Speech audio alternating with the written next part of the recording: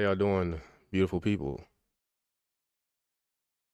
We're here today for another logical analysis. And this time, the person on the other side is not a conservative in any way. This is a progressive versus 20 far-right conservatives.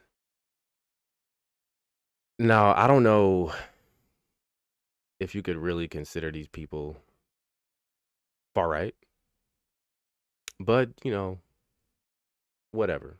We'll let Jubilee get away with it, It's whatever. They want the clickbait. If they had just said one progressive versus 20 Republicans, it wouldn't have had the same ring to it. Like it wouldn't have pulled in as many people as they wanted to. I probably still would have covered it, but you got to call them far right. It's just because I'm pretty sure Jubilee is left wing anyway, so they're not gonna just call them conservatives. Like, why would they do that? You gotta get the clickbait off. Because I mean, they could have called him a leftist.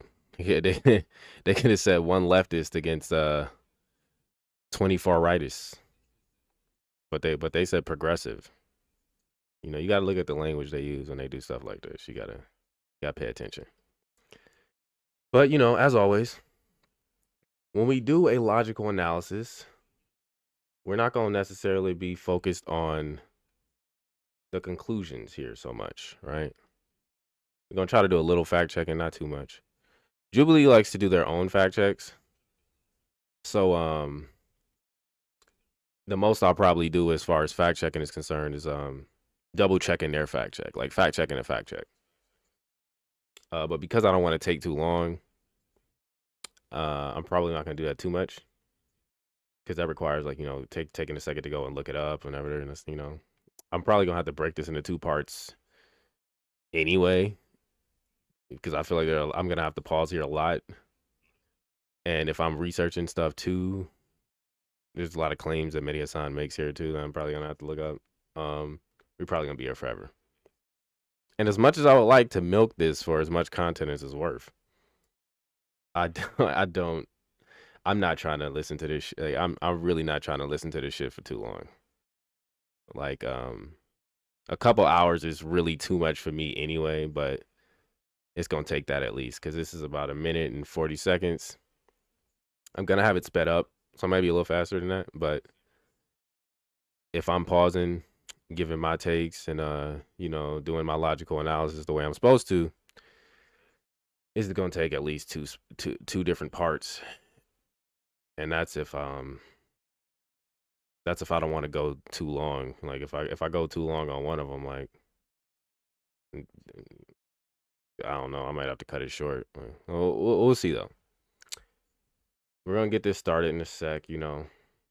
Make sure you follow, like, subscribe, yada yada. We're on YouTube right now too, so shout out to y'all on YouTube if anybody's watching on YouTube. Let's dive into this and see what Mehdi has to say. I've seen a little bit of clips of this before and everything, but I haven't analyzed it for myself yet. So we'll see. You don't look very Native American to me. I am Native American. Whites are Native Americans. What are you talking about? What do you... Already, we got some crazy statements being made here, and I get what that guy is saying, but this is obviously the little clip they always put at the beginning of the video.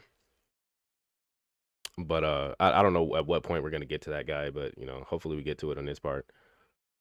We'll see how that goes. What are you talking about? You're a little bit more than a far-right Republican. Hey, what can I say? I think you say I'm a fascist. Yeah, I am. Listen to me. I am an immigrant. I'm speaking from personal experience. Get the hell out. I don't even like... Nothing wrong with I should fascism. get the hell out. Yes. Why? I don't want you here. I'm Mehdi Hassan. I'm a journalist. I'm the editor of Zeteo. And today I'm surrounded by 20 far-right conservatives. The editor of Zeteo. What is Zeteo? Oh shit! Hold on.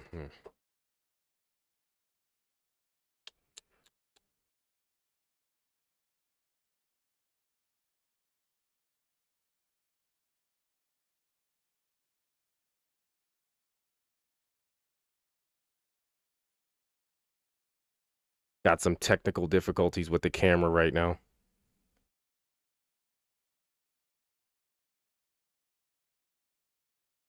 We'll get that fixed in a second.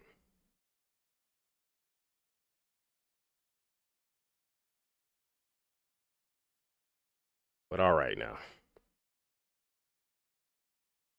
We'll just continue for now. I'll get the camera back up in a sec.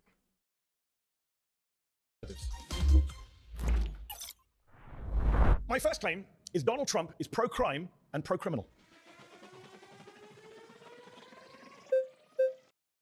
So let's examine this claim for a second before we get into the actual debating. So obviously the way this works is Mehdi is basically making a positive claim like every other episode of this. And when they come in to debate, basically his job is to defend his claim. Now, like I said, we're not really focusing on conclusions, but I do typically try to give my own opinion of the topic before they go into debate, just so it's clear what I think, and whether or not they're making good arguments is irrelevant to what I think. But we are going to call out when people are just saying things that are just factually incorrect, and we're going to check the fact checks and all that good stuff. So when we say Trump is pro-crime, I don't really know what that means. Like, when you say he's pro-crime and pro-criminal, it's like, is he in favor of people committing crime and in favor of criminals? I would say the majority of people are not. Even if they commit crimes themselves. I think if you ask those people if they were like for a crime in and of itself, they'd probably say no. No, they probably have some argument as to why particular crimes aren't really crimes. They'd probably have an argument as to like whether certain people are actually even criminals, right? Because crime is kind of just defined as like, you know, whatever against the law, like somebody violating the law, right? I think to a certain degree, everybody is pro-crime. Like, just because something is against the law doesn't mean it should be against the law in their perspective.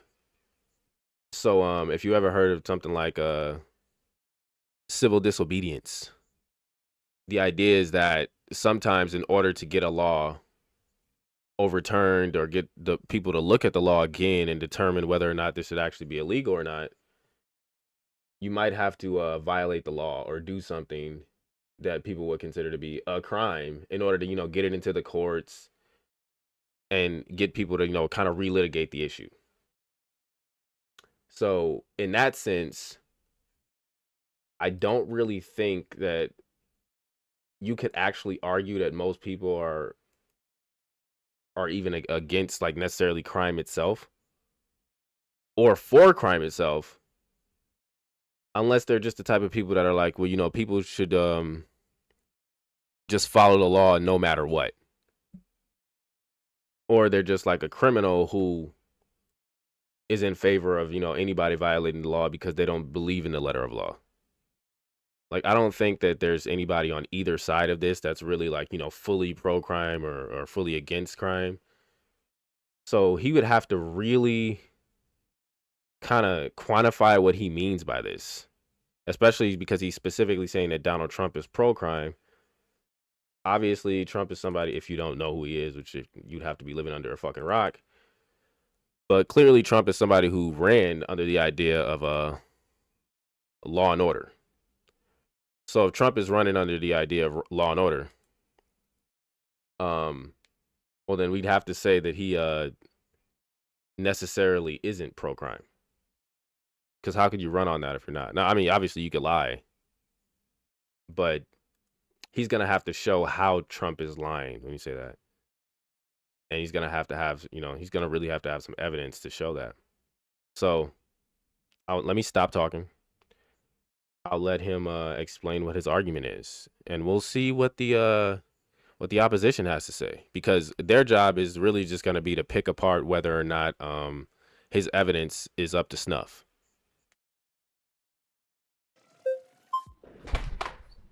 Welcome. Nice to meet you. Nice to meet you. I'm Mehdi. I would just like to ask, what makes someone pro-crime versus, anti-crime? I think when you're soft on criminals, when you let criminals out of... All right, so this guy actually started with a great question. This is the question you want to ask to start this out. What do you mean? Like, get him to quantify his statement, because we're gonna need to dive into like why you're saying that and what exactly what you're saying means. Prison, when you pardon people who've assaulted police officers, you're pro-criminal. Donald Trump pardoned almost 1,600 people who were involved in January the 6th. I think 600 of them have been charged with... So I typically don't do this, but because I sped it up, I might have to do this real quick.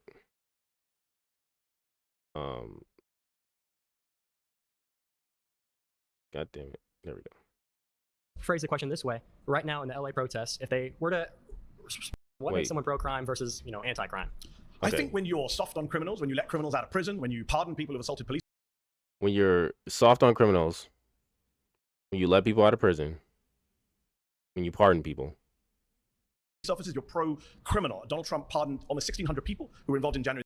All right, so let's just unpack what he just said, right? Like, logically speaking. And he also said, I think. So this is like, for something that just so you know, when somebody says I think something, it's like, oh, that's great. Like, it's cool that you think that. Many of the things that you think can be fucking wrong. Right? So I don't even give people a pass when they say, oh, I think. I'm like, okay, well, what you think is wrong. This is why we need to go through this, right? He said, I think when you are soft on criminals, which is, that's subjective. Like, there is an objective way to measure that, but I mean, like, some people like to be nitpicky about how certain criminals should be dealt with. Some people are like, anti-death penalty, which is probably the harshest way you could deal with a criminal. Like, besides, like, torture. So it's like, some people would be like, oh, well, if you're not killing them or giving them like life in prison, you're being soft on them. Or if you're not giving them like, fucking half of their life in prison, you're being soft on them. Which in reality is like, sending somebody to prison to begin with is a pretty harsh sentence, because you could end up dead just from being in prison, especially if it's not like a white collar crime. If you're not in a white collar prison, you're going to be around a lot of violent people, and you could end up getting killed by any of those people at any point.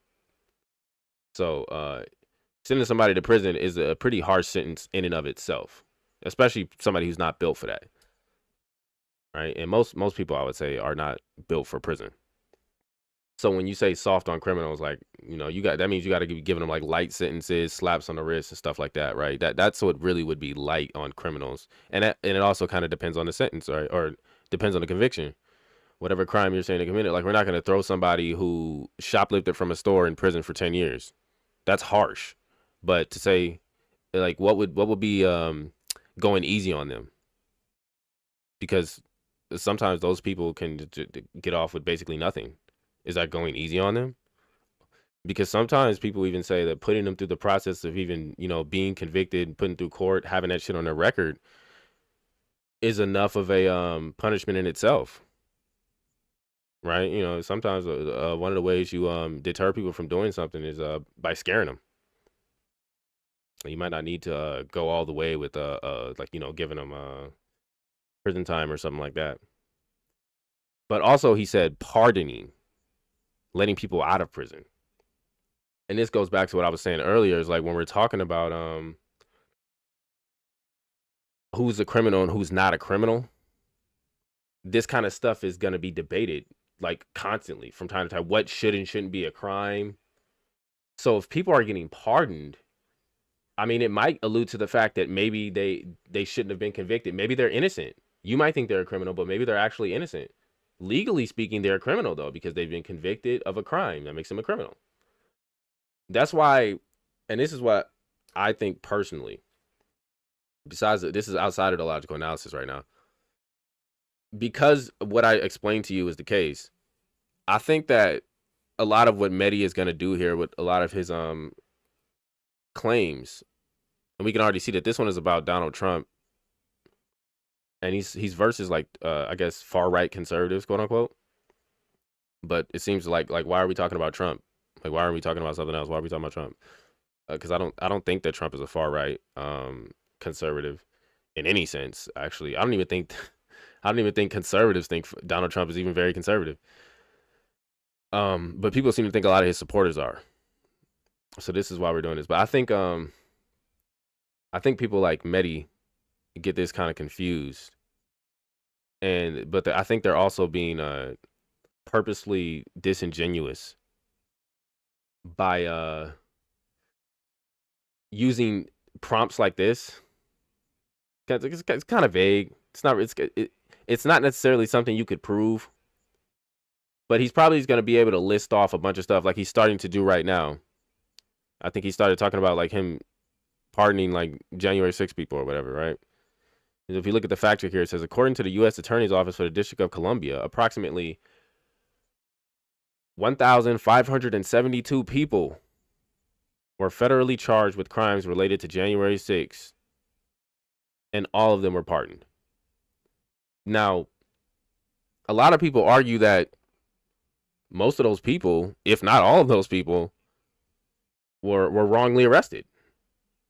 And sure, they did commit a crime, quote unquote. I think the worst crimes that were committed was like, them going into Congress. But, this is a country of protests. This is a country where people protest. And like I said, civil disobedience is a thing. And I don't think any of those people were actually intending to do anybody harm. The majority of those people were simply protesting. But even if they did commit crimes, the thing is, the legal system works a certain way, right? If you charge somebody for something that they didn't do, it doesn't matter if they committed a crime in some other area. Like if they were trespassing on, government property, for example, which is probably technically what you could say most of these people were doing, you can't then go and charge them like for insurrection or something, or some other crime that they weren't even involved in, which is what, if I recall correctly, which is what they are saying happened to a lot of these people. So even if he's saying that Trump is pro-crime because he's pardoned these January 6 people, it's like, well, even if he did, why would that mean that he's pro-crime or pro-criminal? Maybe he genuinely believes that they didn't commit a crime. I mean, again, because January 6 was also a protest in relation to his election. They were protesting on his behalf. Now, he told them not to do what they did, but that doesn't mean he thinks that they committed crimes or should be thrown in jail for things. So if he's pardoning them, especially for his political career, like, he's doing it probably more for the optics.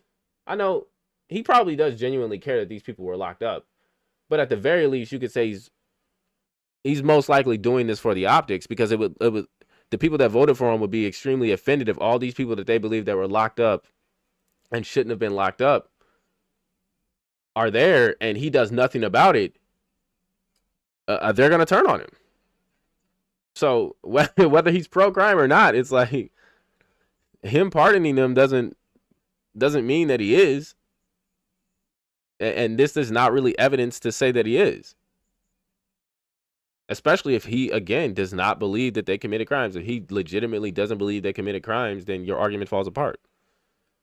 But let him finish. Let's let him finish. See, we're already like we're only like a minute into this, and I told you I'd probably have to stop a lot.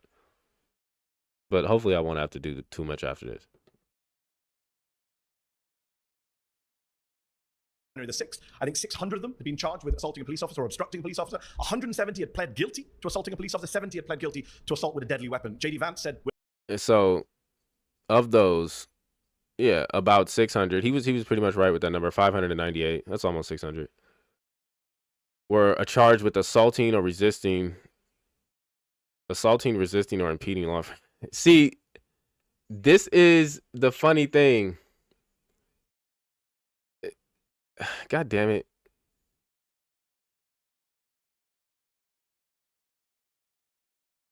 Get out of here. Anyway. Thank you. Yeah, there we go. Look, assaulting, resisting, or impeding law enforcement. Like, I've been arrested for resisting arrest, quote unquote, or I've been charged for resisting arrest, quote unquote.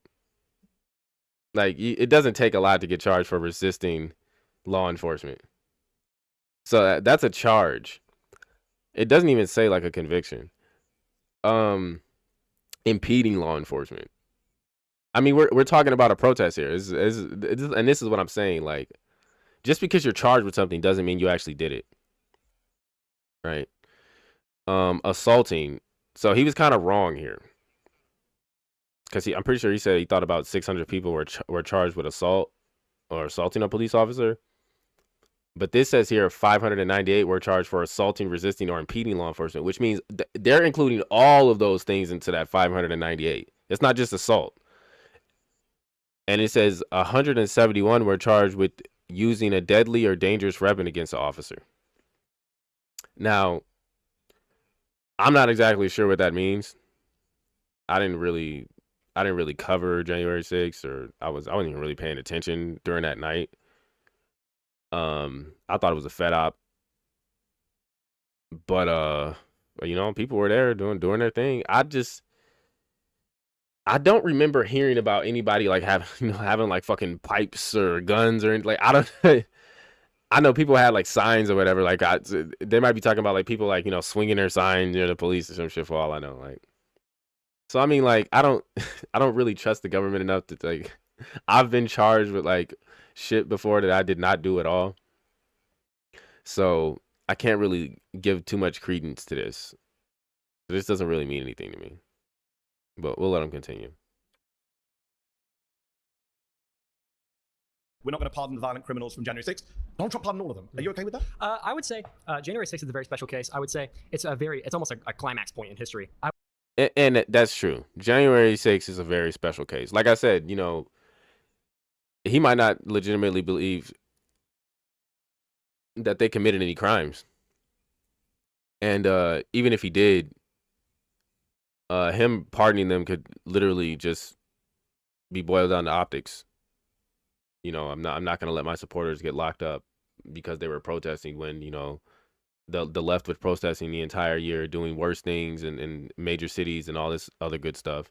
And they were pardoned and let off, and nothing happened to most of these people. So, yeah, I don't think that supports his argument that Trump is pro-crime or pro-criminal. I think that that's really just more of a special case. I would just phrase the question this way. Right now in the LA protests, if they were to, just for example, they were to rush the capital of LA, I mean, they'd have to move over all the homeless people living in tents on the steps of the Capitol. But if they were managed to get into the Capitol and they were just protesting, peacefully, let's say police officers were rushing them in. They were letting them in and saying, hey, you guys can go in. Like, we have many testimonies that say. What about the violent ones, though? Okay, violent ones like what? Like a man named David Dempsey, a judge, a Reagan-appointed judge, sentenced to 20 years in prison. He stomped on police officers' heads. The judge said his conduct was exceptionally egregious. He attacked police officers with flagpoles and pepper spray. Donald Trump pardoned him. There's a man named Daniel Rodriguez. He got 12 years in prison for taking a stun gun and tasing a police officer in the neck and giving him a heart attack. The judge said he was a one-man army of hate. Donald Trump pardoned him. Does that not make Trump pro-criminal? Is there any violent criminal? First of all, based. You might think that I'm pro-crime or pro-criminal. I'm saying, I'm just like, whenever I hear about police getting fucked up, I kind of like it. I guys say, fuck them niggas up. They protesting, like, they trying to stop you from protesting, like, fuck it. How do we know how this situation started? Maybe the cops was being dicks. Because a lot of people think you shouldn't defend yourself from the police. If this is, like, it's still self-defense if you defending yourself from the police. They gonna charge you. But it's still self-defense if you defending yourself from the police. So I don't think it's inherently wrong because I don't know the situation. I don't know exactly what was happening at this time. So I don't know if the police were justified, whether, because if I recall, like, I heard a story of the police fucking up some lady that wasn't doing shit on January 6th. It was one lady that got like stomped the fuck out on January 6th by the police. I can't remember her name. But I mean, are we to believe that she was the only person? Because if that was a nigga, it might have been one of these niggas. If they'd probably be fighting back, especially if they got something to fight back with. So people don't like police get a little handsy sometimes. They get a little out of control. Like, just because you're a private citizen doesn't mean you can't fuck them up too. Fuck them up. If you got to, fuck them up. That might be considered a crime, right? But this is again, if it's actually self-defense, defending yourself against a police officer, are you allowed to do that? Well, some people will argue that you should be. So, and those people would not consider that a crime. Again, so like, it doesn't mean you're pro-crime just because you pardon somebody that might have been convicted for assaulting a police officer, especially if they were just defending themselves against that police officer. Just saying, what, like, I don't know the particular case. I don't know exactly why he was doing that or why he was charged with that, but it doesn't necessarily mean that he wasn't just defending himself and that it wasn't a logical thing for Trump to pardon him. And it doesn't mean that Trump actually thinks he committed a crime. Just saying.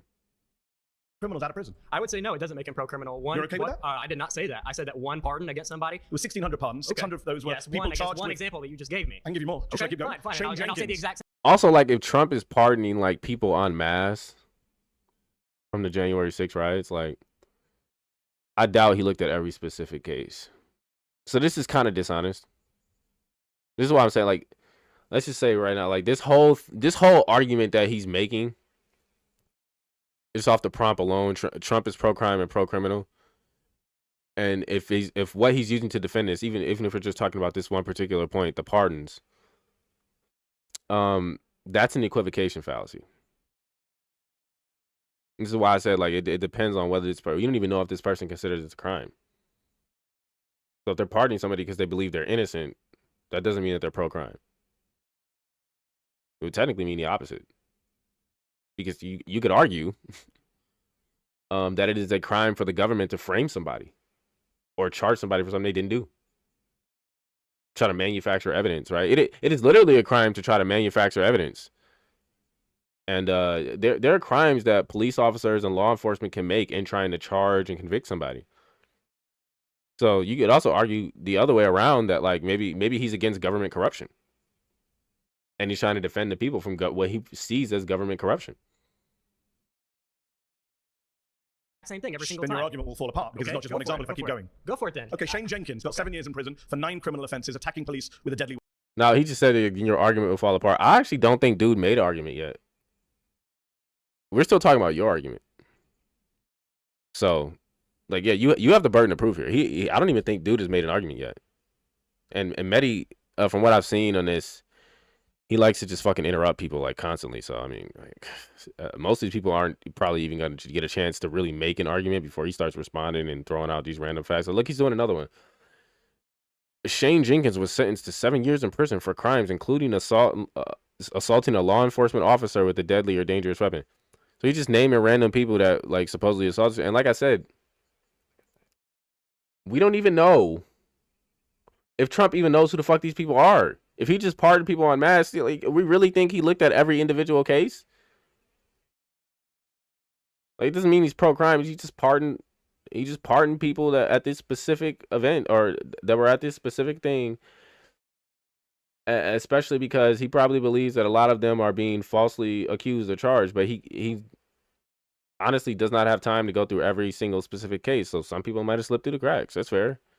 Doesn't mean he's pro-crime or pro-criminal. Weapon, destroying government property. How do pardons that probably shouldn't have happened turn into pro-crime? So you've agreed that they shouldn't have been pardoned? Sure, but that wasn't your claim. Was January 6th? No. See, he doesn't have to agree that it would be pro-crime. He's and this is a great question here. Does pardoning a couple people that maybe shouldn't have been pardoned because you're pardoning people en masse and you're not able to look at these specific ones, does that mean that you're pro-crime? No, it doesn't. That's an equivocation fallacy. Your claim was Trump is pro-crime. Yes, because he pardons criminals. Okay, I would say that's a fault. Let's talk about non-January. Okay, yeah. All right, so this is the other thing. What is the fucking point of pardoning somebody if they're not a quote-unquote criminal? Like, who are you pardoning that's not supposedly charged or supposedly guilty of a crime? Like, that's what pardons are for. You're not pardoning people who have done nothing wrong or supposedly done nothing wrong, right? You're pardoning people who you believe are innocent or maybe have done something wrong, but you're letting them out early or you're giving them a little bit of leeway, you know? You're giving them a chance to redeem themselves, whatever. Right? Like, I've had shit like that for me in court. Like I've gotten stuff expunged off of my record before. You know, you can get stuff like that to happen, especially if you have a good lawyer. Trump isn't the only one that's allowed to pardon people either. Governors are allowed to pardon people. Like other leaders within the country are allowed to pardon people, especially if they become aware of certain evidence, like after the fact. Maybe that person, we actually found out that person was innocent, but you can't relitigate the case. You're like, all right, we're gonna pardon this person because we found out some shit went wrong during this case or whatever. Like, pardoning does not equal pro-crime at all. It might just, like I said earlier, it might just mean that you're anti-corruption. 6 people. Okay. He pardoned people like Paul Walsh, Which is anti-crime. who took millions of dollars from his own employees, was sentenced to tax crimes, had to pay back. Paul Walzak. I'm not gonna read all of these. These are fucking annoying. But I'm gonna read this one. Admitted to using his employees' taxes money to fund an extravagant lifestyle and buy a yacht. He was pardoned before serving any prison time. Okay. So this is one of the situations where I was talking about, like, sometimes I guess you can pardon people before they're actually convicted. Sometimes it's just people that are charged. I don't know this guy's specific case. They say he admitted to it. So I mean, he might have just signed a plea for all I know. I don't know if they got a confession on record. They said he was pardoned before serving any prison time. So we don't know the specifics of that case. And I honestly don't feel like looking it up. I don't think it's relevant. If somebody gets pardoned, they get pardoned. Like, the person who's pardoning them probably doesn't think they committed a crime. I think we can safely say that typically if somebody's getting pardoned, they either believe the person didn't commit the crime, or maybe they believe that the sentence was too harsh and they're pardoning them so that they can, get them out of jail early. Or if they're, a contributing member of society, they think that they're gonna be able to redeem themselves more outside of prison than inside of prison. Like somebody like, it's probably like pardoning somebody like Lil Wayne or Kodak Black or whatever, right? Like, locking these people up probably is gonna have more of a negative effect on society than a positive effect, because regardless of what you think of their music or something, right? They make a lot of money. They can make other people a lot of money. They can employ people, and they have the ability to donate and overall be, a net positive for society at the end of the day. So locking them up and keeping them locked up, unable to do that, will actually keep them from being able to, kind of, if they were even doing anything that would really truly harm society. Because a lot of time, people get locked up for like possession or something. Where it's like that's not hurting anybody. That's just like something that is quote unquote against the law. But when they're out of prison, they're actually like helping communities and going to soup kitchens and shit like that, whatever. They're actually participating in charity. It doesn't make any sense to keep somebody that could actually do good outside of prison locked up in prison for some ridiculous crime, right? And this would be like using your employees' tax money to fund an extravagant lifestyle. That's a white collar crime. So, I mean, sure, he got pardoned before serving any prison time, but that prison time probably wouldn't have been too bad anyway. Like, the white collar crimes, I don't think those kind of people don't usually go to, the worst prisons. About $4 million. Trump pardoned him. He bought himself a $2 million yacht. Why is he pardoning criminals like that? Well, I don't know. I don't think you should. I don't think really presidential pardon should be a thing at all. But I agree. don't think that. All right, pause. That means something. You've been voted out by the majority. Please return to So your he seat. said he doesn't think presidential pardons should exist at all. How's it going? Hey, how's it going, Mehdi? What is it? Mehdi. You're from northern UK, I guess? I'm from London, North London. Okay, fair enough. What's your ethnic background, if you don't mind asking? My parents are from India. Okay, perfect. Just getting premise here. First of all, I want to The say premise of Donald Trump being pro-crime. No. I want to concern myself with why you care about what's happening in the U.S., first and foremost. Secondly, I want to say this. All right, I'm not gonna lie. Bro is off topic right now. This is irrelevant. Has nothing to do with whether Donald Trump is pro-crime or pro-criminal. It's a nice little gotcha, I guess, or whatever, but like, it's not an argument. Not relevant to the argument. He's just being petty right now. with the Should argument, US like, should people living in the US not care about? Let's not interrupt each other. Because I have this thing, like people know I have this thing. I have to stay calm. Okay, so here's the thing. I am happy that he released J6. In fact, so much so that I was prepared to protest if he didn't. So when you say, are you okay that he's pro-crime? Sure, because you know what? We're changing the definition of what crime is. First and You don't foremost. think stomping on police officers' heads is a crime? I don't We're think it is. changing the It's no longer definition of relevant what crime conversation is? anymore. You're Really? arguing, no, it's not, because you know what? Okay, Are we? have you seen the U.S. in the last 4 or 5 years? I'm Yes, not. BLM protests. Been Have you for a seen? Okay, I myself have been involved in these protests. I've seen egregious things that you couldn't even imagine.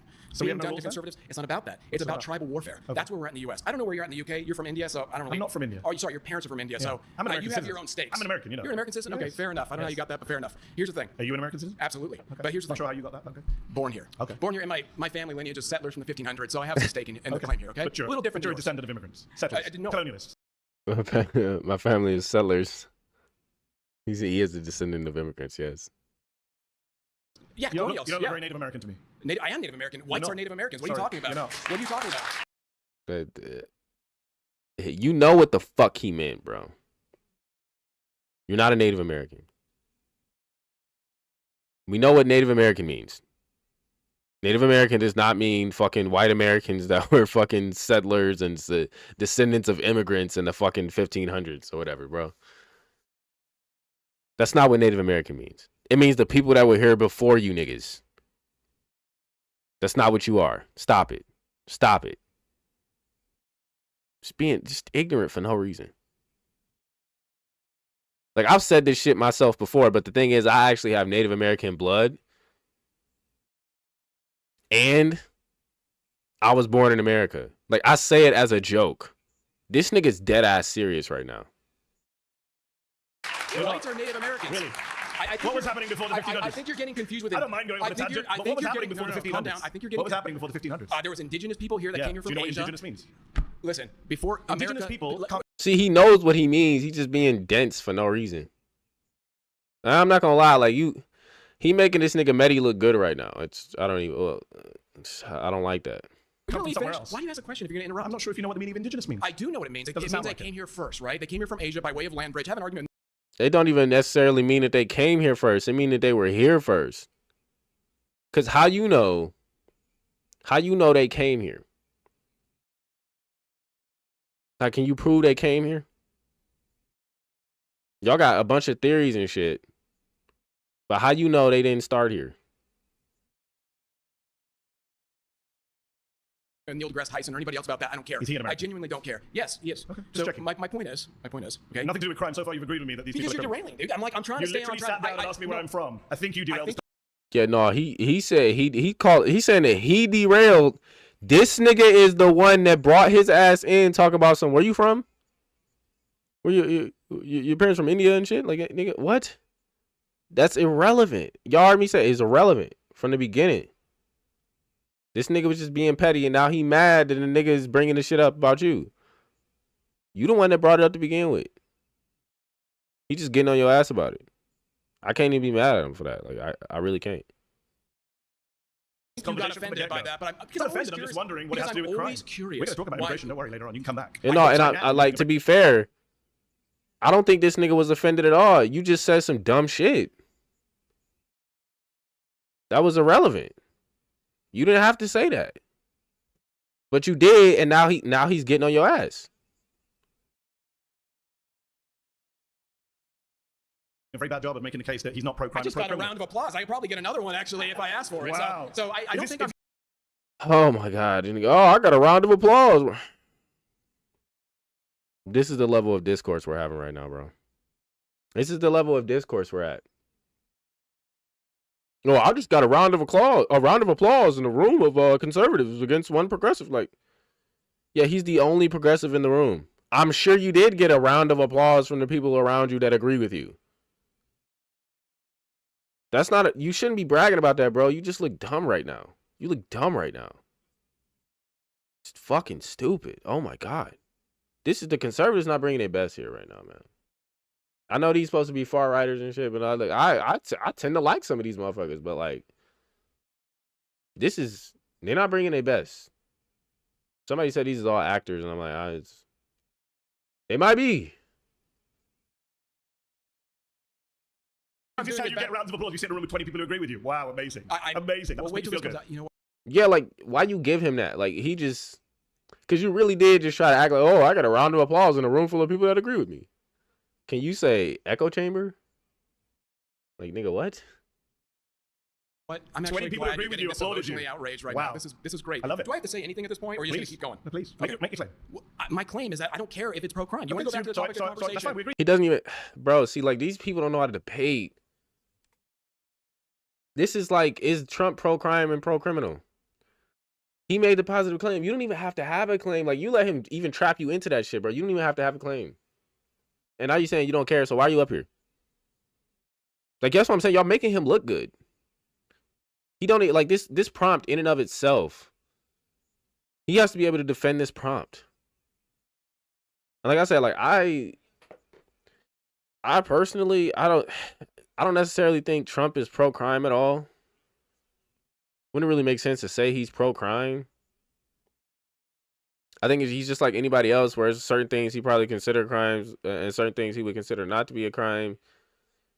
Certain people he thinks are innocent, you know, so on and so forth. You know, he's going to do things to make him look good politically. So if he's pardoning people that support him, regardless if they actually did something guilty or not, doesn't mean that he's pro-crime in general. Like, I think that the statement itself is just untrue.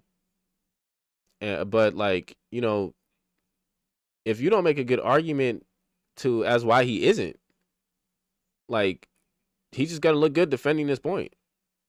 Even if his argument is trash, like I said, it doesn't really have a lot trying to use pardons as it's evidence that Donald Trump is pro-crime. Like, everybody is allowed to pardon. Like, governors can pardon. Does that mean every governor is pro-crime because they pardoned a couple people?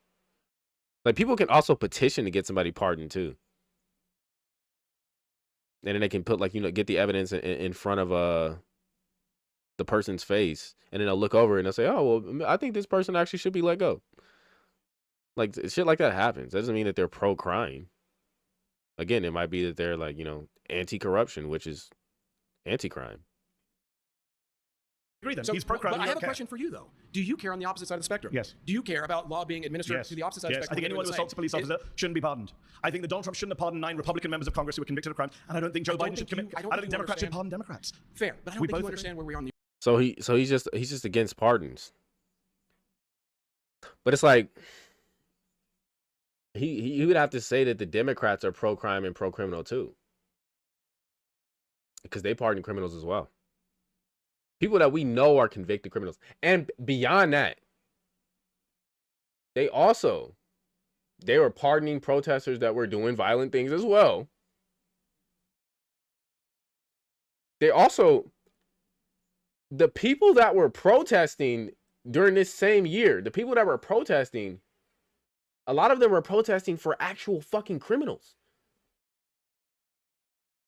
They were protesting criminals that got killed, or protesting for criminals that got killed attacking the police. So it's like, if you think Trump is pro-crime and pro-criminal, then so are Democrats. Somebody should ask him that. Do you think that they're pro-crime and pro-criminal too? And if he says no, then like, okay, so what's the difference? That's the question you need to ask him. In the U.S. I think I do. No, because you're arguing for the position of like a U.S. that doesn't exist anymore. Okay. We're headed towards some nihilism. No laws, nothing matters. It's not about Everyone's pro-crime. It's not about that. It's that conservatives. Conservatives.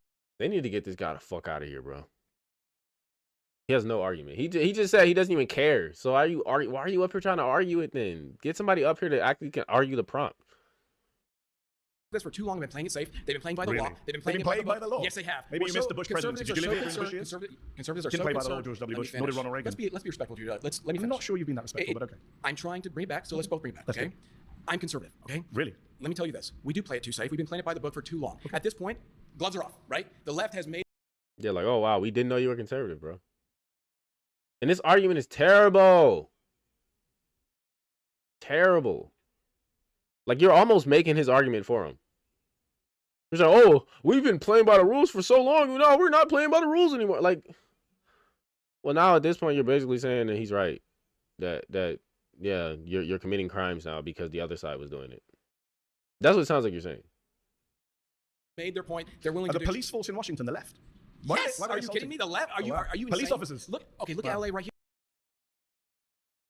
Now, I don't necessarily disagree with him, like, but because I know cops that are communists. Like I actually have, I've debated with a cop that is a communist. I'm not even really debated with him because he wasn't. I'm not gonna say he wasn't that bad of a guy, because some of the shit he told me, I'm like, wow, this guy's a terrible person. But he's somebody I could probably sit down and have a beer with. Let's put it like that. Like I didn't hate the guy, but he was a cop, and he said he was a communist. He's very liberal, but that's not every cop. I would imagine a lot of cops actually think they're pretty conservative. So, regardless of whether they're working in DC or not, I mean, because you got different types of conservatives. You know, you got milquetoast conservatives. You got some like kind of liberalish conservatives, like, you know. But if you're a cop, you know, you got to listen to your boss. Here, do you think those stand down? You think the LAPD are a bunch of liberal Marxists? No, but Really? I think they listen to liberal Marxists who tell them what to do. Okay. I think they. Yeah, so like I mean, sure, to a certain degree though, like, you know, they're not complete automatons, but a lot of cops will tell you, no, I'm just following orders. I'm just doing my job. Which is why we hate most of them, because they don't really think for themselves. I think like you have like more military soldiers think for themselves more than cops do. They listen to who signs their paychecks at the Can I end of the just day. check, because you're doing lots of little diversions. We both agree Donald Trump's pro-crime, you're just fine with it. No, Is that I the position? don't That's what you've agree said with so your- far I for don't about agree with 5 your minutes. I don't agree with your definition. What's of your crime. definition of crime? It doesn't Stomping matter. on a police officer's head is not a crime. That's no, your what I'm definition saying- of crime. Like, I don't even think he gave us a definition of crime. Somebody should have asked him that. I think the first guy asked him what is the difference between pro-crime and anti-crime. But nobody asked him what his definition of crime was. Like they're kind of just like taking for granted that crime is just like violating the law. But nobody's even gotten into the idea of, like, you know, the law being incorrect or something that people should push back against, or, you know, the whole idea of civil disobedience. Nobody's touched on that at all yet. I have a feeling that nobody is going to. If they're anything like this guy, I mean, this guy literally said he doesn't even care. I'm like, why are you even debating? Like, why are you up here? Like, they need to get him the fuck out of here. Crime. As He the keeps getting Native better. American. I am Native American. If you say so. So going back to the topic at hand, we have different definitions of crime because you're That's talking about. convenient. There's It's a not criminal about- code it's in not this about country. what's It's called the convenient. U.S. Criminal Code. You know what? Let's focus That's on what what we everyone agree on. focuses I'm on. sure you and I actually agree on a Do lot we more agree than that you people... Okay, so he basically is just saying, like, he thinks a crime is whatever the government says a crime is. This is a great progressive. I thought liberals knew that some of the laws were bullshit, but he's just like, oh, whatever the criminal code says it's a crime, it's a crime. People shouldn't stomp on police officers' heads. Can we agree on that? If I'm you don't not- agree on that, then I really think this conversation is kind of No, pointless. because first of all, you're saying what? That the police have the authority, that they're given the authority. I don't accept the authority that's been It's a given by very liberal conservative Marxists. position. Does he believe that police officers can commit crimes? They should ask him what he thinks of the George Floyd situation. They should ask him what he thinks of what was the name of that guy? Chauvin, Derek Chauvin. Did Derek Chauvin commit a crime? Also, police officers can commit a crime. So if George Floyd was resisting arrest, would you still consider him a criminal? Just because, like, you know, it's a crime to resist a police officer, even though you think the police officer is doing something wrong? That would be a great question to ask him. I'm a conservative or pro-police. Then you don't know what a real. Hey, listen, So you're we in a room redefine with crime. juggernauts right now. We Okay? redefine I'm telling you right now, conservatives. you are going to be blown I open mean, if you think yeah, that my if we're gonna position is struggle with the alt-right, English you language have for the no next couple idea hours, then yeah, what we'll you're up struggle. against right now. Okay? 100%. Yeah. Newsflash: the conservatives are liberal to me. Okay? Neocons, libertarians, all those mainstream people, they might as well be leftists to me. Okay? That's how far to the right I am. They Do you are. understand my position? So I when you kinda say, guessed it when when you you sat say, you know, about obeying police, why would I give the authority to police? Do you know here? Do you know here in Do you America? think, do you think Donald Trump should here be in America? pardoning 9 members of Congress Do you who know committed financial crimes? Let Are me you see if I can remember are his you name right, because pro-financial it's so- crime? do You're you know pro-financial crime. All All know right, Thomas pause. Timbo is. Pause. I think the people who clapped you voted you out. All right, head back to your seat. You've been voted out by the majority. Nice to meet you. All right. They voted that nigga out. Good. Hello, sir. How are you? Hey, so I'm going to be as respectful about this as possible, but the truth is your claim is completely bad faith. You do not care about being anti-crime. You yourself are pro-crime. Your side is pro-crime because you're a progressive. All right, so I like the way this guy's starting.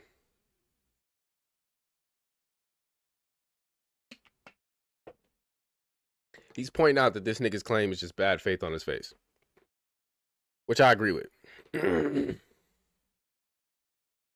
like saying Trump is pro-crime and pro-criminal just because he pardoned some people and yada yada blah blah. That's a weak argument. And I think that like saying somebody is pro something overall, especially something like crime, it's just not true. Like, you got to be like a career criminal for somebody to really argue that you're pro-criminal or pro-crime. Because most people, it's more nuanced. And like I said, it's usually going to come down to whether or not they view it as a crime or not. Whether it's justified, whether the laws should really even exist, stuff like that. So yeah, I would agree that this is just bad faith in and of itself.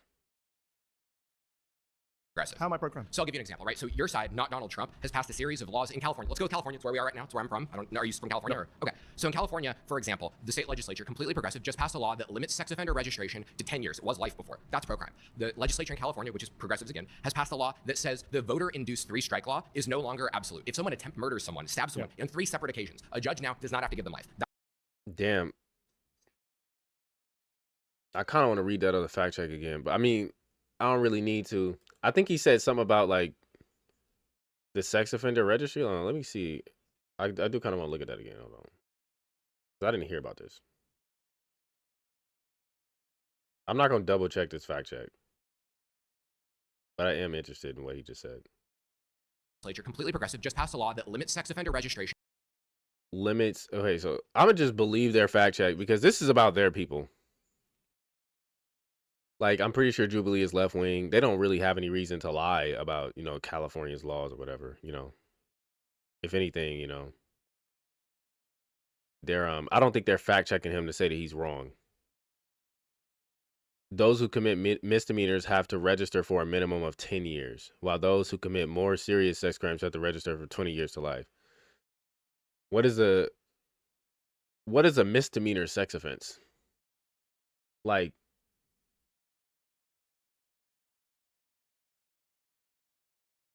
there's a couple different ways you could get on that registry. But what counts as a misdemeanor? I don't know if it should matter. I feel like if you do some nasty fucked up shit, you should probably be on that registry for life. I'm just saying. Like, I guess it depends on what you did. They should probably have a close look at what ends up on that. But you could probably end up on that registry even if you're just a peeping Tom and you get caught, right?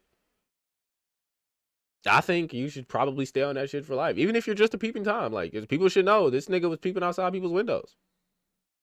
I know when people hear that you're on the registry, it makes them think like, worse things, like you were diddling somebody or you R-worded somebody, but like,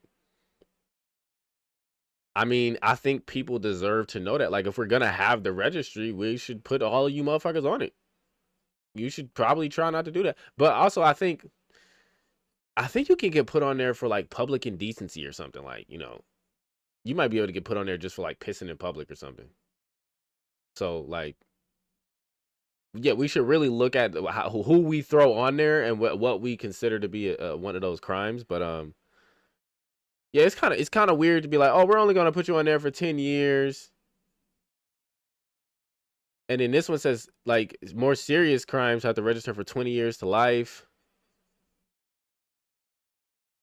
We should just keep you on there for life. Like, I don't know, what is even the 20 years to life thing? It's like, okay, well, after 20 years, we can't really leave it in the public knowledge that you R-worded that person. Like, wait, what? I'm pretty sure people gonna want to know that. Like, now it's gonna be on their criminal record anyway. But I think the idea of the registry is to kind of keep like other citizens safe, and they should be able to check like when they move into a neighborhood, like this person did this at this specific time. I don't care how long ago it was, nigga. No, motherfuckers should not just be taken off that list just because it's been a certain amount of time. Like, you ain't taking off that list until you die, as far as I'm concerned. But that's why it has to be strict, like who even gets put on that list. But I don't like this law. And this is kind of pro-crime. as far as like, because he said in his definition of being pro-crime and shit, he said like, you know, he's like soft-handed or whatever, handling them softly. This is handling sex offenders softly. Like telling them they can be taken off the registry within 10 years or 20 years and they're not on there for life. Like that's kind of soft on that. So I would agree that that's technically pro-crime. He's kind of cooking right now. To 10 years. It was life before. That's pro-crime. The legislature in California, which is progressives again, has passed a law that says the voter-induced 3-strike law is no longer. So California said that the 3-strike rule, 25 to life sentence, was only imposed on serious violent offenders. But they changed it to only work for serious violent offenders. In 2021, the legislature ordered mandatory resentencings for those which certain enhanced sentences. So it looks like they just I don't know if I'm necessarily against this. Like, you could say that it's soft on crime. See, technically per his definition, this is like softening the way that you're dealing with criminals. So it's pro-crime technically under his definition. So the guy's still making a point here. But personally, I think like the 3-strike rule is like, you know, they probably include like drug possession and stuff like that in there or whatever. And it's like, if you can get a 25 to life sentence just because you got a couple like, you know, possession charges or something, like, you know, we should probably look at that again, right? So it says serious or violent offenders. So it's still there. It's just only for serious or violent offenders, which I think is pretty fair.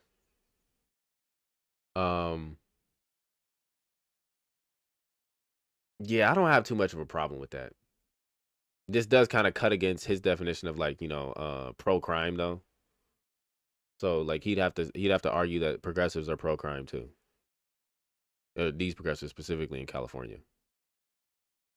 Absolute. If someone attempt murders someone, stabs someone on 3 separate occasions, a judge now does not have to give them life. That's a progressive law. That is not. That is pro-crime. You support that, don't you? Wait. That's a violent offense though.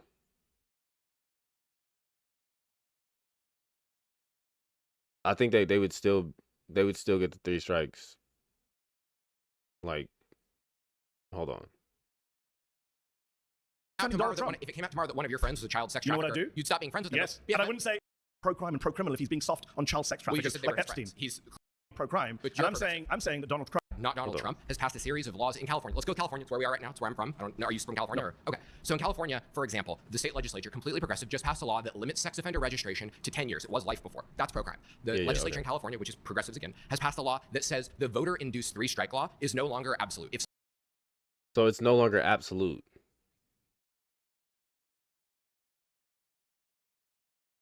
So it says the voters changed that too, though.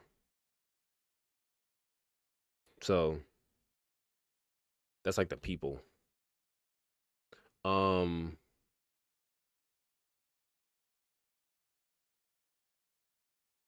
If someone murders someone, the legislature ordered a mandatory resentencing for those with certain enhanced circumstances.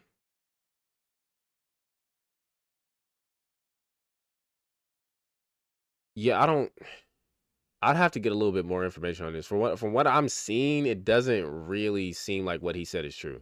Stabs someone on 3 separate occasions. A judge now does not have to give them life. That's a progressive law. That is not. That is pro-crime. You support that, don't you? I actually don't support sex offenders coming off the list. I think they should be on the list. Okay, so you disagree with hold on. You and I both agree that sex offending is a bad thing, especially child sex offending, right? It seems like you and I agree on that. I agree on legislature that. of California doesn't. So I'm not here to debate the legislature of California. I'm here to debate Donald Trump being pro-crime. And I'm saying that Donald Trump was friends with Ghislaine Maxwell. When Ghislaine Maxwell, who's the worst child sex trafficker of our life. Look. I might not like this nigga, but he did get back on topic because California is not the topic here. The dude might have been making a kind of good point, but California is not the topic here. It's fair enough. California is not the topic. They're talking about Trump right now. lifetime. She's serving on You 20. said- Do you know Ghislaine Maxwell? Yeah, she's actually not. Jeffrey Epstein's the worst sex He's trafficker. dead. I'm talking about people alive right now. It's interesting though you didn't use his name, right? Wouldn't he no, be the one who did this? Oh, great. I'm glad you brought up Okay. Jeffrey Epstein. Jeffrey Epstein, before he died, did an interview with Michael Wolf. Well, He's on I tape. mean, I don't know if you like- have the tape. He says, my closest friend She was working with Epstein. Like, let's be honest here. was Donald Trump. I was his closest friend. Elon Musk, I'm not sure if you've heard of him. He tweeted recently that Donald Trump's name is in the Epstein files. And Ghislaine Maxwell, who was the right-hand woman of Okay, like what Elon says is not fact. And also, like, did Trump ever? Here, what did he say? I need him to repeat that real quick. Tomorrow that if it came out tomorrow that one of your friends was a child sex You know trafficker, what I'd do? you'd stop being friends with him. Yes. Yeah, And I but was he his knows friend. he's not supported the pedophilia part. The only people Actually, supporting that's pedophilia are true. the left. Trump gave a speech about 20 years ago where he said Epstein's a great guy. He loves young women a lot. A lot of them are very young. Nudge, nudge, wink, wink, laugh, laugh. So yeah, I think he's pro-crime and pro-criminal. So you And I think think he's he's soft on pro-crime sex for having any offenders. friends? Do you have any friends who are criminals? Not that I know of. So, hold on. You and I both agree that sex offending is a bad thing, especially child sex Hold on. offending, right? It seems like you and I agree on that. I agree on that. He said something else I'm not about here what to Trump debate said. this. I'm here to I debate guess Donald he- Trump being I'm pro-crime. a fact But check this real I'm quick. saying that Donald Trump was friends with Ghislaine Maxwell. When Ghislaine Maxwell, who's the worst child sex trafficker of our lifetime, she's serving on 20. Do you know Ghislaine Maxwell? Yeah, she's actually not. Jeffrey Epstein's the worst sex He's trafficker. dead. I'm talking about people. He said he was friends with her, which is like, I mean, sure. I don't think they were actually friends though. Like, I mean, just because you know somebody and you say, "Oh, yeah, sure, we're friends," like, I don't believe everybody that says somebody is their friend, bro. This is why I don't use the term loosely. Like, some people just say like somebody that is an acquaintance, somebody they met a couple times is a good friend or whatever. It's like people would probably say that about a fucking Hollywood actor if they met them a couple times, just because they like the idea of being associated with that person. People alive right now. It's interesting though you didn't use his name, right? Wouldn't he be the one who did this? Oh, great. I'm glad you brought up Jeffrey Epstein. Jeffrey Epstein, before he died, did an interview with Michael Wolf. He's on tape. I don't know if you had the tape. He says, my closest friend was Donald Trump. I was his closest friend. Epstein told Wolf I was Donald's closest friend for 10 years. No, let's fact check this because I was not aware of this, but let's see if this actually happened.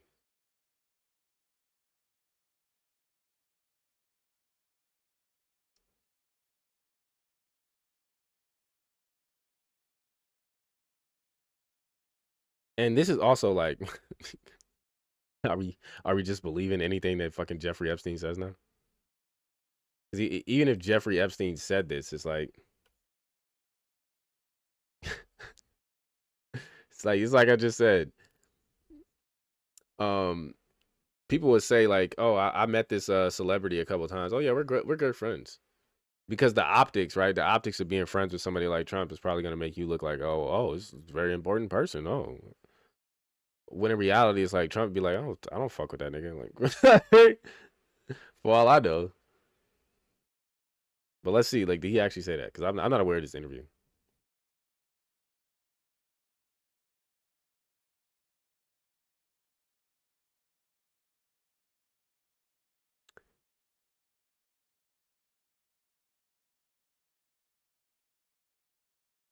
Let's hear. Like, here. Let's look at this. And a neutral news source, right? And I'm only using this because this is one of the first ones that came up. The Times of Israel. In an audio clip from 2017, Jeffrey Epstein said he was once Trump's closest friend. Now, I don't believe that. I'm sorry, I just don't believe it. I don't believe that. Anytime somebody else says, "Oh yeah, I was one of his closest friends," but the other person, like, if I'm not mistaken, I'm pretty sure that nigga was banned from Mar-a-Lago and everything. Like, so maybe they were friends at one point before Trump found out he was doing some freaky shit. But just because he said that doesn't mean I'm really even gonna believe that. He's charming. He's able to convince people. Both Bill and Donald have the ability to go over to a fat, ugly woman and say, "You're the most beautiful thing I've ever seen." He tells everybody what they want to hear, and that is charming. He then adds of Trump, however, that he is a horrible human being who does nasty things to his best friends, wives, anyone who he first tries to gain their trust and uses it to do bad things to them. So this is the interesting thing here. So Trump, he supposedly said he was Trump's closest friend for 10 years. And then he said he's a horrible person who does nasty things to his best friends or whatever. It kind of just sounds like to me that Trump know how to make y'all niggas like him. Y'all be thinking y'all friends, and then he do some shit that y'all don't like. This is why you don't call everybody your friend. I doubt that he even called you his friend. To be honest with you, like I don't remember Trump ever saying this. They're saying Epstein said this, because Epstein said this, and then he apparently, according to this shit, he went on to shit on him. He shit on him right after he said that. They didn't tell you that. He shit on him right after he said that. Like here's the article. I gave you a link to the article. I'll drop it in the chat just in case anybody wants to check it out. Can't really pull it up here, but you can go on the Times of Israel or just search. Did Epstein say Donald Trump was his friend? I'll just drop it in the chat here. If you're out there, drop something in the chat.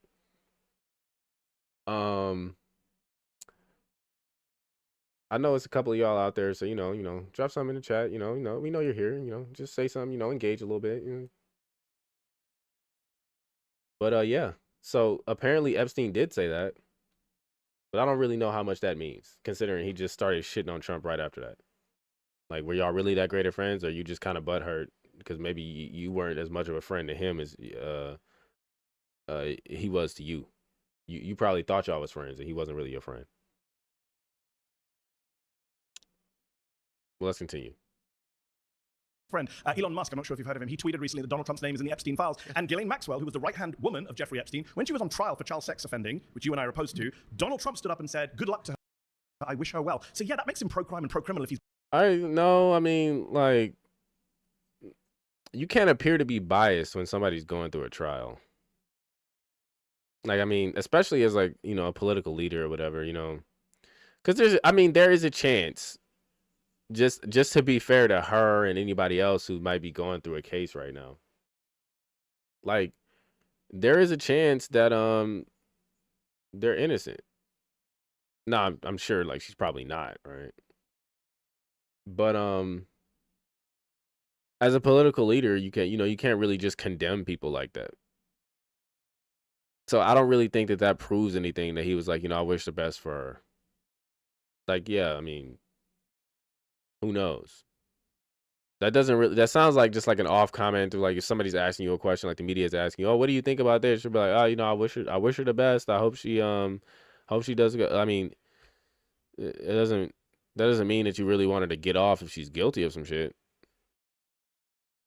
But if she's innocent, you're probably, hey, I hope she does all right, whatever. I honestly think that's just something that Trump would say. He really doesn't give a fuck. I mean, especially if you take what the fuck Jeffrey Epstein was saying himself, like, he knows how to make everybody feel good or whatever, he knows how to say what people like. I'm pretty sure he knows what to say to just kind of like not get himself involved in shit that he doesn't care about. So I think that was why he said that. I don't really think that this is a good evidence that he's pro-crime or pro-criminal. Like, it's kind of retarded. Just saying that about somebody does not mean that you're pro-crime. He's being soft on child sex traffickers, like Epstein. I'm saying he was friends. He was friends with Epstein. You haven't seen the videos? They danced together, partied together. Epstein said I was his closest friend. He's not supported the pedophilia part. The only people supporting pedophilia. I've danced together and partied together with people that weren't my friends. That doesn't mean anything.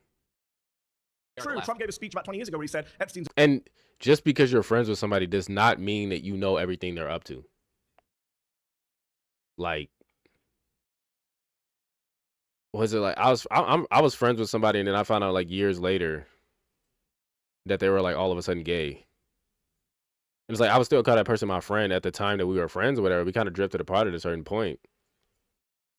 But it doesn't mean like, oh, I'm pro-gay just because I was friends with somebody that years later turned out to be gay.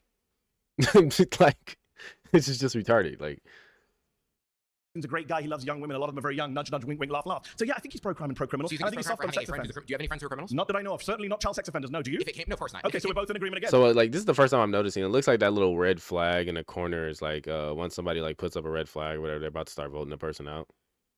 If it came out tomorrow that one of your friends was a child sex trafficker, you know what I'd do? You'd stop being friends with them. Yes. Yeah, and I wouldn't say... And then I'd go on TV and I would say, oh, look, Mr. Hasan was friends with this guy 10 years ago. Yeah, so like this guy actually made a really good point. He said the same thing I said. Yeah, like, yeah, if you find out that one of your friends is up to some weirdo shit, it doesn't matter whether you were even friends at a certain point. Like, you could have been friends. But then once you find out what they're doing, you're not friends anymore. Like, it's as simple as that. That's not proof that somebody is pro or against anything. Like, I don't understand why he's even using these shitty ass arguments. years ago. Therefore, he's What if pro-child Mr. sex Hassan trafficking. said, "I wish them well when they're on trial"? Wouldn't you ever go at me for You that? wish your Wouldn't friend you well bet? on trial? Yeah, child sex trafficking. Would you be mad? I wouldn't wish someone well, but that's Donald your Trump gotcha. did. That's your gotcha. It's a pretty big He said gotcha. Like him saying that he wishes her well literally does not mean anything. You can wish somebody well and literally just not give a fuck. Like, if the media is asking you a question, it's not like this nigga just offered to be like, oh man, Ghislaine Maxwell, she's being wrongfully treated. I wish her well in court. Like, people came up to him and asked him what he thought about the shit or whatever. And if he's not thinking about it, doesn't give a fuck about it, he thinking about something totally different. That sounds like what somebody would say when you walk up to them and ask them a question while they worried about something totally different. He might not even been thinking about who the fuck she was. Like, he might have said Ghislaine Maxwell, and he like, as far as he's concerned, y'all saying like Margaret Thatcher or whatever. He's like, oh yeah, I wish her well, whatever. Like, nigga's just not even concerned with what you're talking about at all. He got a whole bunch of other shit in his mind, a whole bunch of other shit on his plate that he's concerned about. That does not sound like something that somebody says if they really give a fuck about the person that's on trial. Like, all that he's gonna say is, oh, I wish her well. Like, really, dude? Really? That's not evidence. Wish your friend pretty well. big gotcha. Okay, He but praised see, the what you're really trying to do right now is you're trying to have Donald Trump on first level. Elon Let's talk Musk changes his policy. name. What's his policy? Are you going to talk policies? Yes. So when he left office in 2020, he left behind the highest murder rate for over 100 years. He left behind the highest murder. Yes. That is the most bad faith claim you No, could no, possibly it's a make. fact from the CDC And you know what? data. Here's why it's bad faith. Can I finish the sentence and then you can come back in? You're just lying to people. Donald I'm Trump. lying? Can I finish the sentence? Donald Trump. Hold on. Let's see the claim you just made. Let's check this out real quick. According to the Brookings Institute, the murder rate increased 30% across U.S. cities in 2020. Their analysis found the spike was connected to the local unemployment and school closures in the low-income areas during COVID. So, like, the fact check is even telling you that it didn't really have shit to do with Trump. Why is this even like evidence being brought? Like, even the fact check here is saying, first of all, this is in 2020, middle of COVID. And half of it is not even just unemployment. Like, 2020, the Democrats was rioting in a bunch of different cities. And Trump was against that shit. He was even about to send out the military. So what, like, if you actually go back to that time period and look at the stuff that Trump was saying, like how shit was actually going, like, this would go directly against his point that Trump is pro-crime and pro-criminal. This was like at the time where this motherfucker was like posting like Law and Order on Twitter and shit because motherfuckers was outside rioting. Like, people were literally like debating whether or not he should send the military in. He was debating whether or not he should send the military in, if I remember correctly. So, like, this is a really fucking stupid point to bring up. This does not help his case. From the CDC You know what? data. Here's why it's bad faith. Can I finish the sentence and then you can come back in? You're just lying to people. Donald I'm Trump. lying? Can I finish the sentence? Donald Trump does not cause the murder rates. Murder is a state level that's crime. hilarious. Gavin Newsom is Conservatives more responsible for the murder rate than Donald Trump is. That's hilarious. So Donald Trump's not responsible for murder rate, but other politicians who are Democrats Yes, because it's a Everyone state can see level how law. hard is that That's shit. like saying no. All state Republicans are too. State governors who are soft on crime are the ones. Yeah, who are Trump is not finish the responsible for the murder When rate. Donald Trump left office in 2020, between 2019 and 2020, according to data from the CDC, from the FBI, from Pew Research, the third. Hold on. He said between 2019 and 2020. If you look at the fact check real quick, right? He said between 2019 and 2020. Let's see. Like, hold on. I just looked at the fact check. Let's see if I can pull this back up. There you go. All right. So according to the Brookings Institute, the murder rate increased 30% across U.S. cities in 2020. It said the murder rate increased 30% across U.S. cities in 2020. What did he just say? From 2019 to 2020?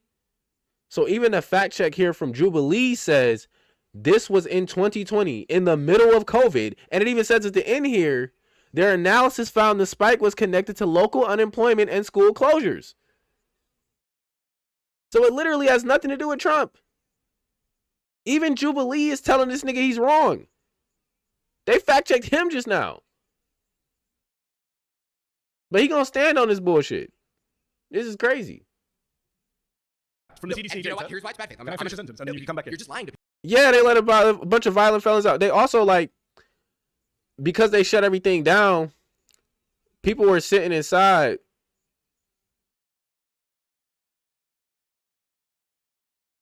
Man, get out of here. Yeah, people were sitting inside, and some of those people went out to commit crime, especially since like the protests were happening this year too. The protests slash riots, you know, peaceful protests slash riots, where people were doing crazy shit out there. There were people who died during those riots. There was police officers who died during those riots. Yeah. So there were people robbing shit, doing all types of shit. This is right in the middle of COVID. Yeah, and like they said, schools were out. Like, you got all tons of shit was happening during that year. But you can't blame none of that shit on Trump. The most you can say is like, he supported the shutdown for like 2 weeks. All the other shutdown shit that everybody else was doing, they ain't had nothing to do with him. And even when he supported it, like, it was the governors who decided to close the shit down. So like he said, none of this shit is Trump's fault directly. I don't even think you can argue that it is in any way. Like, actually, a lot of the fault you could blame on the Democrats. Ironically enough, this does not help his point at all. This is not help his point at all.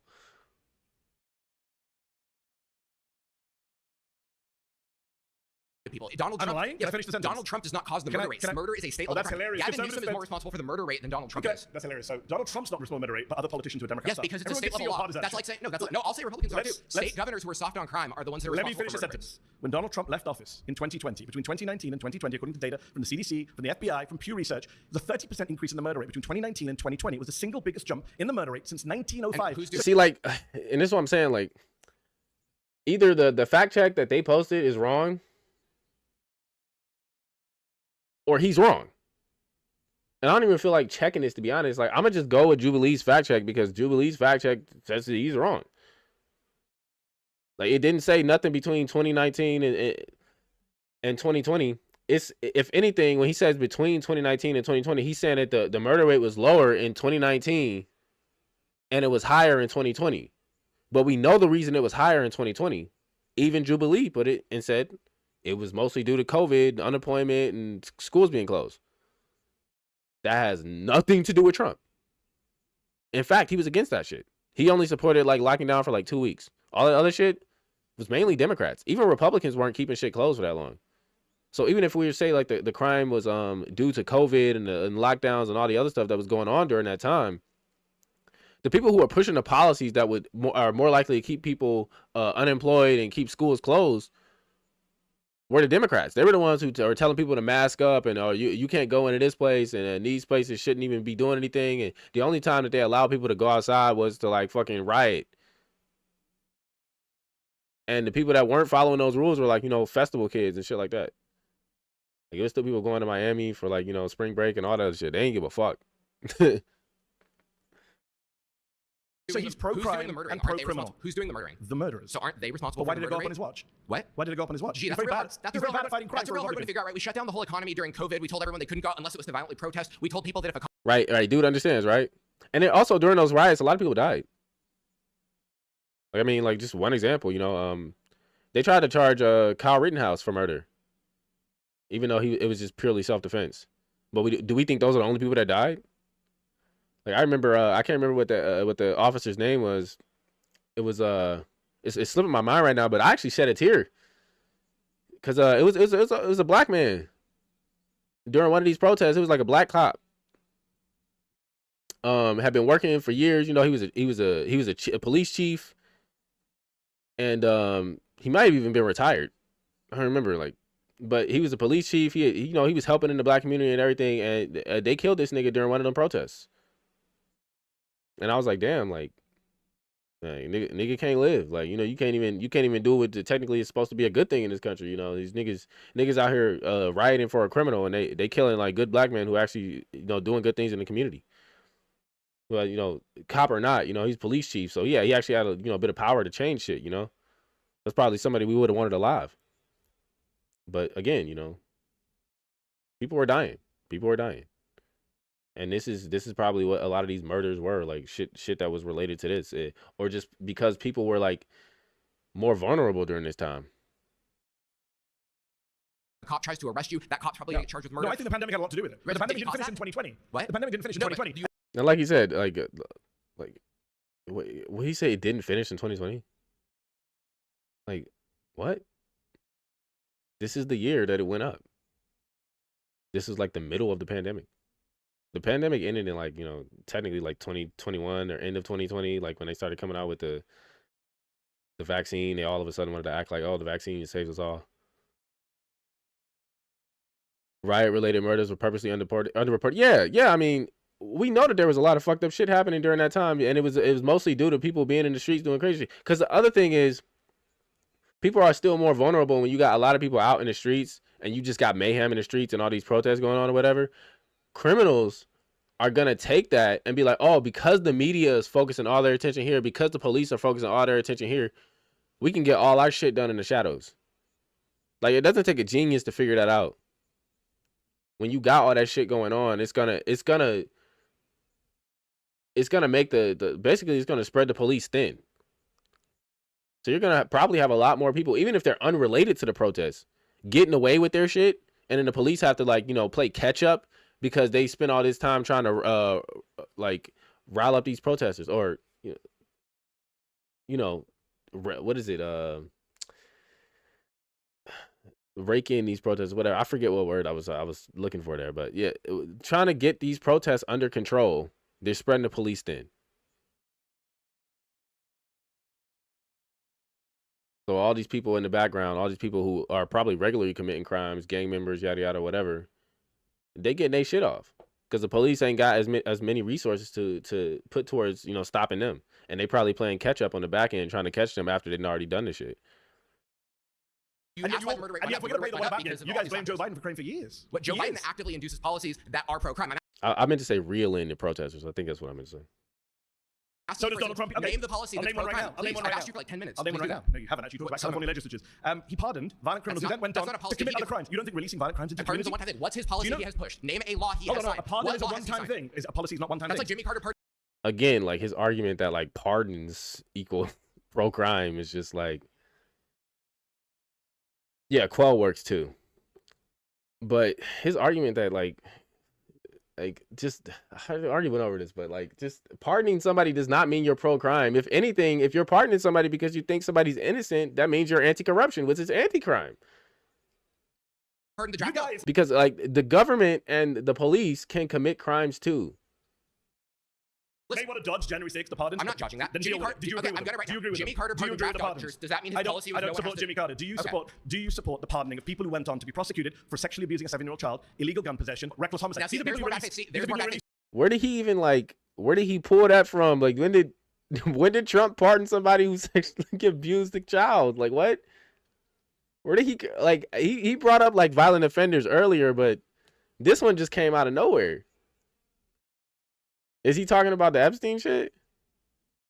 He didn't pardon someone for sexually abusing a child. He pardoned someone for rebelling against the government that they believed had rigged elections. That's what he pardoned them for. He didn't pardon them for sexual child abuse. But they were criminals who committed those crimes. He let them out, so that means the crime rate goes up. So you say they're criminals because they did the crime, right? Yeah. Would you extend that to illegal immigrants? That they're all criminals because they committed a crime? I have a feeling your position. Supreme Court, we're going to talk about. This is dude almost derailed the entire conversation when he said that. Why did you say that? Why are we talking about immigrants now? We're not talking about immigrants right now. Immigration. Someone who's illegally entered the United States, not a criminal, but someone who illegally entered the capital not according to the Supreme Court of the United States. The Supreme Court has said that anyone who enters the United States is illegally not a criminal. And we can jump to future case. Can I get the case site? Yeah, he said not according to the Supreme Court. This is off topic, but like, when did the Supreme Court say that being an illegal immigrant is not breaking the law? It's quite literally like you're not supposed to be here. You didn't go through the proper channels to get here. You want to get the case? The case site, please. You said the Supreme Court. The citation of the case. Yes, the entering the United States illegally is not a crime. It's called Arizona versus United States 2012. Go look it up. Pause. Hold on. Arizona versus United States 2012. Let me look this up real quick. I just want to see what he's talking about.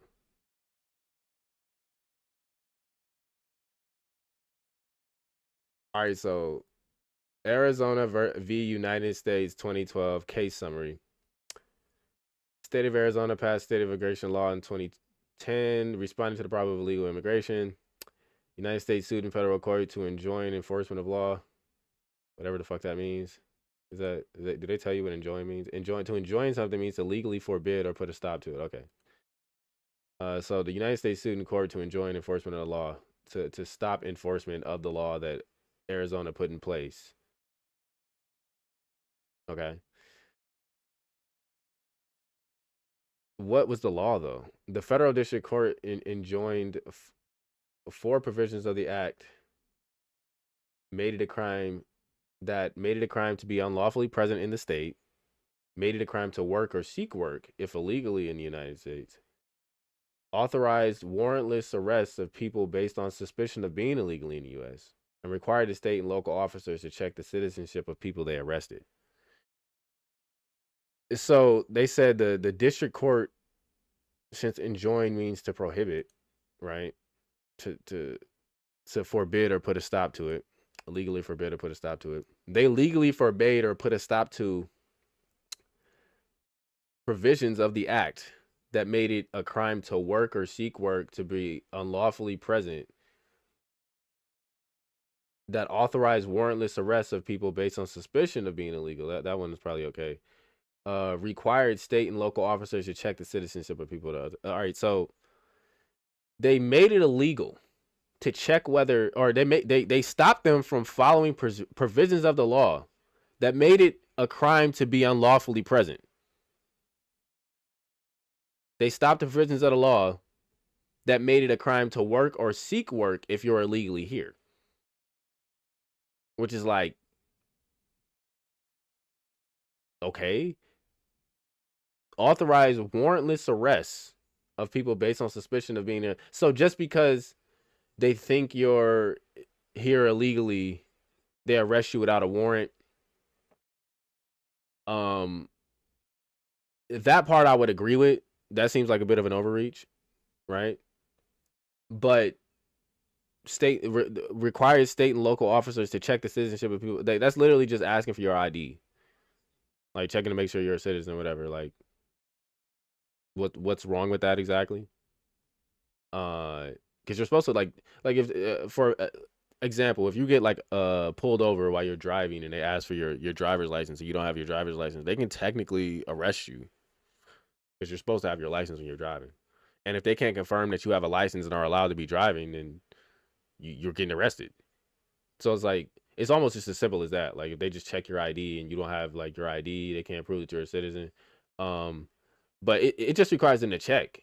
It doesn't say that they can arrest you or anything. And first of all, wait, no, this is people they arrested. It says required state and local officers to check the citizenship of people they arrested. What do you mean if they arrested you? How they gonna book you if they ain't check if you a citizen or not? This doesn't even make sense. So the only thing here is like, you know, they stopped the warrantless arrest of people based on suspicion of being here illegally. But everything else is like counteracting how the fucking law works. They stopped a provision that made it a crime to be unlawfully present in the state. You shouldn't be unlawfully present in the state. What do you mean? A law that made it a crime to work or seek work if you're illegally in the U.S. If you're illegally in the U.S., you're not supposed to be allowed to look for like work. Like you can't even apply for most jobs. That's why they ask you, are you legally allowed to be employed? Like this is just basic stuff for even like American citizens. You gotta give them some kind of, you gotta let them know like, yeah, I'm not a citizen of the United States. I'm authorized to work, but I'm not a citizen of the United States. Like this is normal shit.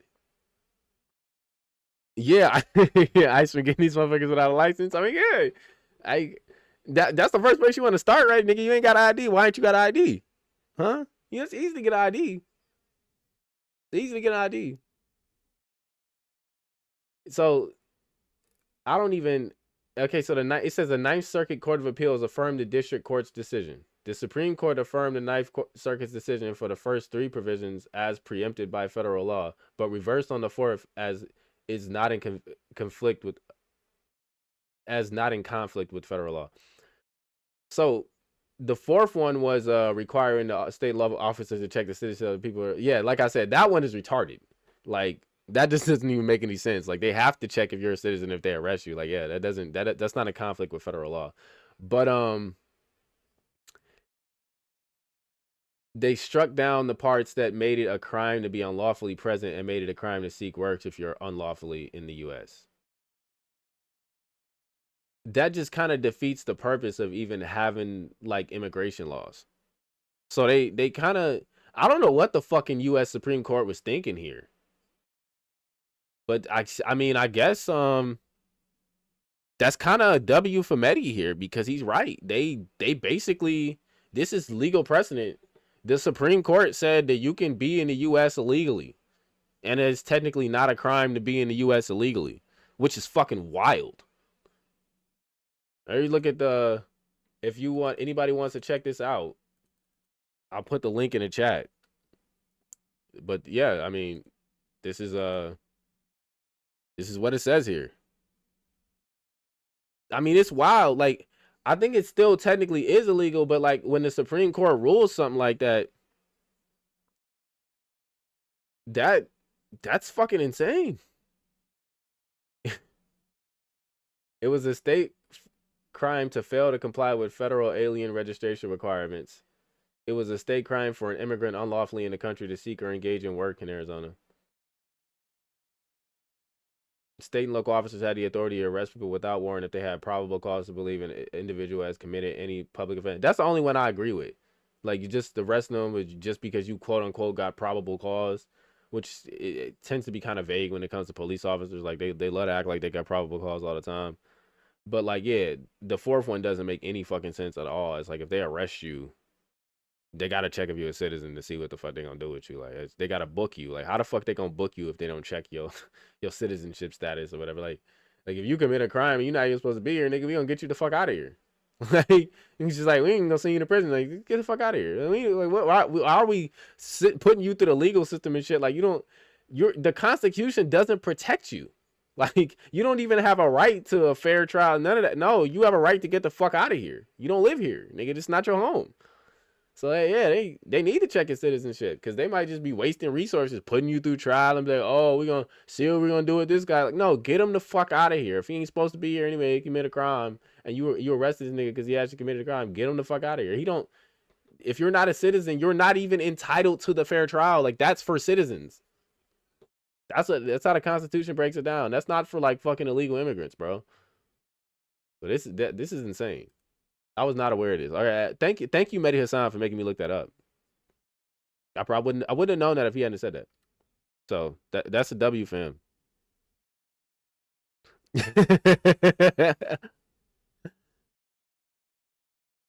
Shout out to the homie in El Salvador right now. He went back home for a little bit.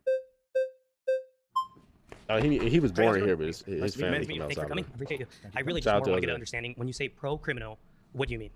I mean that when confronted with people who've committed criminal acts, Donald Trump is this another Jose? has been either soft on them, friendly with them, pardoned them, and of course, let's not forget, I mean, we've got 5 minutes left, and surprise hasn't come up earlier. He's a convicted criminal himself, sitting in the White House. Okay, I want to make sure I understand you correctly. Yes. I don't want to... Oh, fucking God, bro. Okay, even if he, like, supposedly is convicted criminal himself, quote unquote, supposedly a convicted criminal, that doesn't mean he's pro-crime. You can be convicted of a crime and not be pro-crime, especially if you didn't know you were committing a crime. That doesn't mean you won't be found guilty. That doesn't mean that you're pro-crime, though. Like, if you had a chance to not do it and you had known it was a crime, you probably wouldn't have done it. That doesn't mean that you're pro-crime just because you've been convicted of a crime. So this is, again, not an argument. You're saying I appreciate that. every time that he's been confronted, not every time. Most times, every time. Most times. A lot of the time. A lot of times. Yes. He's leaned towards criminal activity. I didn't say criminal activity. He has committed crimes. He's been indicted for 88 different criminal offenses in 4 different jurisdictions by 5 different grand juries. He was convicted himself on 34 different criminal offenses. Hey, yo, yeah, I heard El Salvador is getting better. I heard it's getting better. I think that's why homie been going down there a little bit more. You know, I mean, they've been cracking down on shit in El Salvador. They said Trump did face 88 criminal charges. A New York jury found him guilty of 34 counts of falsifying business. Oh my fucking God. Other charges were dropped after he won re-election. So, like, falsifying business records. Oh my God. Oh my God. Falsifying business. And then, like, they said a jury in New York found him guilty. Like, do we believe that they found, like, an untainted jury here? Does anybody believe they found an untainted jury for Donald Trump in New York? Like, they found 12 people in New York who didn't know who the fuck Donald Trump was. Do you really think that? Like, who did they pull? Where did they get the jury pool from? I don't buy this at all. I'm sorry. Like, it's just, no. A jury of his peers. Even if it's true, doesn't mean he's pro-crime. Like, what? Come on. Like, what businessman probably hasn't falsified some business records? Like, let's be honest here. And what do they mean by falsifying business records anyway? This is what I'm saying. You got to actually look at these cases or whatever to even see if, first of all, if he's actually guilty. He could have been wrongfully convicted. But even if he is guilty, that doesn't mean he's pro crime. It's just like maybe he's just pro himself. Like, sometimes people commit crimes because they trying to, you know, get away with some shit, not because they think crime is good in general. But let's park that for a moment. Okay. Separate to his own crimes, when Right. confronted with the crimes of others, or the alleged crimes of others, for example, Yeah, his own crimes aren't really relevant a Chinese crypto billionaire Right, called right. Justin Sun, who was being investigated for market manipulation. unless he's just like a career criminal or something. And you could argue like, oh, he's pro crime, he's pro criminal because he's a career criminal, right? Trump dropped the case, invited him to the golf course, Right, I get invited it. him to So the White House, plenty of examples, and the guy plenty of invested $70 million in Trump. Okay, so what I want to ask you That's this. pro-crime in my So view. is it possible, because remember, the burden of proof's on you, right? You have to prove. Is it possible that all these things that he's done that supposedly make him pro-crime, Yeah. there's another reason for the doing it? There's other justification. For Oh, example, no, let me give an example, yeah, and then you can please. rebut it. The J6. Yes. Is it possible that he could have done this Yes. to unite the country, to move past, to go to a new chapter? If it's even possible, I think you would have to admit that there's another possibility. Therefore, he's not pro-crime, at least in possibility. So let me agree and disagree. Yeah, okay. So I agree with you that the intent could be different. I don't think Donald Trump was sitting there saying, how can I increase the level of murders? Let me release some murderers. Right, right. I'm not saying he did that January 6th. Yeah, I I don't think don't- he was trying to unite the country. That's where we disagree. That's bullshit. In fact, he divided the country further. But intent doesn't really matter to my claim. If he's releasing violent criminals, wait. it Intent doesn't matter? No, he's pro-crime and pro-criminal. No, but that's a big indictment to say pro-crime. That means If I'm he's confronted, for crime. well, he is, because for example, I gave No, an no, example. no, it could Can I be finish? possible. I didn't Sorry, finish. forgive me. Your friend earlier, your ally, said, where has he done stuff that's increased the crime? I'm telling you, people have been pardoned who have been convicted on multiple other crimes. These people who we pardoned had previous criminal records. They were not just some folks chilling around and go, we're against the takeover of our country, we're opposed to rebellion. They were, a lot of these people were already hardened Yeah. criminals, militia members. He looked at those people and said, you know what? They've been convicted, in many cases, by Republican judges, but I'm going to let them out. Okay, Yeah, that can makes I you ask you a question? pro-criminal. Is it possible- Very okay, much so. I'm trying to- And if Joe Biden had done it, you'd be attacking him. Sure. Is it possible? I mean, sure. I mean, Joe Biden pardoned his son, which we pretty much knew he was guilty because they had all the evidence on his laptop. But like, I don't really think any of this is like any proof that Trump is pro-crime or pro-criminal. Like he's having a hard time really defending this point. I'm not saying that the other guy's argument is very good, but like this is a hard thing to defend the way he's trying to defend it.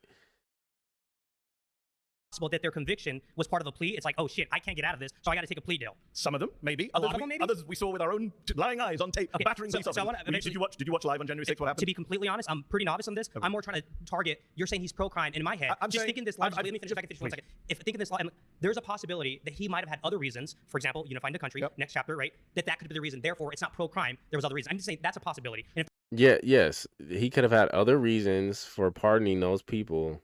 That doesn't mean that he's just pro-crime. It just might mean that he's just trying to, you know, bring the country forward and get people from being so hostile towards each other, or keep people from being hostile towards each other. But I mean, like, sure, yeah.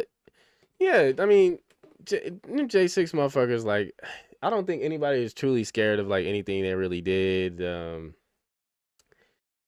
again, I don't think most of them really committed any crimes. And if they did commit some crimes, it's like, you know, were they being charged properly for whatever crimes they did commit? Because if they weren't and they were being charged for shit that they didn't do, then they should have been pardoned. You know, it's like I said, corruption is corruption. Like if he'd pardoned them because there was corruption going on, which a lot of people would argue there was with the charges and shit, I don't think there's anything wrong with that. And if some people that he didn't look at every single case and he let some people that were like beating up on police for no reason were let go, then I mean, hey, it still doesn't mean he's pro-crime. It just means that, you know, he overlooked some things. You know, he couldn't look at every single case. if that's And I'm saying it's a possibility, but I'm saying it's irrelevant because if you're Can you believe we're only like 18 minutes into this shit? Crazy. knowingly releasing violent criminals out into the community, pardoning, not just releasing, then yes, you are being pro-criminal. And I've interviewed police officers. I don't know about that I've case, but interviewed police officers who have been assaulted. Yeah, for one day they did, and they didn't even do like the shit that the Dems did either. Like the Dems was doing some crazy shit. Like they firebombed a police station and shit. Like I'm pretty sure it might have even been the same year that it was a church in DC that they were doing something similar with. Like they were actually being violent. Like most of the people on January 6th were not being violent. Most of them. Beaten, had to retire from the police office, broken bones. Can I Let me move finish, really let me say quick? that. Yeah, go. I'll finish very quickly. I've interviewed these police officers. They've been beaten. And again, from what I remember, I can't remember this lady's name. Let me see if I can find it.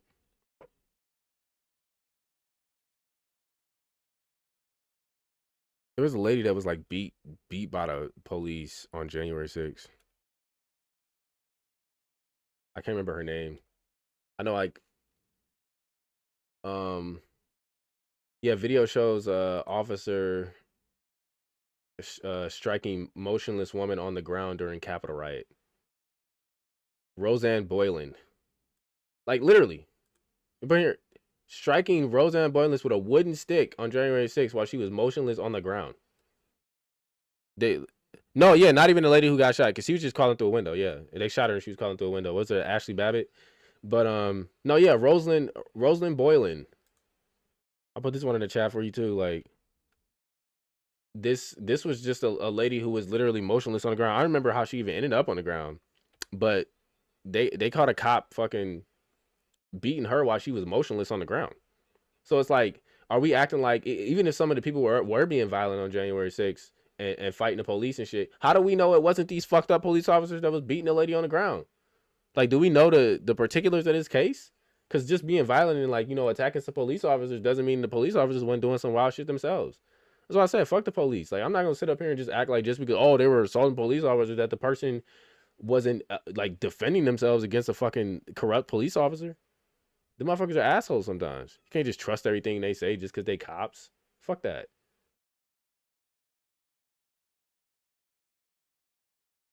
Beaten by people who they've then seen walk off the streets and then carry on threatening them. Yes, when Donald Trump is responsible for that, you're definitely pro-crime. Okay, I doubt All a lot right, of the sources, pause. You doubt police officers who testified to being assaulted. You've Wow. been voted out by the majority. Please return to your Nice to seat. meet you. Thanks.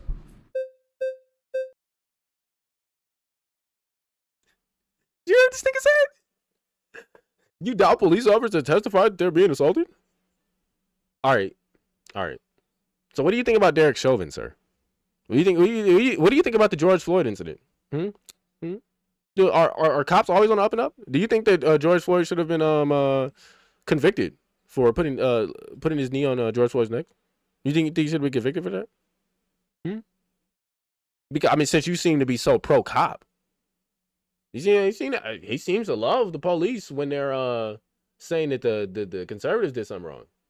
But when it's just like, you know, a black man or something or whatever, oh, they're just racist and shit now. Oh, I forgot, you know. He's just so pro cop, you know. He's just so anti crime. Hey, how's it going? Good. Nice to meet you, Mehdi.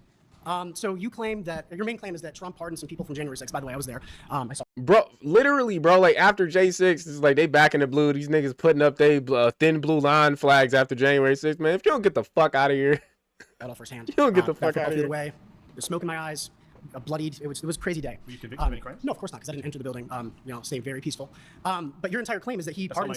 That's basically you keep bringing it up. All you do is bring it up. Okay, well, let me say this. Are you okay with his pardoning of Paul Wolchak, who stole money from his employees? You keep talking about pardoning. Members of Congress. You keep talking about pardoning. He keeps pardoning criminals. That makes him. You know who else pardoned a big criminal? Go on.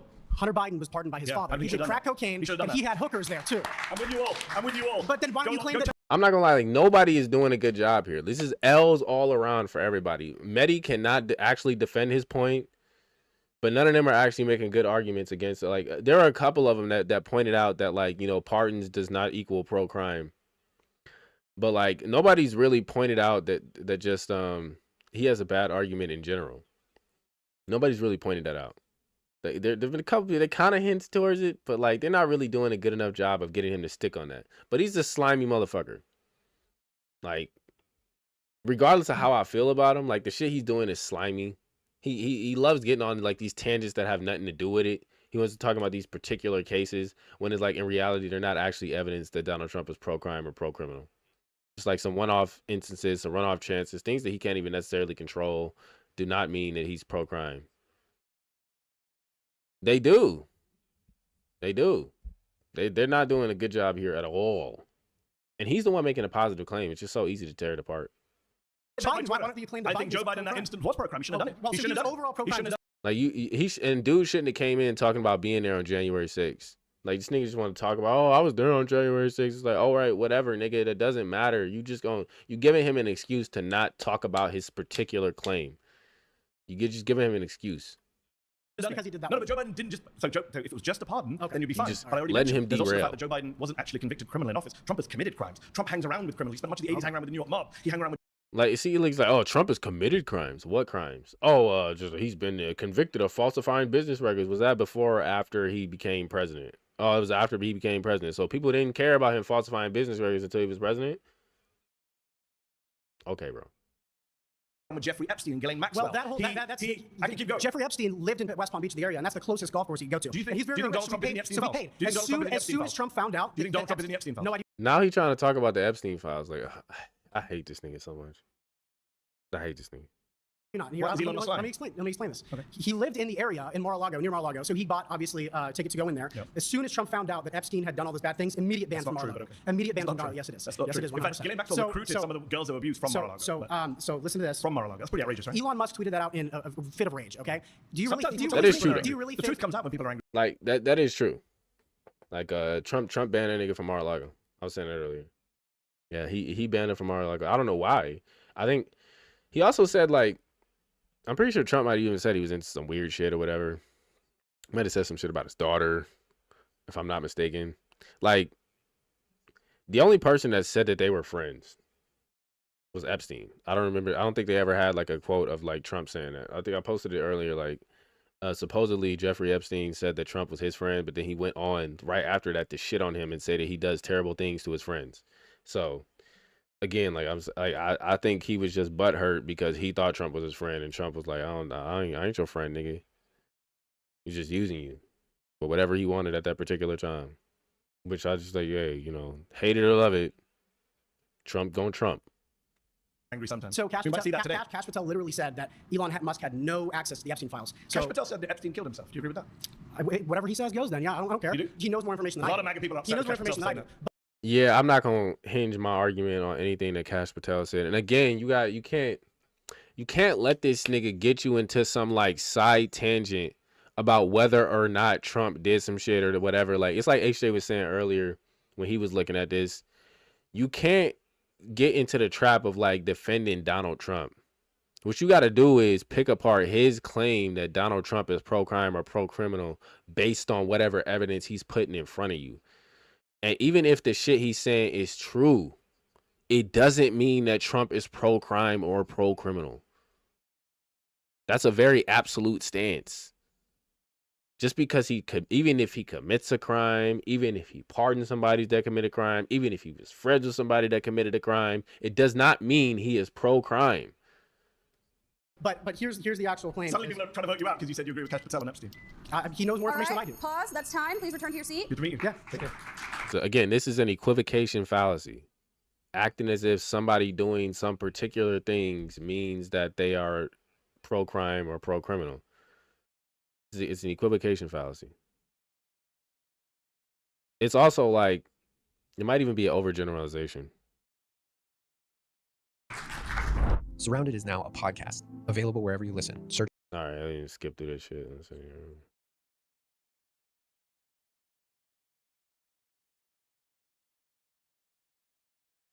With Cash Patel and Epstein. He knows more All information right. than I do. criminals and bad people to fully women and children be victimized as a result. In regards to the Constitution is a document. With Cash Patel and Epstein. Skip a little too far. He knows more ahead. information than I All do. right, pause. With Cash Damn. Patel and Epstein. He God fucking damn it. I do want to skip through a lot of this, I ain't gonna lie. With Cash Patel and This is Epstein. gonna take me, we're only like 21 minutes into this shit. Holy shit. It's gonna take me a minute. If this is how much we get through in the first part, like, I might have to, like, this might turn into like 4 parts or something. Like, I don't know if I want to sit through all of this. I might have to skip through some parts of this one. This one is rough. This one is rough. There's a lot of claims being made here. With Cash Patel and Epstein. He knows more All information right, than I do. pause. I That's don't know time. Please why return to your it seat. Good to meet you. keeps going back to this part. In regards to the Constitution is a document. With Cash Patel and Epstein. With Cash Patel and Epstein. We're defending things in this country that shouldn't be defended. The First Amendment should not defend porn. With Cash Patel and Epstein. This With is Cash Patel and crazy. Epstein. How did it keep switching to that part to that part? Like, I don't know why it keeps doing that.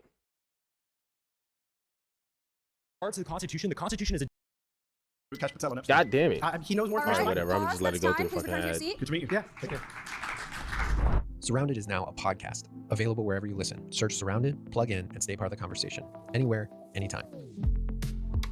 All right, hurry up. My next claim is that Donald Trump is All right. defying the Constitution. All right, so my opinion on this one. Trump defying the Constitution. Is he defying the Constitution? I don't know. I don't. Yeah. He probably is. Just to be fair. Trump is defying the Constitution. He's probably gonna be able to make a good argument. Look, we caught them niggas like trying to get the seat. This is funny. This is a hilarious pause. Like, like this freeze frame is crazy. I love it. Just the thirst competition here of like who wants to get the seat. You see these niggas? See the nigga with the hat? They're gonna nigga with the hat right there.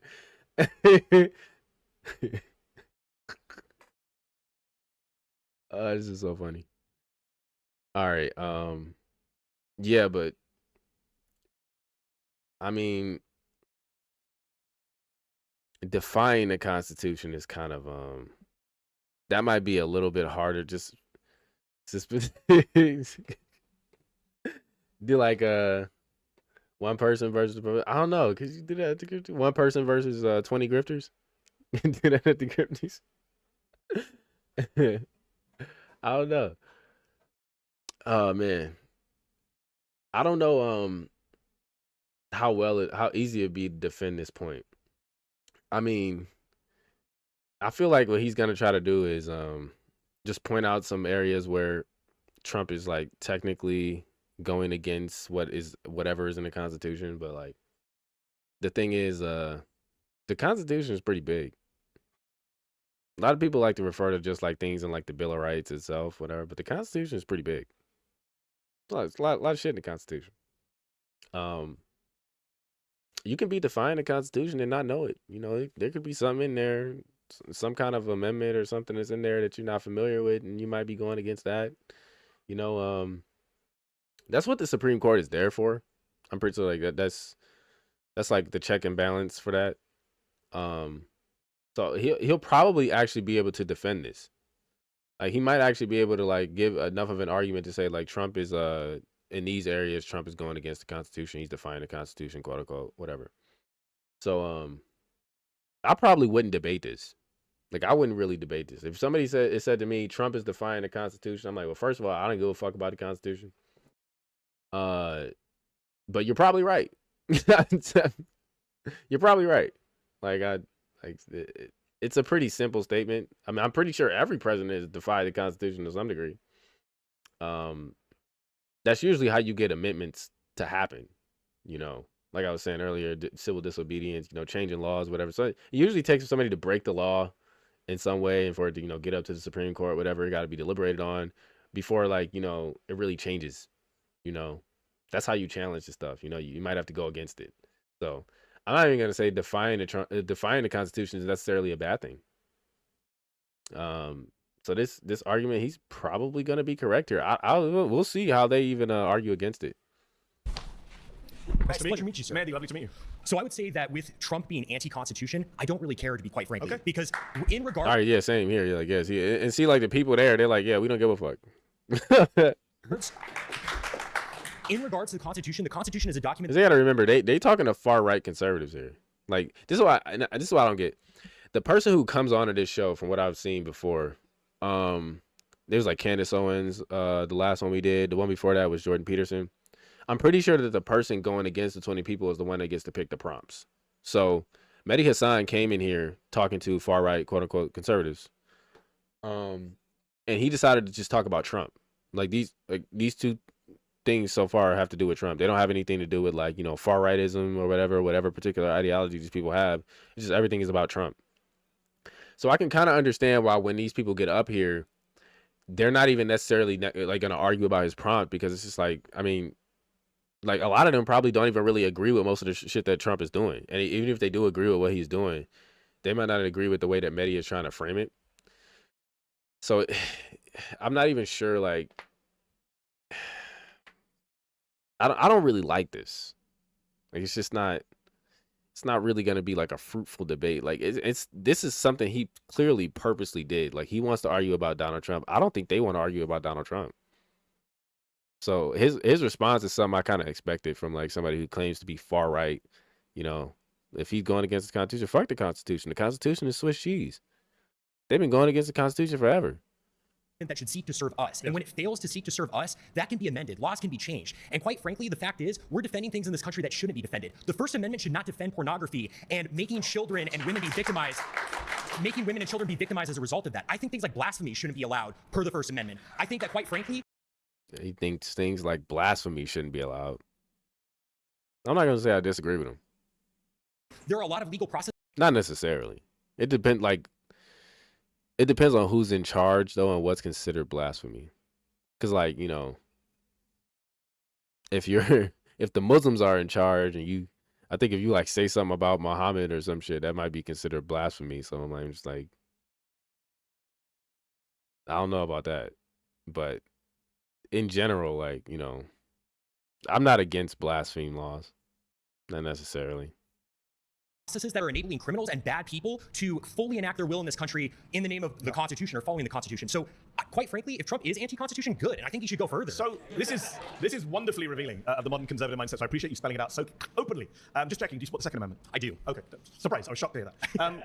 I'm saying that Donald Trump is defying the First Amendment, the Fourth Amendment, the Fifth Amendment, the 14th Amendment. He's thinking of defying the 12th and 22nd Amendments. You're saying you don't care about the Constitution, but actually you do because you quite like The First Amendment, the Fourth Amendment, the Fifth Amendment, the 15th Amendment. He threw a lot out there. But again, like I said, I wouldn't really argue against this. Like, I mean, I probably disagree with the First Amendment part. The Fourth Amendment, is the Fourth Amendment a legal search and seeker or a right to a due process?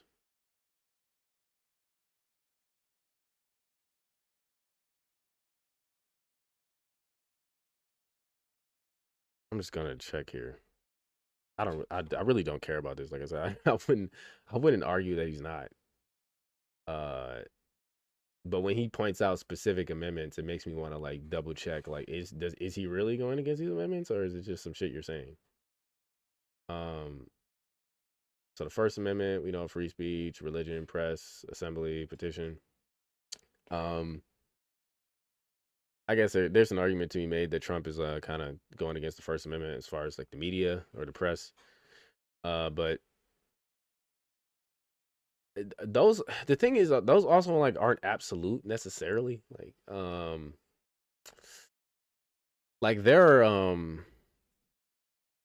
you can still take somebody to court for like slander. It's supposed to protect people from like the government or whatever, but like fraud is, for example, fraud is illegal. But somebody could also argue that fraud is like free speech, right? Like if you defraud somebody and you lied to them, you were exercising your free speech, but you still committed a crime as far as the law is concerned, where you're not allowed to like defraud people, like, because there are other things involved in like defrauding people, but you're still using your free speech. You're probably using your free press. Like you might put together some documents that are fraudulent and get somebody to sign over something that they wouldn't have otherwise done, you know, coercion with your freedom of speech. Like, there are ways that you can use your rights to infringe on other people's. So, I mean, that's why when people talk about stuff like this, it's like you gotta be specific about what you mean. Like, it's like the amendments aren't there to protect you from the consequences of your actions. It's there to protect you from the government. Like, so you got to be more specific with that. So he said the First Amendment, the Fourth Amendment, the Fifth Amendment, the right of the people to feel secure in their homes and possessions without fear of unreasonable search and seizure. So he's probably talking about like the ICE shit. The problem there is when they say the right of the people of the United States, that's specifically about citizens. So illegal immigrants are not protected by the fucking Fourth Amendment, you piece of shit. See how you tried to slide it in there. The Fifth Amendment, that's double jeopardy, self-incrimination, due process. Again, if you're not a fucking citizen, now if you are a citizen, then yeah. And I think those people are still getting due process. Like, if they're here, I think a lot of them are still getting their due process. I don't think that they're I don't think that anything's happening to those people. I don't think that their due process is being taken away. But a lot of them are talking about like illegal immigrants and stuff like that when it comes to this stuff. And it's like, yeah, that's not a violation of the Fourth or Fifth Amendment, because you don't have any protection from our Constitution if you're not a citizen. You don't. I don't think that's how that works. If I'm not mistaken, illegal immigrants are not protected by the 4th and 5th Amendment or whatever. It's like, because if we know you're an illegal immigrant, you know, we can run up in your house and get you the fuck out of here. I'm pretty sure that's how the law works. I might be wrong. I'm not a lawyer, but it would make sense to me, you know. But because lawyers are sneaky motherfuckers anyway. He said, I think he said the 15th Amendment too. What is the 15th Amendment? It stipulates any citizen of the United States has a right to vote regardless of the race or color of, like, okay.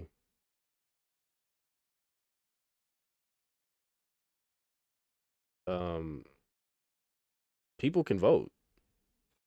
I don't think Trump is trying to stop anybody from being able to vote, except like illegal immigrants. Again, like, what is he trying to defend illegal immigrants with this? Like, I don't understand why he's saying this. Like, the only one that you can really argue that Trump is like violating in some way is freedom of speech. But even then, freedom of speech isn't necessarily absolute. Like, there are ways that you can use your freedom of speech to commit things that are considered crimes that still could technically fall under the free speech. Like, that's why these things are particular.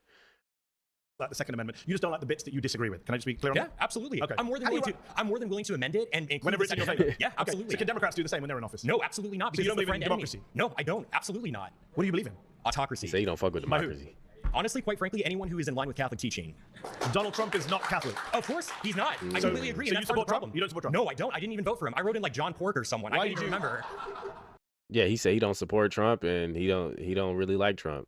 And he also said he don't give a fuck if he violating the Constitution. I mean, this dude's pretty consistent, I'm not gonna lie. Why did you vote if you don't believe in democracy and you want autocracy? Well, because quite frankly, I voted. I kind of voted just to I came with this argument, but I'm bored of my own argument. I'm much more interested in this. So yeah, absolutely. How do we get to an autocracy? I think, quite frankly, that to be fair though, like, you can believe in an autocracy, but if you live in a democracy, you could still vote in the democracy that you live in. It's like, what you believe in the system you live under are two different things.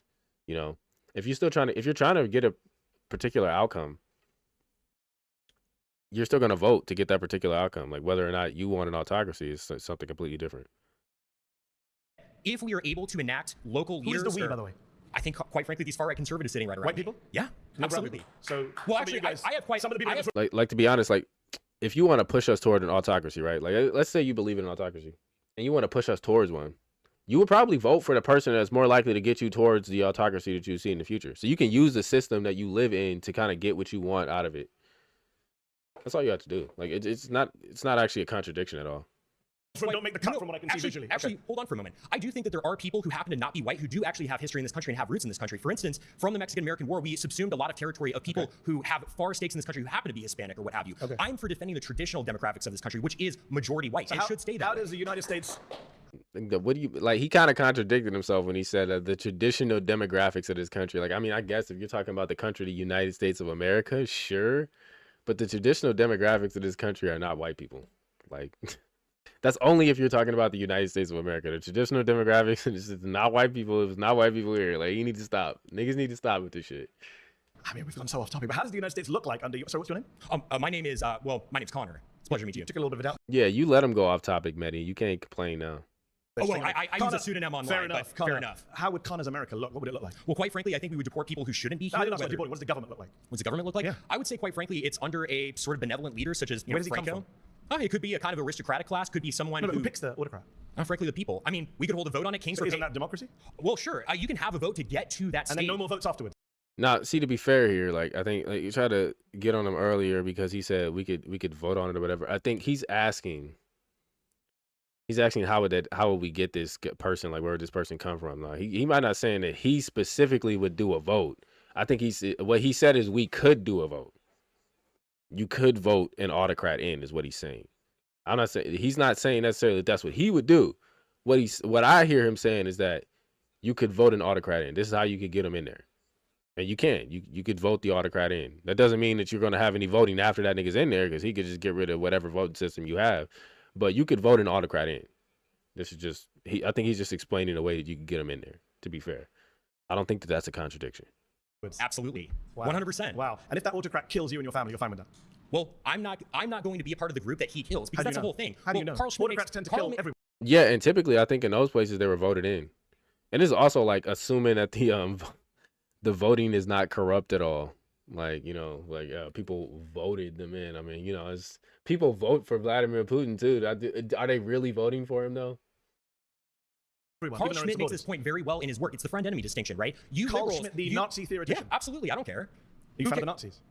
I frankly don't care being called a Nazi I at didn't all. say that. I didn't actually say that. I said, are you a fan of the Nazis? Well, they persecuted the church a little bit. I'm not a fan of that. But what about the persecution of the Jews? To be honest, they should have voted this nigga off early. Well, I mean, I certainly don't support anyone's human dignity being assaulted. I'm a Catholic. But you don't condemn Nazi persecution of the Jews? I think that there was a little bit of persecution. We may have to rename the show bad, because you're a little bit more than a far-right Republican. Hey, what can I say? I think there was a little bit of persecution. Oh, just a little bit. I think you say I'm a fascist. Yeah, I am. Absolutely. I'm just checking who's clapping just to get my set of where everyone is on this. Because you know that millions of people are going to be watching you on YouTube and checking out who the fascists and the Nazis are. I'm not ashamed of that whatsoever. No, clearly you're not. During the pre-war period, prior to World War II, it was only those parties that properly enacted the people's will. That's why they won. The conservatives were fat cats. Are you in favor of killing people who aren't like you? Quite frankly. He said did he say the Nazis were enacting the people's will? Is that what he was talking about? I mean, I guess. I don't think they actually vote him in though. I'm not. You mentioned Franco earlier. Franco killed a lot of innocent people. Oh, well, he killed communists. He killed people who raped nuns and killed priests. What about children who he killed and women who he killed? What are you talking about? He never killed any women or children. He was Catholic. He only killed combatants. Is that what you're claiming? Yeah, he only killed combatants. Never killed any innocent people. The white terror was only punishing those people who did acts of terrorism. And again, are you supporting like raping innocent women? Nuns, dude. Killing priests? I mean, priests don't brandish guns and kill people. You just refuse to condemn the Nazi Holocaust, my friend. I don't think you're in a position to ask anyone any questions. I quite frankly don't care what you think about me. If I'm a Nazi and being a Nazi, being a Nazi means upholding human dignity, because I even believe in your dignity. I don't. In a state that I was running, I wouldn't want to hurt you or anything like that. But quite frankly, I don't debate fascists.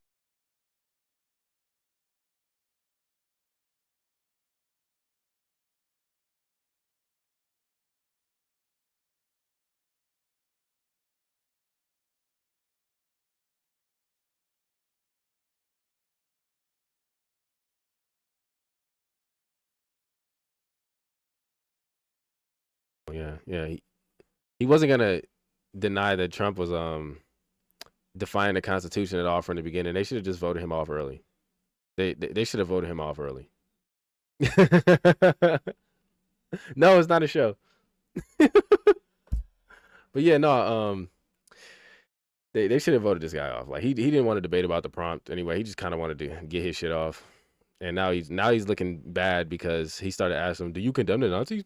And he can't just say, "No, I don't fuck with the Nazis." Oh yeah, I think some of the things they did were bad. And it's like, I mean, all right, bro, this is not looking good for you. Okay.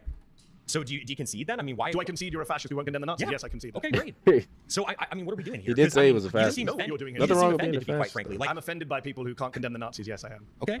Well, I condemn the evils that they did, but I don't really care about being. Yeah, sure. I don't care about being called a Nazi is the whole thing. I never called you a Nazi. You called yourself a Nazi, a fascist, and a General Franco supporter. Well, yeah, I am a General Franco supporter. He was awesome. That was probably the best answer he could have gave, though. I condemn the evils that they did. That's fair. He was super cool, quite frankly. Because the whole thing. And you don't believe in democracy. I don't believe in democracy. What are you doing here at a televised debate? Because, this is democracy. Because, not a debate and because it is the means to support an end. The reason we have free speech now is because we want to be openly talking about our opinions so we can get the state that we want. We got to have something to debate about. Free speech after we win. Again, I mentioned the only good thing about this fascist moment we're in is that you guys are so open about it. The whole reason I mentioned Carl Schmitt earlier, and you kind of blew past him, is the friend-enemy distinction. Even liberals, when they got sweet conservatives in the background, not a good look. They take power, they want to enact policies and they want to enact protections for their people and their ideas, and they're willing to punish their enemy. And so I'm the same way. I'm like, hey, if you're going to punish me, I'm going to get in power, and I'm going to frankly punish you when you try to leverage power against me. Just that simple. Anybody could get it. Anybody could get it. I'm not sure what you want to say. Hey, it is what it is. All right. Pause. You've been voted out by the majority. Please return to your seats. It's a pleasure to meet you, sir. I can't say the same, but thank you. Good to meet you, man. Nobody else wanted to go for that. He was all alone right there. You see that? That nigga was all by himself going up there. Nobody even tried to take the seat for him that time. That's all I said. I wouldn't be caught trying to defend this point. He's probably defying the Constitution in some way. I'm not going to defend it. Good to meet you, sir. All right. So I kind of want to start at the basics or the foundation. I want to see. Can I just check? Yes. Are you a fascist? No. Okay. I don't. I describe myself as, I think, just a Christian. I'm a devout Christian. Good to hear. So, this white boy got a little swag on him. I ain't gonna lie. I want to start, like, what is your connection to the Constitution, and why do you love it so much? Like, what makes it so important that Trump would defy something like the Constitution to you personally? Great questions. My first connection is I'm an American citizen. I naturalized American citizen, took a pledge to this country, to the Constitution. As a previous speaker has said, the Constitution's not perfect. A lot of things I don't like about it. I don't like the Second Amendment. There's various amendments. I don't like the way the Senate is set up. I'm sure there's things you don't like about the Constitution. The difference is, I don't think you can just illegally defy the Constitution. I think each and every one of us can just make up whatever we want. Certainly presidents who are elected with an oath illegally defy the Constitution. That's a very specific statement he said. Like, so is there a way to legally defy the Constitution? How would you go about that? That's what he should have asked him. But I think this is very strategic by Mehdi here. Because I think what he's really trying to do here is that he knew a lot of these conservatives probably wouldn't even fuck with the Constitution at this point. So he specifically made this about, not even just about Trump, but about defying the Constitution to kind of get them to reveal that they don't fuck with the Constitution. Because even to a lot of these Democrats who claim that they care so much about the Constitution, when they really don't.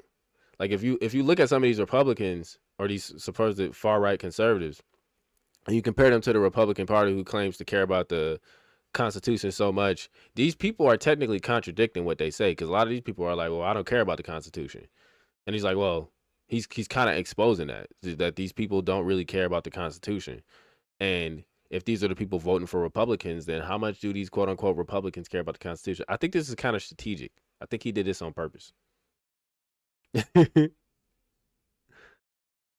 Yeah, he said, yeah, he don't like the Second Amendment as a Democrat, which is funny. Like, it's like, okay, so like, because Trump kind of defied the Constitution in terms of like, you know, writing that executive order about the bump stock and shit, right?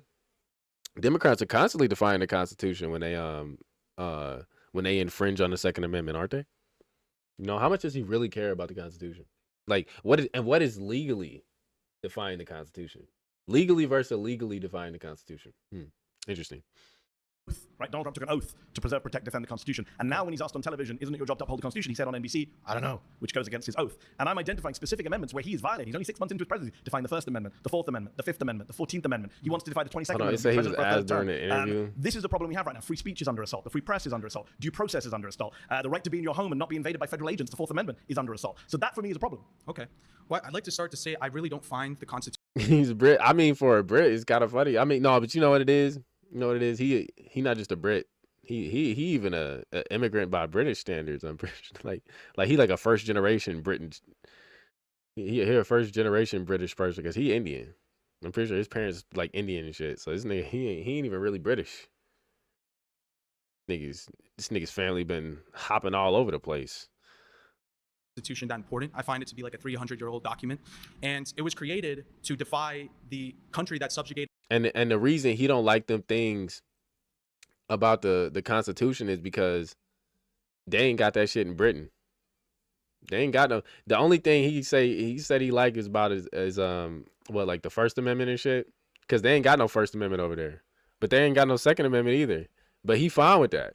He fine with them not having a Second Amendment over in Britain. He trying to bring that shit over here, and keep that shit over there. Move back to Britain if you don't like. If you so fine with not having a Second Amendment, move back to Britain. Y'all ain't got that shit over there. You over here because you want the freedom of speech. Cause you like to lie. That's what it really is. This nigga like to lie. So he come over here, he's safe when he lying. You over in Britain, like you get caught lying, you know, he might throw your ass in prison, you know. Your ancestors in India, and then your parents probably moved from India to Britain, and then you move here to tell us that we should listen to a piece of paper that you were never even connected to begin with. So I want to say, like, if I don't care about it, why do you care about it so much? How do you run a country?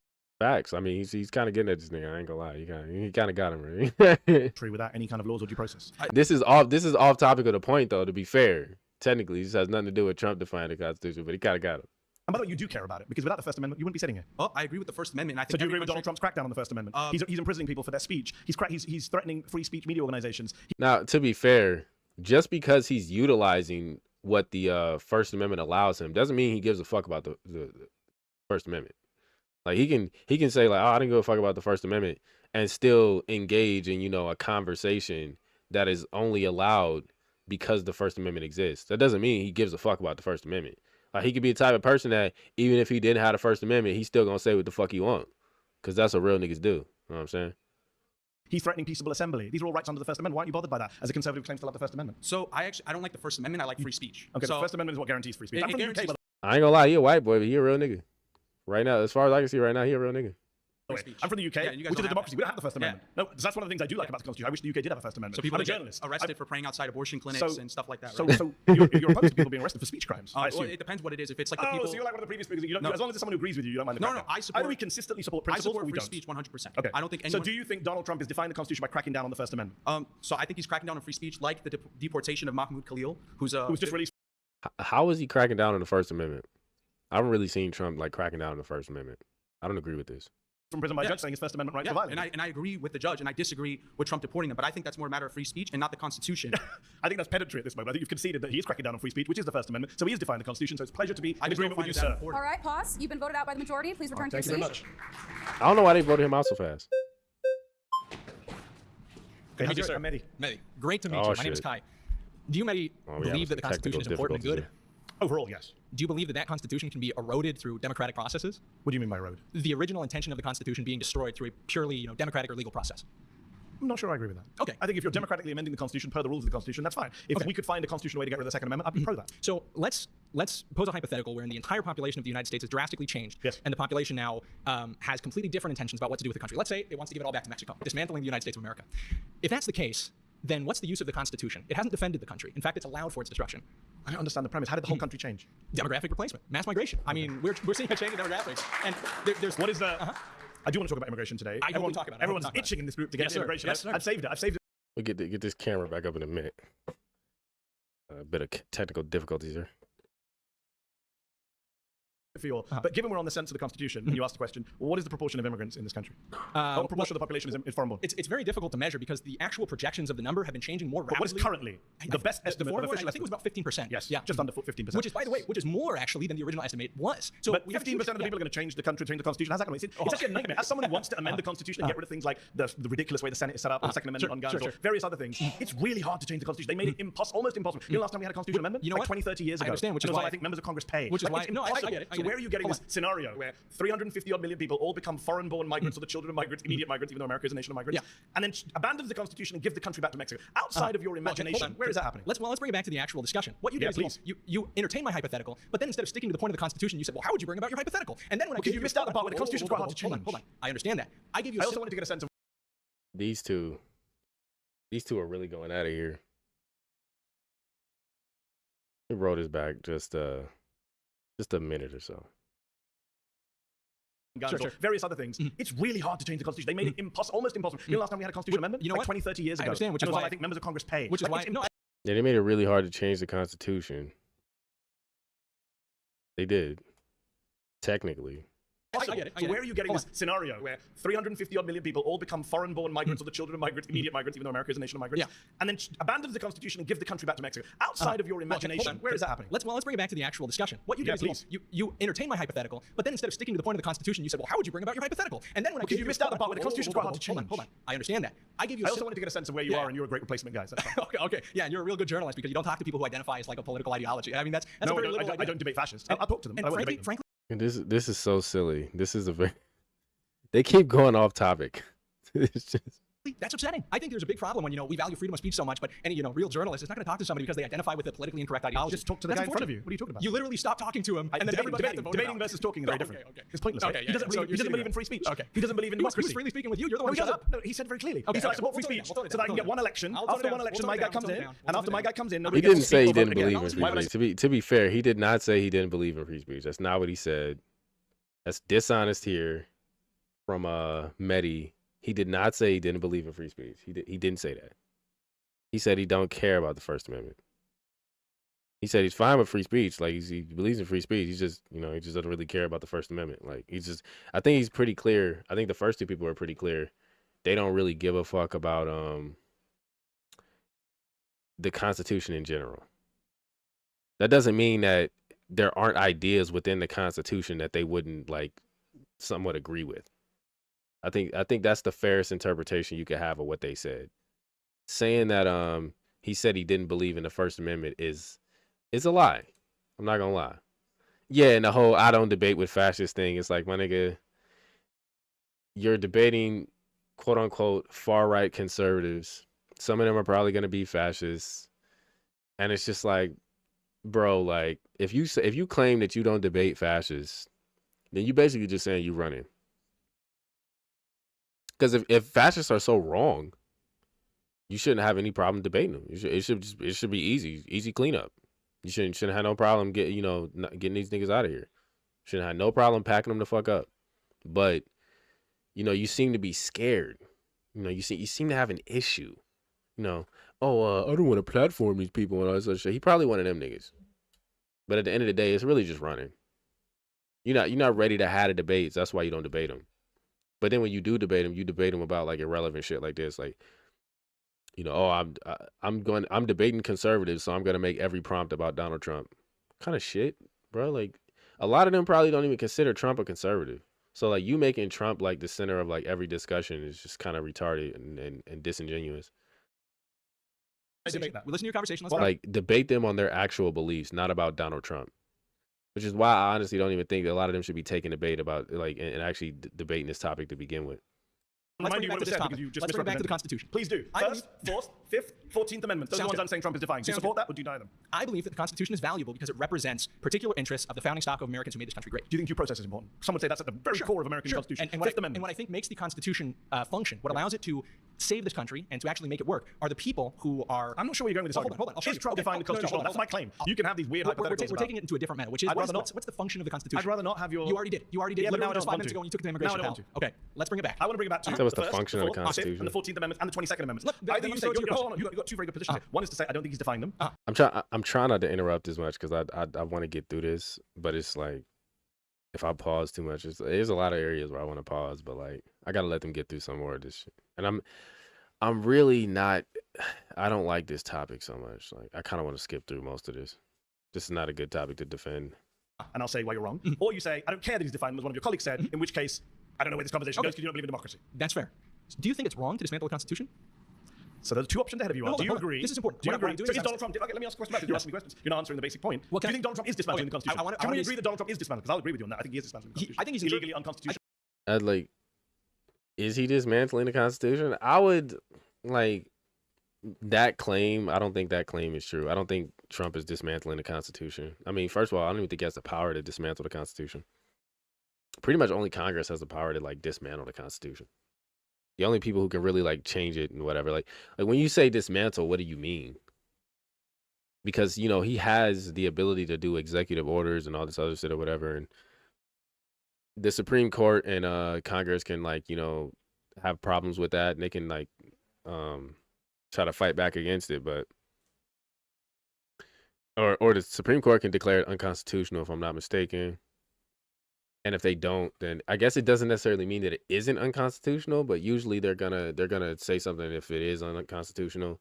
And then Congress is the only ones who actually have like the power to really change the Constitution. But the Supreme Court can kind of do it themselves. They don't actually change the Constitution, but like their precedent kind of changes the law and the way people interpret it. So you could argue in some ways that the Supreme Court kind of works to dismantle the Constitution from their own like jurisdiction. But yeah, I don't really agree that Trump is dismantling the Constitution. I think he's interpreting it in ways that are more... Which judges do not agree with him on. Okay, hold on. The Supreme Court does not agree with him on. And the judges don't agree with the people who wrote the Constitution. How do you know that? Okay, let's take your example of the Second Amendment. Let's say that a bunch of judges... I didn't give the Second Amendment. No, I said first, fourth. You don't want to talk about the ones I've given. You're interrupting me. You're ignoring me. First, fourth, fifth, 14th, 22nd Amendments. Those are my... Yeah, so he did say first, fourth, fifth, and 15th. And I did go through those. And most of those, I don't think that Trump is actually attacking those. You could probably make an argument that he's doing something against the First Amendment, like because he has, you know, kind of pushing against like the press or whatnot. But I don't think he's actually done anything to anybody in the press. So I kind of argue against that too. But like, yeah, I mean, I don't think any of the specific things he brought up, like I wouldn't defend the specific claim he made here that Trump is defying the Constitution. But if he's saying that like Trump is going against those specific amendments, the first, fourth, fifth, and 15th, from what I went through earlier, like, which, because I'm pretty sure they're kind of trying to make this claim for like illegal immigrants and shit like that or whatever. And I don't really see how he's going against that. Like 15th Amendment is the right to vote. Don't really see where he's trying to take away people's right to vote. Again, Fifth Amendment, double jeopardy, self-incrimination, due process. I don't think he's really taking away anybody's due process. Again, they're probably talking about illegal immigrants if they are. And I don't believe that those people are protected by the Constitution because they're not citizens. And then the right of the people to feel secure in their homes, a legal search and seizure, basically. Again, I think I'm pretty sure he's talking about immigrants, not like just like regular immigrants or anything, like illegal immigrants. And again, they're not really protected by the Constitution because they're here illegally. So yeah, I definitely don't see any of those. But you'd have to argue how you'd have to actually explain how he's attacking the press. Like just him saying shit about the press and alluding to some stuff that he might do to get back at people lying about him or whatever, or people who actually like, you know, spread misinformation or whatever. I mean, even the Democrats are doing stuff like that. So I'm pretty sure that some of that could fit into the First Amendment because there are some exceptions. If I recall correctly, there are some exceptions. Like, you know, you can't just slander people and just flat out lie certain shit. There are certain things that could be prosecuted, I'm pretty sure, that technically fall under the First Amendment. Like people always say like the yelling fire in a crowded theater or whatever, but not even necessarily stuff like that. Like, I mean, if you say I'm gonna hurt the president or something like that, I'm pretty sure like you can get in trouble for stuff like that. Like making like threats and stuff like that, right? I don't think that most of that stuff is covered by the Constitution.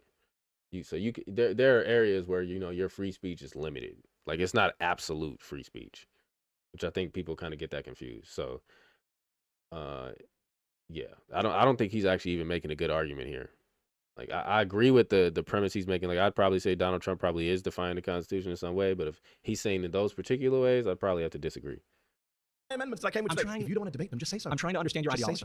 You believe that dismantling the Constitution is talk about the okay first, when it's fourth, about parts fifth, of the but again, Constitution that you also disagree the with. You would be fine getting rid of the Second Amendment, even though that would be a dismantling of the Constitution. No, because it would Your be done problem. via Constitution means I'm not the one sitting here. You- like your pal. okay, you've agreed. You've agreed the I'm not the Constitution- one saying you just you get rid of them willy-nilly. I don't agree. We're wrapping up. I don't agree that Joe Biden should come in and say Okay. by executive order, Yes. if Joe Biden put out executive order saying Second Amendment no longer applies, I can round up everyone's guns. I don't agree with that. Your result is exactly I don't the agree same. with them. No, but I don't agree with the method of doing it. It's Yes. unconstitutional. That's fine. He would have been defying the That's fine. Constitution, and I would have said so, but you can't bring yourself to say so. We've been sitting here for several minutes. All of your friends have seen me ask you several times. Do you agree that Donald Trump is defying the First, Fourth, Fifth, 14th, and possibly 22nd Amendments? Your colleague at least admitted that he's defying the First Amendment. I understand that you came in here. What you are attempting to do is simply frame this conversation like you did with the first claim about Donald Trump. But then when anybody asks you any kind of question that presses you to the least degree, No, I answered. I said I would dismantle the Constitution, but I do it constitutionally, not by executive order. So what I'm trying No, to he do is actually- prove to everybody who's watching that what you So he actually made a good point. Like he is trying to frame all of this around Donald Trump. I don't know exactly why he's done. Like I said, it is probably strategic to talk about something like the Constitution because he already got a couple of them to admit that they don't really care about the Constitution, which is probably like a W to him because he's like exposing, you know, the supposed conservatives and Republicans who really don't actually care about the Constitution as much as they claim to. So this is probably, I think, what his strategic plan was here. But other than that, like he is kind of being a little disingenuous here. He's trying to frame everything around Trump when a lot of these people probably don't even care that much about Trump. Like, because they're supposedly far right conservatives, and Trump, to a lot of conservatives, just regular conservatives, isn't even really that conservative. So a lot of them probably wouldn't defend a lot of the things he's doing. So framing everything around Donald Trump isn't really a fair way to engage in the conversation with most of these people. you care about is not the Constitution and what it represents or creates. You care about the Constitution only insofar as it allows you to achieve your political worldview. We agree on that. No, I care about the Constitution with the because I don't Constitution. think presidents should be fascist. No, I think the point he made there was pretty accurate.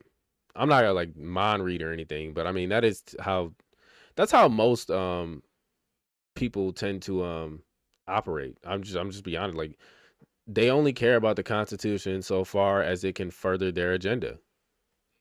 And I don't even think there's necessarily anything wrong with that. You know? Just be honest about it. Dictators and violate the Constitution. That's what I'm saying. You care. And he is different. I don't think Which, to be fair, I think the conservatives are pretty honest about the fact, like, they care about the Second Amendment because it allows them to be able to fight back against the government if they need to, right? It's like, as far as they're concerned, as long as they got guns, they're good. You know, as long as they can, you know, speak freely, they're good. You know, so they care about the Constitution as far as, like, you know, it provides them certain rights that they can utilize, you know, kind of fight back against the system. But a lot of them will probably tell you, yeah, at the end of the day, there's a lot of things in the Constitution they don't agree with. And at the end of the day, like, they would probably prefer to have those rights without a Constitution. It just kind of enumerates those, you know, it lists them out and says that the government can't violate these. But we all know that the government still does. the president should have the power to lock you and me up if we write an op-ed that he doesn't like. That's I also don't think the president should be able to crack down on us if you and I decide to go protest outside his parade. I don't think the president should be able to deprive you and I of due process or come into our homes without a warrant. And I well, let's not an agreement then. All right, pause. You've been voted out. It's good to meet you, Kai. They voted him out. I know him from somewhere. I'm not sure. Like, I don't know if I saw him on a whatever podcast or what. Like, I seen that last white boy somewhere before. I can't remember where I seen him, but I seen him somewhere before. Hey, how are you? I'm Mehdi. Hi, I'm Jessica. Nice to meet you. How are you? So Trump is defying the 1st, 4th, 5th, 14th, and maybe the 22nd soon. Okay. So I want to focus We got them all. on the 1st Okay. and the 5th. Okay. So you say that Trump is This is funny though. Like, she's a conservative, but she got like, you know, the pink highlights, the tattoo. She got a tattoo on her neck, a tattoo on her hand. I'm pretty sure I see a nose ring there too. This is the craziest looking conservative woman I've ever seen. Like, this is a far right conservative. It's not even just the fact that she claimed to be conservative. I've seen conservatives that kind of look like her before, but far right? Yeah. She looked like a leftist. I'm like, bro, there's no way she's a conservative. She must be a new conservative if she is. She a new far right. She must have been radicalized recently. defying the First Amendment. Can you give me an example? You see that nose ring? That's not just me. That's a nose the ring. Associated Press from attending White House events. A Trump-appointed judge said that was against the First. She got the nose ring, the tats, the pink hair. Like, if you saw her out in public, you would not think she's a far right conservative. Amendment. He's been cracking down on media organizations he doesn't like over their speech. If they say stuff he doesn't like, he, for example, Cracking down how? So, for example, he banned the Associated Press from attending White House events because I can't they go said to the White House it's the either. Gulf of. He banned the Associated Press from attending White House events. I don't think that is cracking down on free speech. Like, I might not necessarily agree with it, but like, are they entitled to an invitation to White House events? Is that free speech?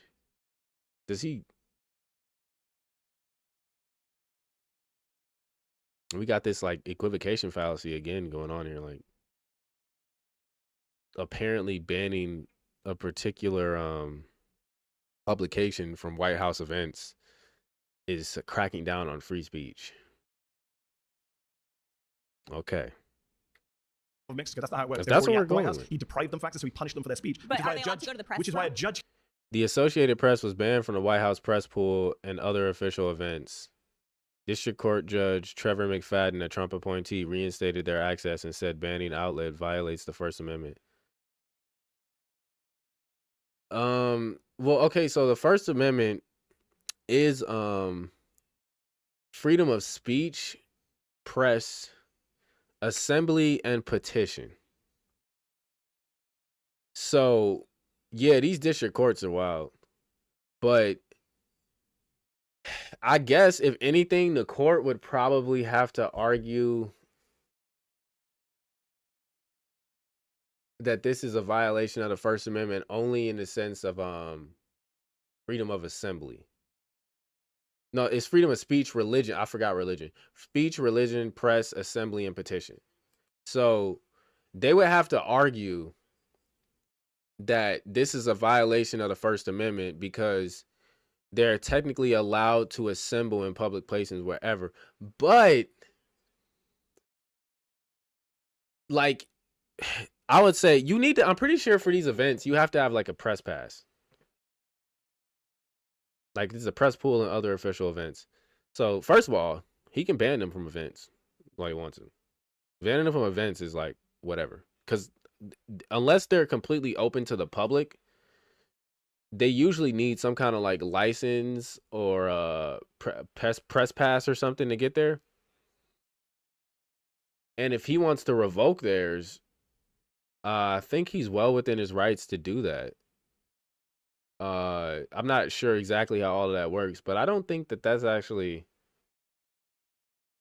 Yeah, it's not really a public space. You know what I'm saying? Like, there's only certain people that are allowed to be there. Like, not every fucking press outlet is able to go to like is able to be in the press pool or attend certain events. Like, that's a privilege.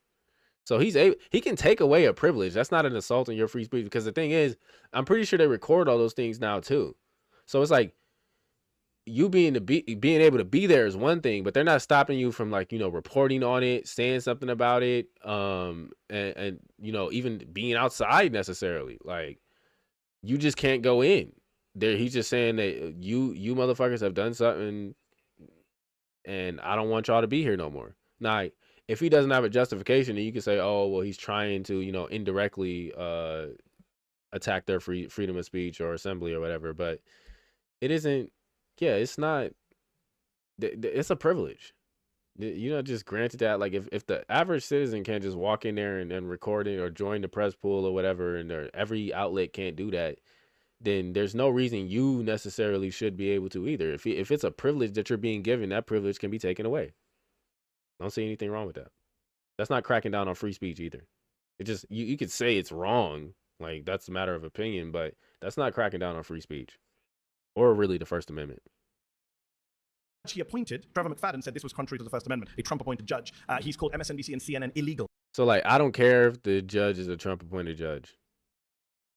He's interpreting the law a specific way. And, of course, I'm not a lawyer, right? I'm not a judge. I haven't gone to law school. So maybe he's, like, interpreting the law in a specific way, and he believes that this is a violation of freedom of speech or assembly. Because he didn't even necessarily say it was a violation of freedom of speech. He did say it was a violation of the First Amendment, but that includes, like, freedom of assembly, which is probably what he used to defend that. But I'd have to say personally, I disagree. Media organizations are not ipso facto But that's free speech. illegal. He can call them whatever they want. Attacking the media? Yeah, he by can the president as the executive? Yeah, he can say. Yes, he can attack the media verbally all he fucking wants to. Yes, he still has freedom of speech as the president. Whatever he wants. That's literally the First Amendment. He can say whatever he wants. Absolutely. But the media can't say what they want. They do. But he's going after them. He's suing them. He's using lawsuits to crack down on the press. Presidents have not done that before. Okay, again, this is what I was talking about earlier. Now, that has nothing to do necessarily with the law. Civil court is a different animal. But yeah, if you're slandering somebody, if you're libeling, if you're literally lying about somebody, they can sue you. They can do that. They're allowed to do that. A normal citizen would be able to do that. If you just wrote a lie about somebody in a fucking paper, yeah, defamation is completely different. Defamation, slander, libel, none of that is protected. Not in civil court. He can sue them all he fucking wants to. And he can attack them verbally all he fucking wants to. It doesn't matter whether he's executive or not. You can argue that it's unprofessional, but he can do that shit all the fuck he wants to. To give him 34 felonies that Hillary Clinton did. No media gave him a lawsuit. No, but people on the Democratic side. We don't talk about the Democrats. Okay. So he can call them whatever he wants because that's the freedom of speech. He's threatened to imprison reporters. He wants to imprison. He said reporters should go to prison. President Trump suggested jailing reporters who publish classified or other sensitive information if they refuse to disclose their source. And like, I don't really care. Like, because, well, I mean, hold on. No, this is actually fine. If I'm looking at this right, jailing reporters who publish classified or other sensitive information. Classified. And yeah, he just suggested it. But classified, he doesn't even need to suggest that. That's already illegal. You remember when they tried to get him for holding classified documents when he was out of office, like after he left office? If he can't hold classified documents as the former president, why the fuck are reporters allowed to publish classified information? Like, are we serious right now? Why would these? It's classified. Even like members of the government are not allowed to disclose classified information without permission. Unless because he can declassify shit. Unless he declassifies it, and they try to get him on just having the classified documents. Unless he declassifies it or somebody else declassifies that shit, that's illegal. Now, sensitive information is like, you know, that kind of just falls under classified. But yeah, like, there's not really anything wrong with that. Like, what do you mean? That's classified information. That's already illegal. So he just suggested that we do something we should be doing anyway. For the most part. He threatened someone with prison rape, right? That is against the First Amendment. I'm not even going to touch that. I don't think he did that. I don't believe that, but I'm not even going to touch that. Let's breeze past that. Okay, how is that against the First Amendment? You don't think sending reporters to prison for reporting that he does Did he do that? He wanted to. He said so. Okay, I would like them to do that. I would really like to. So other people stopped him doesn't mean he's not defending the Constitution. So he also said if you turn up... Excuse me. He can want to do something. Yes. That doesn't mean he will or he can. Okay. And I think he's very Well, I've already given an example of something he did do to the That's Associated true. Press. Okay. Yeah, okay, so the Associated Press isn't allowed in the Oval Office, which is his office, that's his executive space. Okay. And they are allowed in the press room, just like CNN, just like The Guardian. Which he thinks are illegal media organizations. He can He think calls the media the enemies of the people. You called him a fascist. Yeah. Yeah, he can think that all he wants. As far as he's concerned, they're just fucking liars. You can say whatever you want. Yes. Yes, But the president is... I'm not the president of the United States with the executive power to crack down on media. he can still say whatever the fuck he wants. Doesn't matter if he's the president or not. He can still say whatever the fuck he wants. Apply to the citizens, but not the I president. never said that. In fact, Donald Trump runs his mouth more than anyone. Absolutely, Yeah, does. and he doesn't just say stuff. As I said, he actually does stuff. He actually does crack down. For example, Fifth Amendment. Yes. Due process. Yes, Judges have actually said you have violated due process. Yes, for except people on trial. for people kind of. Who said he violated due process? I wish they had popped up a fact check for that. What judge said he violated due process? In what situation? Because if they're talking about illegal immigrants, I already went over this. Like, yeah, no, she kind of got him here, yeah. Because she actually getting on the point of like, you know, free speech or whether or not it's even like, you know, whether or not he's actually even cracking down on it. Yeah. I mean, look, she might be a former liberal. She might be familiar with the talking points, you know, that might be part of the reason why. To forget the Clinton, the 1996 immigration reform You got to be careful with these malls. act, where you can get limited due process when you have expedited. American citizens? No. What about American citizens? Who's getting deported? That's American. 2 American children have been deported multiple this year. No. Their parents have been deported, and their parents say, No, the father was American. What American children have been deported this year? I feel like here, let me look here. I need to look this up. American children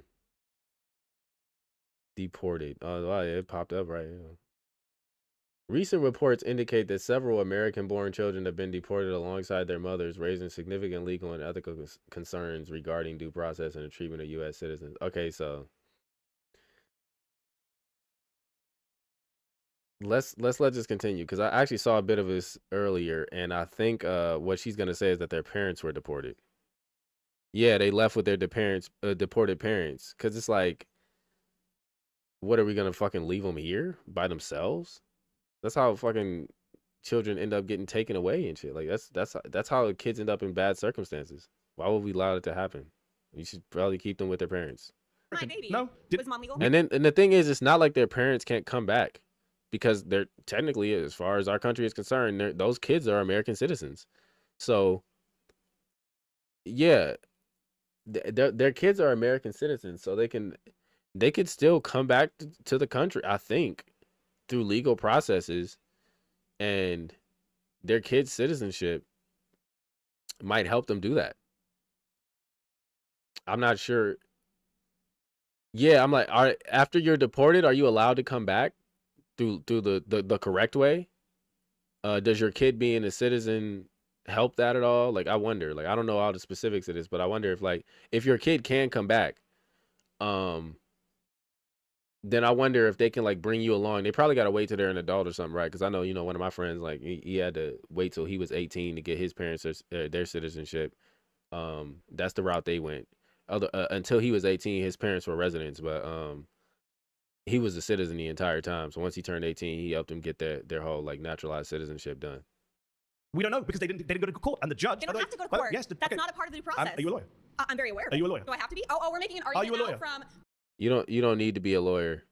You said they get like a 10-year ban or something after deportation. The kid can come back anytime. No, yeah, he's gonna need a guardian when he comes back. He can't just come back by himself. But yeah, so it's like a 10-year ban. You know, so the kid, like, depending on how old he is, he might be a teenager, he might be an adult, but he can come back, and then he can maybe bring his parents with him, or he can get that figured out. Like once he's an adult, he can probably get them over here and get that fixed once that 10-year ban is up.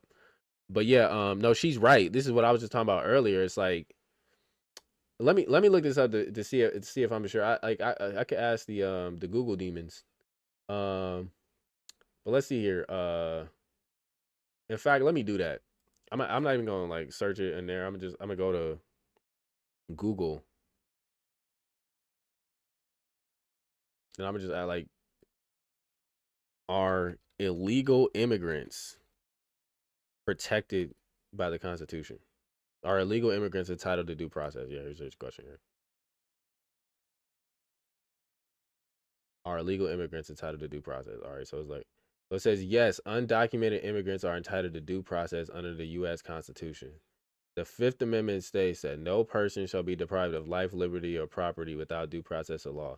The Supreme Court has interpreted, and this is kind of the key thing here, right? It says the Supreme Court has interpreted this. It doesn't necessarily mean that that's what the founders meant when they wrote this, but the Supreme Court has interpreted it. Person to include all individuals within the United States, regardless of their immigration status. This means that the government cannot arbitrarily detain, deport, or otherwise deprive undocumented immigrants of their rights without following proper legal procedures and providing a fair opportunity to be heard. However, the extent of due process rights can vary depending on the specific circumstances, including how and where an immigrant is apprehended, whether they have established ties to the U.S., and the specific nature of the proceedings, criminal or immigration court. For example, the American Immigration Council notes that while immigrants generally have the right to legal representation in criminal cases, this right is not guaranteed in civil immigration proceedings, including deportation proceedings. So technically, their right is not guaranteed in civil immigration proceedings, including deportation proceedings. So their right is not guaranteed when it comes to deportation is what I'm getting for that. The fundamental principle of due process remains, ensuring that even undocumented immigrants have some protections under the law, but they're not completely protected. So it says that they have some protections. They extend it to them somewhat. Somewhat, yes, civil versus criminal. But when it comes to deportations, the right is not guaranteed.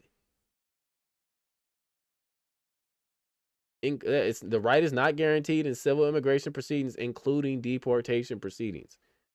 So your rights are not guaranteed. Their rights are not guaranteed. But there is some of it extended to them. There's some extended to them. And the thing is, it says that they can't. It says they can't arbitrarily. This is the key here. Yeah, shout out to them for that. Because they were extremely specific. I can't be mad at them for being thorough, right? Interpreting person to mean just person. Because, yeah, if somebody come over here and they're not supposed to be here, like, you can't just, kill them. Like, so I think they trying to be fair. That you have some protections being a person, right? Like, we got to determine whether you're actually even illegal or not, right? Like, because per the system, we have to do that. So you're granted the rights of, like, some kind of due process of law, but because you're not a citizen, we're not extending all, like, the entire Constitution to you. So you can't arbitrarily detain, deport, or otherwise deprive them of their rights without following proper legal procedures. But it says arbitrarily. And it says following proper legal procedures. So if following proper legal procedures is determining whether or not you're a citizen, whether or not you've established any ties, like they said, right? Once we've done that, that's not arbitrary. We deporting your ass. You broke the law by bringing your ass in here. We deporting your ass. And but apparently you're not breaking the law per that United States v. Arizona. According to that precedent, you're not breaking the law if you come into the country illegally, which is like it's a contradictory statement because apparently coming in here illegally, violating the law to come in here supposedly isn't against the law according to the Supreme Court. So shout out SCOTUS on one end, but then fuck the SCOTUS on another end because these niggas be like, some of these decisions they be making is fucking wild. Like, I don't know what the fuck they doing here. Like, shit's crazy. Like, oh, you can come in here illegally and you're fine. We're also gonna protect you under the law. It's just like, okay, man, we gotta iron this out a little better. We gotta be a little more thorough with this. So they get some points and they lose some points. We're making it's a simple question. Are you a lawyer? Okay, we're making an argument. I'll take that as a no. A Trump-appointed judge. Again, you don't need to be a lawyer. I don't like this appeal to credentials, this appeal to authority. Like, just stop it. In the case, not some Marxist lefty like, judges. I just searched that shit up on Google just now. I don't have to be a lawyer. I don't care. A Trump. I searched the United States v. Arizona thing up, and I didn't have to be a lawyer. He was the one who quoted the United States v. Arizona. Do you need to be a lawyer to do that? Like, come on now, bro. Appointed conservative judge said it is illegal and unconstitutional to expel or deport an American citizen without meaningful process. He said that in April. So that was an act that Trump did. It wasn't right, but even you just said meaningful process. It seems like it's his opinion that they're violating due process. Like, because unless this is the thing. This is where you get him, right? Are you a lawyer, sir? Are you a lawyer? Are you an immigration officer or something? Like, do you know what the law is? Do you know what the process is to say that they're not being given the process? They're not being put through the correct process? Do you even know what the process is for that? That's what they need to ask him. Are you a You got rid lawyer? of an American citizen from the country without process. So That's the Fifth Amendment violation. Since I'm not Yeah, what's the process? How do you know that the process isn't being followed? up to date on that specific, What evidence do you have to suggest that the process isn't being followed? Oh. I'm sure you can. So Well, you weren't aware that American citizens are being deported. It's a pretty big story. Yeah, the Maybe if child you that read the fake probably news, went you might to know. What? If you read the fake news, you might know what's going on. A lot of Oh, American how would I citizens know what's have going on been if I read deported. fake news? I don't watch CNN or Rachel Maddow. That's, Sorry. that's why you don't know that your fellow citizens have been deported this year. My fellow citizens. Are they not American citizens have been deported? Okay. I think, to be fair, I think he was saying what they're calling fake news isn't actually fake news, but like, no. You guys are lying. They're not being deported. They're saying that they're supposedly being deported with their parents. I looked that one up too. It said that it's like children supposedly being deported, but they're really just leaving with their parents. Like they're not deporting kids, but they're not just deporting American citizens. Because if they're born here, they're American citizens. They're leaving with their parents. When a child goes with their All right, guys, that's time. Please return to your Nice seat. And she was getting on him about it. You see, but you notice how did he even shake hands with half of them other people? Like he shook hands with some of them other people.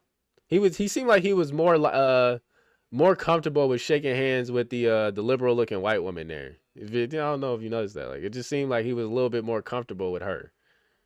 But then again, she also didn't say any like a lot of the far right stuff that they were saying, like that she was a fascist and all this other stuff. So maybe they rubbed him the wrong way when they said that they were fascists. He didn't want to be seen shaking hands with fascists, you know. Hey, before we go any further, we want to take a moment to say damn. thanks so much to Straight Arrow News for powering the fact checks in this video. Straight Arrow News is on a mission to raise the bar on journalism in a time. Oh my God, I don't like. Can we just skip past this gay nigga talking? Like,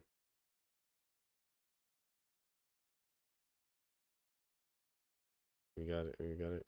The clarity you deserve and news you can. Oh shit! What the fuck? Hold up here. Yeah, I don't know what the fuck just happened.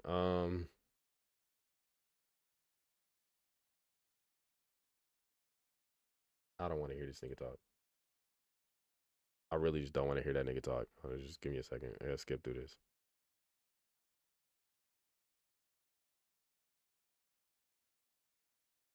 Uh-oh.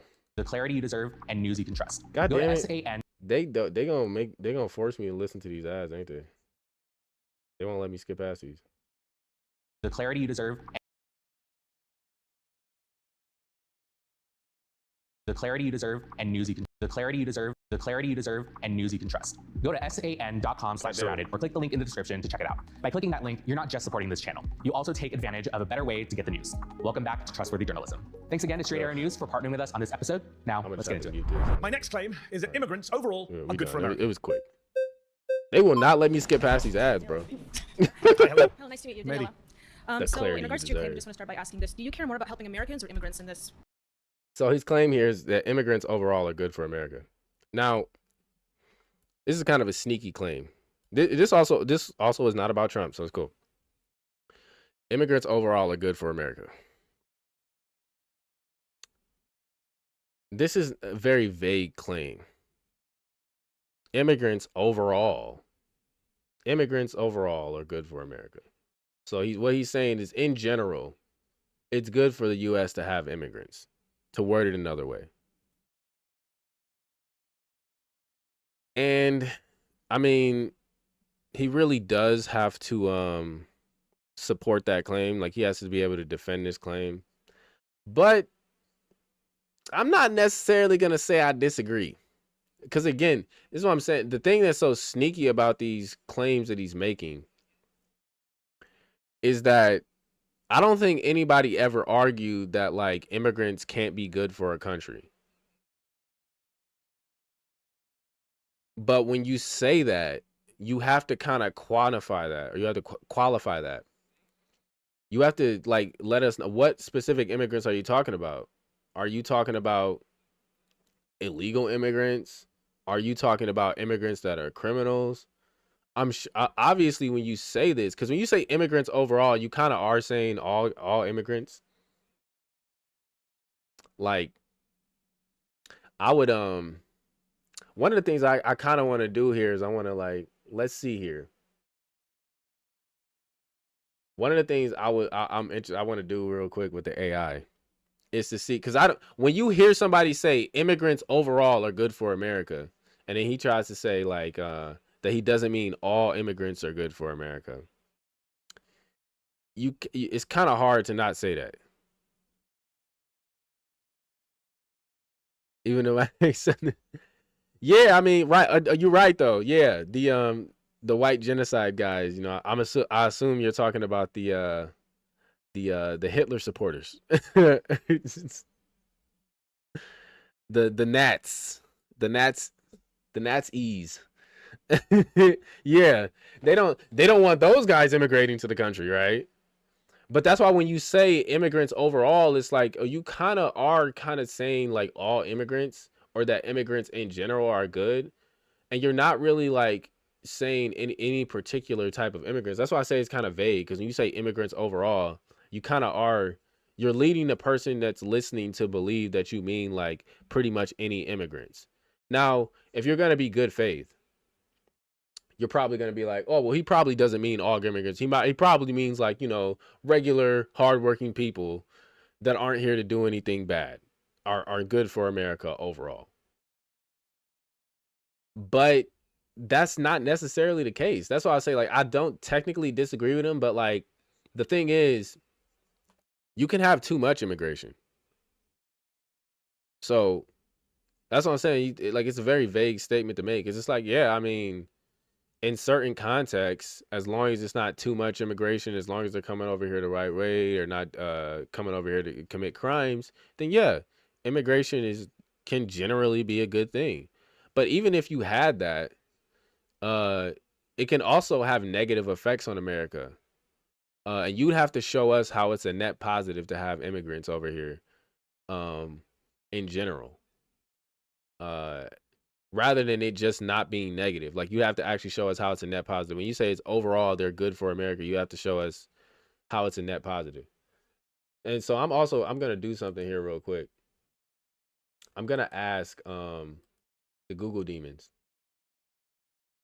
I'm going to ask them.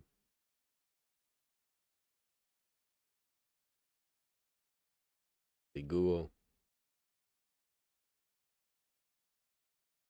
I'm going to ask them, like, what do you think when someone says immigrants are good overall for America?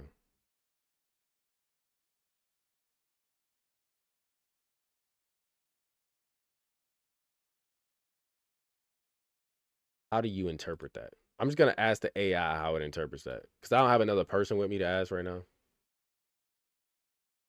I could ask somebody else I know, but I had to wait for a response. So I'm just going to do the AI for now. When someone says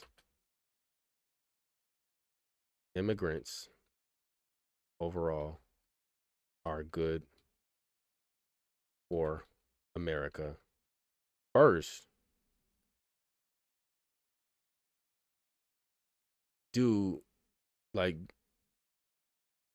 does it seem to imply that they mean all forms of immigration?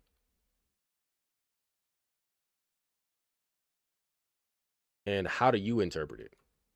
I'm just asking the AI. I just want to see what the AI is going to say. Like, what does the AI think when I say immigrants overall are good for America? When someone says immigrants overall are good for America, they generally imply, right? So that's why I say he's saying generally immigration is good. They generally imply that the positive impacts of immigration across various forms outweigh any potential downsides. So like I said, he's arguing that it's a net positive, right? That's what I'm saying. If you're being the most good faith, you say you think that he's arguing that it's a net positive no matter what. Even if you have other forms of immigration happening. The statement typically reflects belief in overall benefits immigrants bring to the United States across several areas. So, yeah, he's basically just saying, even with all the other, bad forms of immigration, he's saying it's a net positive. That's the only reason I wanted to ask AI. Like, even AI, is taking that statement as meaning like, you know, yeah, overall, including all immigration, he's saying it's a net positive overall. In this claim. Immigrants are Americans. I'm an immigrant and American. Well, immigrants are not Americans. Americans are the people that were born here. That's not true. What's the basis of your claim for Are that? you talking about people that get natural? Yeah, she fucked up right there. Immigrants are Americans. I mean, once they become citizens, they're Americans. In the process of becoming American? 14th Amendment. Have you read it? Okay, yes, I have. Citizenship clause. It says any persons born or naturalized in the United States are citizens of the United States. I'm aware of that. There's about 40 to 50 million naturalized Yeah. She fucked up right there. I'm aware in of this that. country. Yes, but You didn't seem aware of it because you said Americans versus immigrants. So, but are you understanding that the process of getting all these immigrants that come in here we've been also the millions of immigrants, it's up to the millions, it's the last 20 years now, and it has dramatically affected Americans here in the country, which Positively, I would argue. People like me and everyone around here, we cannot find homes or Yeah, he says it's positively, but like he has to actually show how the upsides outweigh the downsides. That's what his job is here, really. Like, you can't just say that and like not actually defend it. You got to actually support that claim. She gotta remember that the burden of proof is on him here. But this is what he seems to be good at doing. He seems to be good at confusing these people with the fact that like he's making a positive claim and that they don't have to defend whatever they think. They have to. All they have to really do is pick apart his evidence or whatever he's claiming supports his claim. or even get jobs within our own field that we go to college for, that we get into debt for. And because more blue-collar work, especially in construction, agriculture, and so forth, and the hospitality industry, we cannot get jobs in those fields. So it requires Are you looking for a job in construction? I'm not. No, I went to college. Many people here are in college or went to college. We can't even find jobs in our fields. Also because of the H-1B visa program as well. But in regards to just your claim about immigrants specifically, we cannot even get jobs to pay for housing. Unemployment is at a record low right now, even under Donald Trump. And I'm not a Donald Trump fan, but I would say unemployment under both Biden and Trump has been at record low levels. Okay, is this in regards for American? Record low levels. I mean, that doesn't really matter. It doesn't mean that it isn't still displacing jobs.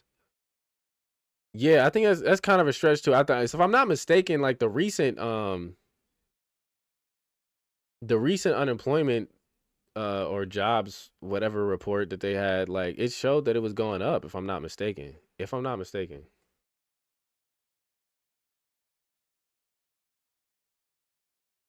Has unemployment risen recently? Let me just.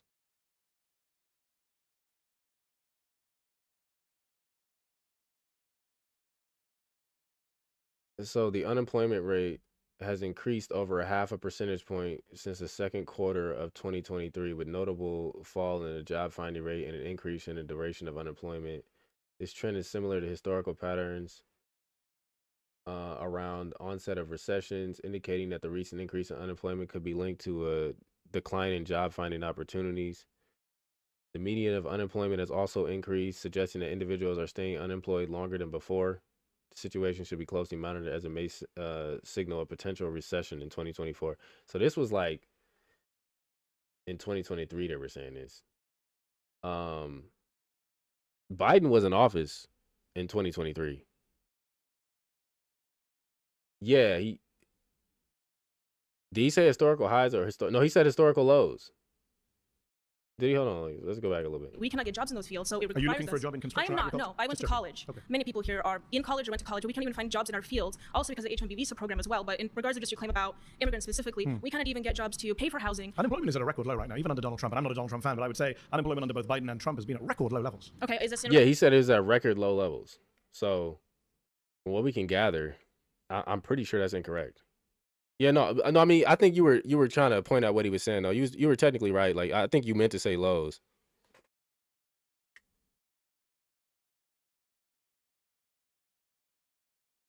in regards for American citizens? Yes. Okay. Yeah. Okay. I well, think I'm aware of that I think you statistic, meant but to from say what I see, lows, so from you're what I I'm fine. an can see- immigrant and an American, and I employ The problem here is, yeah, what I'm reading here, it says this was in like 2023 or 2024 here. It was just this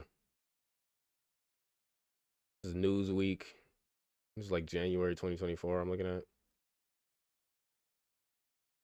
Unemployment rates rise as alarm bells over the U.S. economy. So I could just, I'm gonna post this article since I'm not showing it on the screen. I'll post it for anybody in chat, anybody that's watching that wants to take a look at what I'm looking at here. But yeah, it says like this was in 2024 that it said like, unemployment rates were going up. So I mean, technically it could still mean that it was at record lows to be as good faith as possible. Like it could have been rising and it could have still been at record lows, but I don't think record lows really means anything to begin with. It's like, oh, unemployment is at record lows. That doesn't mean that like unemployment isn't due to like, the influx of immigration at all. That doesn't mean that immigration isn't contributing to it. Yeah, that is true. Yeah. A lot of that probably did have to do with AI too. That's what I was gonna say. Like, I'm pretty sure a lot of that had to do with AI. Like a large amount of that probably had to do with AI.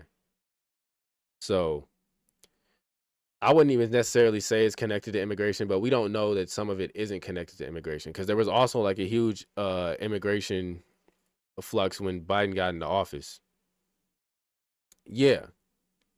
And I mean, it still speaks to the fact like, if people are displaced from other jobs that they're doing, they would still be able to go and get other jobs. But if immigrants are taking those jobs, then it would still affect unemployment. Like, it doesn't have to be directly that like people who are working in these industries or would want to work in these industries like aren't able to get jobs necessarily just because the immigrants are here. It could be that hey, maybe somebody unemployed wants to switch fields, but now those immigrants are like filling up, those jobs, or they're getting paid so little because of the immigrants that they don't want to take those jobs because a lot of the immigrants are coming here and working for extremely low wages. And if you can't compete with that, like, if you want more money, you need more money to survive, then these immigrants are willing to take like, way less. And it's going to be hard for you to actually get a job there because nobody's going to hire you. Like, nobody's going to want to pay as much as you're asking for. So you gotta accept lower wages if you do want to get some of those jobs. Yeah. Americans aren't going to want to take the pay cut. It doesn't mean that they wouldn't want to take the job, but the immigrants are certainly affecting whether they're going to even go for those jobs because people aren't going to want to pay them. It's a weird dynamic. It's similar to what we were talking about last week, because this is about immigrants. We were covering the debate about immigration last week, and the guy was making basically the same argument that Mehdi Hasan is making, is that immigration is good. I think like that's pretty much what the debate was about last week. We were covering like, is immigration good or bad? He said that deportations do more harm than good. That's what the debate was about. But basically his argument was that immigration was good because cheap labor. That was basically his argument. But let's get back to this. Many American citizens, both naturalized and the ones born here. I employ Americans. My parents Americans as defined by you. My parents came as immigrants, became naturalized, so I'm not necessarily opposed to immigrants. So you're the child of immigrants. Correct. I'm a child of immigrants. I was But born you don't here. accept that immigrants are Americans. Not at this moment. So your parents are not Americans. Not at this moment. Hold No, on, your parents they're are Americans. citizens. They became naturalized. You just said you can't be citizens by being naturalized. No, I was born here, and I'm not Yeah, you're opposed born to here, right? naturalization. I But never are your said that I'm parents? against naturalization. Are you against naturalization? No, I never said I was against You did. You naturalization. began. Everyone will say they can play back on YouTube. You said Americans or immigrants. Are your parents Americans or immigrants? No, my parents are United States citizens. But they're immigrants. She kind of got him, but I don't think she said she was against naturalization. I think she might have misspoke when she said that too. But she did say that immigrants are not Americans. I think she misspoke when she said that. But he got her because she said that. Like now she sounds like she backtracking. She could have just admitted like that she misspoke when she originally said that, but she didn't. She kind of doubled down on it. Immigrants, you said. No, they came here as immigrants. However, but So I they want are to make the immigrants. claim that we can't I came here as an immigrant. I'm an But immigrant. at this point, when they came, the People aren't happy with the way this is going for you. the United States economy. Yeah, she misspoke, but she because she didn't say she misspoke, she allowed him to like get this sneaky shit off because he's doing some sneaky shit right now. He knew that's not what she meant. was not at. It's better now. The American economy is better than it's been for many years. Not from and I can say that statistics as somebody who doesn't like Donald Trump. We're Which giving millions and billions of dollars to people of minorities as well as the reason the economy is doing badly now is Donald Trump's tariff policy. Nothing to do with migrants. In fact, the congressional. Start businesses. I'm an immigrant. I started a business. No, I understand because SBA is giving people billions of loans. They're giving them billions. I didn't take any loans. I'm not saying you did, but I'm saying that statistically speaking, they're giving billions of loans. So should we do statistics? According to statistics, immigrants are 80% more likely to be entrepreneurs than native-born Americans. They're more likely to start businesses and hire Americans. No, I'm aware of that. Immigrants are more likely to pay in taxes than take out in benefits. They're more likely to add to innovation and jobs. I don't believe that. He said they more likely to pay in the taxes and take out in benefits. It's like, yeah, well, kind of. Cause it's like, I mean, legal immigrants, sure. Cause you can get taxes from them, you can get tax money from them. But they also get a lot of benefits. Like they get a lot of just inherent benefits for being immigrants. Like they have specific programs targeted towards immigrants. So like, unless he's talking about like specific benefits that Americans would benefit from, like it's like, no, they still get benefits for being immigrants. They actually get more than like the average American technically, because a lot of stuff that they get is not offered to you because you're not an immigrant. Jobs and wages. This is what the statistics show. The Congressional Budget Office. Let me just finish my point and let you come back in. The Congressional Budget Office, which is bipartisan, Republicans and Democrats both use it. They have said that the immigration surge that you mentioned will lead to an extra $9 trillion of GDP over the next 10 years. That amounts to $65,000 per American household. That's $65,000 for each and every one of you holding up a red flag. Okay, Wait, hold up. Like this is why we do a logical analysis of this. So even if that's true, bro he's saying that immigration is good overall because it increases the GDP. Like, okay, whatever, sure. Like increasing the GDP is good for America, I guess. It's not bad for America. So sure, like number go up for GDP, that's good for America. Sure, fine. But I think the issue here is what he just said isn't technically true. Like, just because the GDP of America is going up doesn't mean that like all these other households are making more money. Like you already just said, right? Like you just said, like that means you're getting all this more money. Like no, that's just like when they break down the GDP. You know, I think they probably divide it by like, you know, the population or the amount of like working people or whatever. That doesn't mean that like all these people are getting more money just because the GDP went up because of immigration. Like that doesn't make any sense. I don't know how he's making this connection right now. Like GDP went up. That means all these other households are getting more money. Like, no, that's not how that works, bro. That's not how that works. The GDP, that they just break that down according to like the amount of households within the United States. They try to give you a number basically about how much people are making as far as the GDP is concerned. But that does not mean that all these houses are just making more money or whatever. Like if the GDP goes up, that's just the GDP. That doesn't necessarily reflect like all these particular households. Like I don't know why he said that.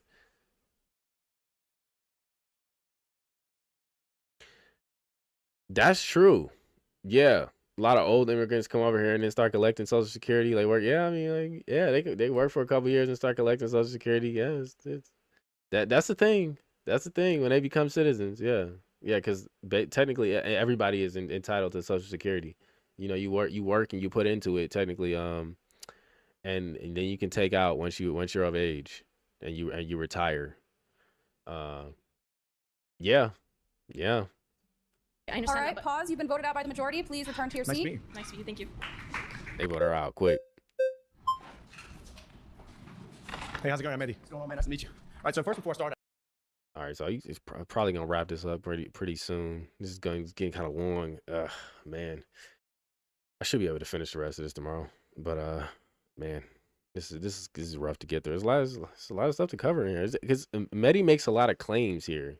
We gotta like actually fact check, you know, shit he's saying. Like he makes a lot of claims. He does, and he's also not presenting like any real evidence for any of the shit he's saying either. Like the stuff he does say, like there's a couple of things he said that he was on point about, but like it's also like, you know, a lot of that stuff is like Supreme Court stuff that's like, you know, up to interpretation. It's like the Supreme Court isn't infallible. They can make a decision that doesn't make no fucking sense. I need to know what you mean by good. I can talk about the economy. I can talk about culture. I can talk about all those things. I need to know what you mean. All of them. I'm saying immigrants are good for the economy. They're good for culture. They're good for society. Where's the lower wages? What do you mean, where's the lower wages? Where's the lower wages? Yeah, so you what's the basis for saying no lower wages? Sure. So you can look at like the STEM industry. It's been in like a complete and total recession. There's been tons of studies like from the Economic Policy Institute that shows that like companies like Tesla, companies from Silicon Valley, they engaged in mass firing of workers, around 35,000, but then they hired around 12,000 H-1B visas, and it's kind of just standard economic thinking. Yeah, because like they can fire Americans and hire cheap immigrant labor. Yeah, and they'll do that, whether it's legal or illegal immigrants. He said California has the largest economy in the world, yet 31.1% of the state is living as low income. Yeah, because they got a ton of immigrants. Yeah. It's not standard economic. The vast majority of economists and economic studies suggest that there is a negligible, if no impact on wages over time. And a lot of that, I'm pretty sure, is like agricultural work. That's not immigrants. In fact, your colleague mentioned earlier, construction, there is actually evidence in construction, yes. But in some industries, in some areas, there is an impact. But overall, no. In fact, a study from the National Bureau of Economic Research found that migrants since 1965 have raised wages and raised innovation. Who's that? National Bureau of Economic Research. No, hold on. That's where you publish studies. Yes, I didn't memorize the names of the authors. Yeah, I know you didn't. Can you give me the authors you've got? Yeah, hold on. The study you're talking about is from Giovanni Perry, and what he did is he didn't account for aggregation issues, nor did he. The vast majority of studies. Let me speak, please. Yeah, thank you. Right. So he's speaking real fast right now. He worked out. We're going to slow down for a second. Just a second. Listen, he didn't account for aggregation issues, right? And when you look at like the spatial approaches that all these economists use, you're not accounting for the fact that when immigrants come into an area, natives leave. If you look at an occupational approach where you look at the specific firms that immigration is going into, like Kim ETAL 2013 did, you find a net negative impact when there's a 10% increase of immigration. You find around a 0.5% decline in wages when it comes to the specific occupations they're going to. So all your studies are flawed. So 0.5%. Weigh that up against what I just mentioned from the Congressional Budget Office, which is a massive boost in GDP per head, which you're not counting for, massive increase in tax revenue, immigrants actually funding the deficits and debts by paying way more in taxes proportionately, including undocumented immigrants. And what's interesting about wages is, I'm in a room full of, I don't know what to call you anymore, conservatives, Republicans, fascists, I don't know. One of you has proudly said that. One of us proudly, oh yeah, correct. I'm in a room full of correct people.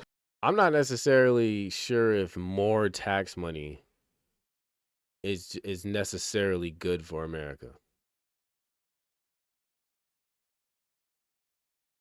Yeah, no, exactly, right? Like he's like a lot of this is like, oh, well, the government is making more money.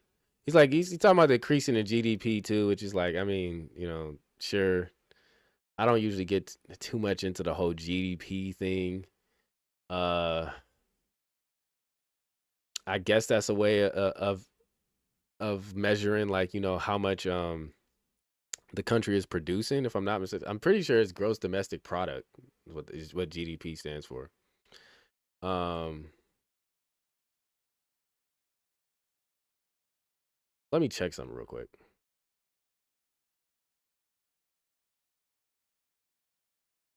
Just so we're clear on what GDP is, because I feel like this is important. I don't want to fuck it up, so I'm gonna look it up real quick and I'm gonna tell you what it says. Gross domestic product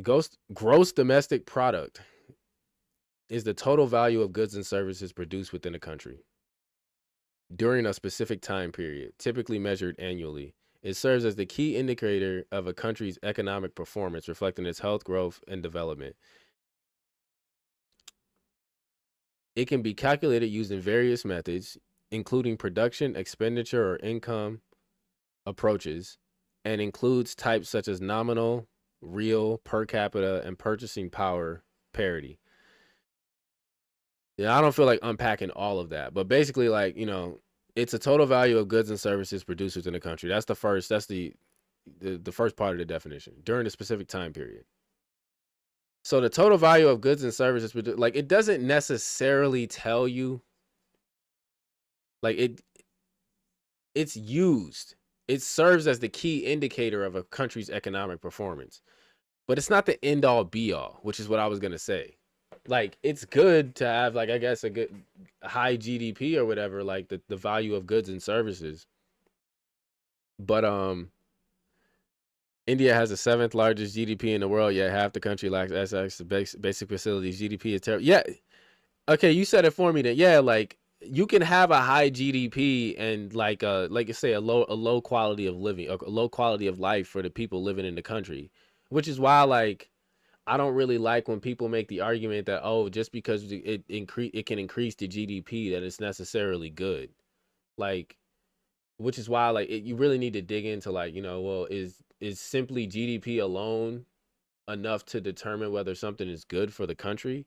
It's like, sure, theoretically, if GDP measures what we think it measures, and it says that the country's economic performance is doing good, I mean, that gives us a part of the picture. I don't think it gives us the whole picture. So I don't think that's really good evidence for saying that immigrants are good. It's just saying that the GDP goes up, because a lot of things can make the GDP go up, but they can also hurt the country in another way. This is why, like, when we were talking about, you know, whether deportations are doing more harm than good last week in the other debate we covered, the most important thing there was like, you know, well, what do we consider to be harm? Because, you know, the GDP could go up, and then on another level, like, the immigration could be hurting us, you know, socially. It could be more crime because of the immigrants coming over, you know, lax immigration. There's a lot of different things you got to take into account here when we're talking about like net positive, which is like, you know, again, you know, we asked the Google demons, we asked the AI,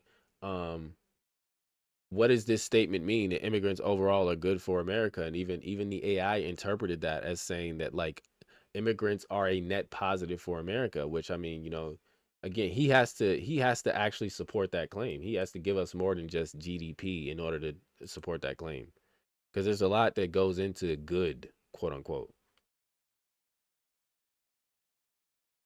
But do any of you actually care about wages? Because, yeah, I actually do. For example, right? do you support raising the minimum wage? Absolutely, and you can't do that when you're bringing all these people coming into That's your not country. the reason the Yes, Republican it Party. is. He shouldn't have fell into that trap. Minimum wage shouldn't be a thing. That would be good for the immigrants too. It would probably lessen the impact that immigrants have on wages if minimum wage wasn't a thing.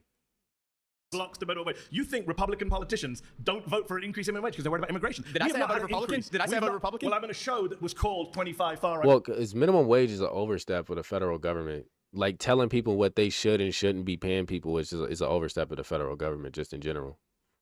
But like the market can handle that shit itself. The immigrants are still have an impact on it, but they probably have less of an impact on it if we didn't have a minimum wage, because then people would be going to get, you know, whatever they can get, and they'd probably be more willing to accept some of the wages that, you know, immigrants would accept. But it would also probably lower the value of some of the goods and services as well. You know, if they don't have to pay people as much, then like things might actually be more affordable at the same time. Like it can, like, economics is very complicated. There's a lot of trade-offs that go on when you're talking about economics. Republicans. That doesn't mean I'm going to support every single Republican candidate. So you and I, let's support, agree. We both support raising the minimum wage. Yes? 100%. $7.25 since 2009. It's lost 30% of its value. If you care about wages, we should be raising the minimum wage in this country, not scapegoating. He shouldn't agree with him on that, but I mean, hey. Migrants who aren't the cause of low wages in the country. You know who's causing low wages? Billionaires, millionaires, and people who won't pay fair wages to their wages, regardless of whether you are an immigrant or a native. I get the monologue, right? Now let me respond. You had one. Yeah, again, I'm not gonna lie though. This is technically off topic though. Like they're not really talking about the immigrant situation. They're gonna have to rope it back in there and get back on topic. You had one with your one study that had a 0.5% impact. Go. Yeah, and your study like sucked that you didn't even know who wrote it, right? So like, let's get back to the point, right? Because I don't need to there go it one goes study. again.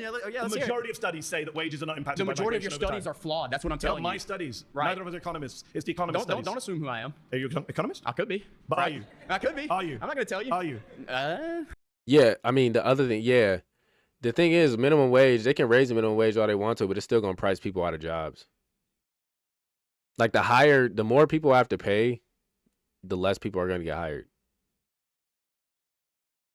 I don't think people understand that. Like the people that are for like raising minimum wage, it's like they're gonna like start using more technology, because you don't have to pay AI and shit either, right? You don't have to pay like kiosks and machines and shit. You know, they're using the kiosks and like McDonald's and shit now, whatever. They have even less employees than they ever had, and it's like, it's not like raising the minimum wage is gonna make companies hire more people. They just might start investing. Like instead of hiring somebody, they're gonna invest in something that makes it so that they don't have to hire so many people anymore, and then the people that they hire, they can pay those higher wages. But it doesn't mean just because you raise minimum wage doesn't mean like people are going to get paid more. It could likely mean that less people are going to be getting hired. I'm going to major in economics, right? Are you an economist? No, not right now. Okay, so when I said neither is economist, I was correct. Just don't assume. To use your favorite word. You don't need to be an economist. I don't even know why he's like. You shouldn't even let him get away with this shit. See here, dude, this is nothing of substance. You look at the red flags; they're coming up. Let me get to the point. But so when you talk about the CBO, one thing you're not accounting for here is that they're assuming an equilibrium, right? Do you know what that means? You shouldn't make these type of assumptions. You said earlier that unemployment. Do I know what it means? That's a good point he made. They're assuming equilibrium. There's a lot of assumptions. You shouldn't, like, you can't really rely on people like are making assumptions like that. Not doing assumptions. Okay, hold on. You mentioned we were like at like 4.2% unemployment. Yeah, that's counting people who have part-time jobs. That's counting poverty wages. Yeah, I'm against poverty wages. You Can we won't let agree me again? Yes. If you go to like a Lookwood Institute, they calculate it a way where it's like functional unemployment. Okay. If you account for things like just people who make around $25,000 a year, people who have fallen out of the labor market, people who only work part-time, if you count all of those people together and then add on the unemployment, that's around 25% of the population. So when you go, we don't have jobs, we don't have people to do this, and that, and the other. No, yes, we do. Okay, we don't have a labor shortage. We have a good job shortage. And when you keep bringing these people in, and they're taking those jobs. The good job shortage is the. He's making a good point here. It's not necessarily like a labor shortage. It's a good job shortage. Yeah.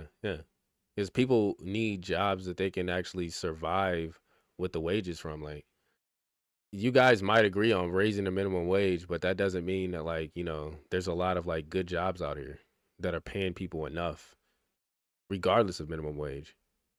Fault of big firms, employees. I'm an employer. I can say that. The immigrants. Who hires the immigrants? Yeah. Employers? Exactly. So when you bring up these big firms, okay, so that's the let me way ask you, keep let me wages ask you down. a question. You understand that, right? So let me ask you a question. If you got rid of all immigrants coming in tomorrow, moratorium, you think that Republicans and employers of big firms will suddenly raise all the wages? You notice that's how what you you didn't answer believe. what I said. That's what you believe. It was complete. Your That's what you believe. You pivoted the hell That's what away you from the believe. Is that what you? I'm on the subject. Do you believe that wages? I'm just wondering how naive you are. You believe that the 1% will raise wages in the federal wage if we stop immigration? They will be forced to. When you increase labor's relationship to capital, okay, and you give labor more bargaining power because you're tightening. Yeah, they're gonna have to if they want to hire people. Like, they're gonna have to. I mean, there are some people that will accept low pay. You know, apparently women tend to accept lower pay and shit. So I mean, you know, like, if they just go to like start hiring women who aren't argue about the pay, then sure. But even women have standards when it comes to pay. Like they have a minimum amount they're gonna accept. It's a very simplistic understanding of economics because you're explain I'm wrong. I'm telling you how you're wrong. Because you're ignoring the fact that when immigrants come into an area, they spend money. They create jobs. About 1/5 of their monthly income leaves the country. That's a good thing also because you don't like USA foreign aid. So this is the point. They create jobs. I came into this country. So far, every one of my assumptions about you has been correct. But listen to me. I am an immigrant. I'm speaking. I mean, some immigrants create jobs, sure. Some of them. I don't even like. I should. Overall, not immigrants don't create that many jobs, and yeah, they create jobs for each other. Yeah, they be hiring each other and shit. Like that's a fact. They be hiring family and shit. Like, you know, they homies and yeah, they be doing that. Get the hell out. Yes. Why? I don't want you here. Why? Because you come here and say all this bullshit about how Americans are lazy. He told him to get the hell out. Said, "Get out of here, nigga. Get out of here, Mehdi." Push your left wing politics. Americans I don't know why you say this. I never said Americans are lazy. You're saying immigrants have to come into this country so they can do jobs that we don't want to do. That's exactly what you said. When did I say it? Really? When did I say it? So on YouTube. Guys watching on YouTube, rewind to the time where I said immigrants are doing jobs we don't want to do. When did I say those words? When did I came out of my mouth? Okay, so why do we have to bring immigrants? Why do we have to bring in? Said, "Get your British ass out my country." Immigrants to the country. We have people who are going to do the jobs. Pause. You've been voted out. Nice talking to you. Nice talking to you. British Indian ass. You're going to have to go. Nice talking to you. You're going to have to go, bro, is what he said as I left, to an American citizen. Good to know where you stand on immigration. It's not about immigration, is it? That's what it's not about. Hey, how you doing? Nice to meet you. Good to see you. How are you? Not bad. So, what type of immigrants are we talking about? What was his name? Matin?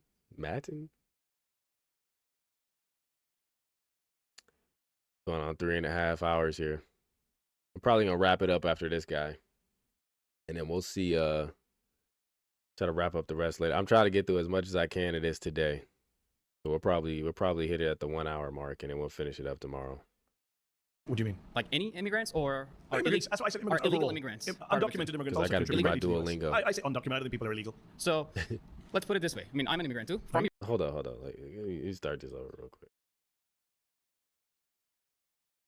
I should get the hell out. Yes. Why? I don't want you here. Why? Because you come here and say all this bullshit about how Americans are lazy. You push your left wing politics. Americans I don't are know lazy. why you say I never this. said Americans Yes, are you are. lazy. You're saying immigrants have to come into this country so they can do jobs that we don't want to do. I never said those words. When did I say it? Really? When did I say it? So on YouTube. Guys watching on YouTube, rewind to the time where I said immigrants are doing jobs we don't want to do. When did I say those words? When did I come out of my mouth? Okay, so why do we have to bring immigrants? Why do we have to He bring did immigrants say to it. the country? We have people who are going to do the jobs. Pause. You've been voted out. Nice talking to you. Nice talking to you. You're going to have to go. Nice talking to you. You're going to have to go, bro, is what he said as I left, to an American citizen. Good to know where you stand on it. Did she fist bump him in the background? Did you see that? It looked like when he sat down, she fist bumped him like, yeah, nigga, you got him. You got him, guys. Immigration. It's not about immigration, is it? That's what it's not about. We got him, guys.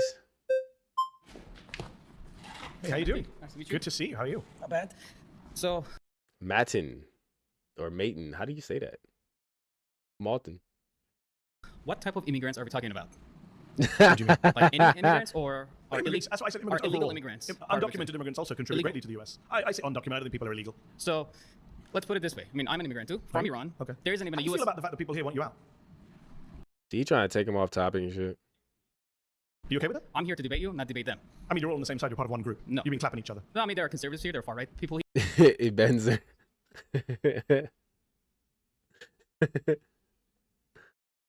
here, the Republicans But how do here. you feel about that guy wanting me and you to leave? But, you know, let's I'm just stick- wondering. Wait, this is the topic of immigration. It's How not do about you feel my about the it's guy? not about my feelings towards them. Okay. It's about staying on this topic. Okay. And Immigrants talk are good for America, yeah. It's- You and me. This nigga dapper as fuck. He came in there suited and booted. We're good for America. And the guy over there wants us to leave. So I'm just wondering how you feel about that. So I believe that there has to be a strict He dressed up like this is a special occasion. See, you got, bro, you know, you see this little tie? He got the American flag tie and shit. He ain't Iranian no more. He American now. He said, I love America. I'm walking there in my American tie on. immigration laws. Okay. We have to make sure that the people who are coming here have the good intent of the United States in mind. That's not my claim, but okay. So my claim is about immigrants are net positive. if you just open our borders to every single person No one that wants to calls be for here, open you know, that claims that they have economical hardship in their country. Who's calling for open borders?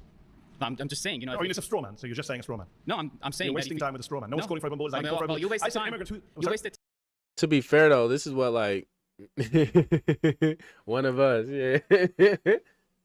To be fair though, I think this guy, like, yeah, he didn't say he didn't say he's like for open borders necessarily, but it's like when you say immigrants are overall good for America, the question they should ask him, why not open borders? If immigrants are overall good for America, then why shouldn't we have like basically open borders?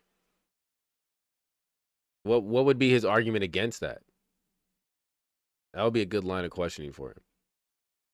time trying to cause division between me and my Division. friend. He wants you to leave the country. That's a pretty big deal. All I mean, you can ignore like it, but that's your side, my friend. Like I said, You you were made the your one bet. that tried to derail this argument Derail? by bringing that. It's Even literally though core to my we're trying argument. I'm saying immigrants are good to America. People on And- your side and I are asked saying you, what we type should of- leave. Not me. And me and I you. asked you, what type of immigrants are we talking about? Are we talking Immigrants. about Immigrants about overall. overall. Overall. So I don't know what that was just now. They just was that a jump cut? Was that me? I feel like I'm not sure. That was weird. Oh, I mean, so, whatever. so you, you want believe to get into like particular communities? I'm not playing that so game. you believe that people that come here without Overall, any help the respect, society. without any respect to our laws and our border, No, you know, are going to be good for this country. No, of course not. So you can't say that all immigrants I overall. never said all immigrants. Well, I said you said- immigrants overall. Immigrants overall doesn't mean all immigrants. Sorry to break that to you. all right, so we have to make sure that the people who are coming here have the good intent of this country in mind. Agreed. Agreed? Yes, All right, irrelevant good. to my claim, But when you have undocumented immigration going on, yeah. you can't vet that. You can't make sure about that. Let me real quick, you know, talk about my background. There's no American embassy in Iran. So in order to come here, you have to stay in line for 4 years, and you have to go through some serious. I want to do this real quick too. Just real quick. I know I said I was gonna wrap up soon, but like this is I do want to see. This is one of the things I wanted to check out. Okay, so when like does the statement imply all immigrants? Because it kind of like his statement kind of implies all immigrants. I'm just asking AI real quick when they say immigrants are overall good for America.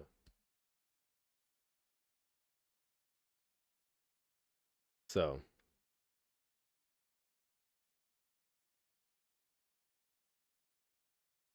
okay, so apparently according to AI, it technically acknowledges, even though this is Google AI, so you know it's a little fishy sometimes. It technically acknowledges that there are particular groups, but this is why they need to ask him which kind of immigrants. And this is why his question was a good question. What kind of immigrants are you talking about? Serious vetting procedure to get here.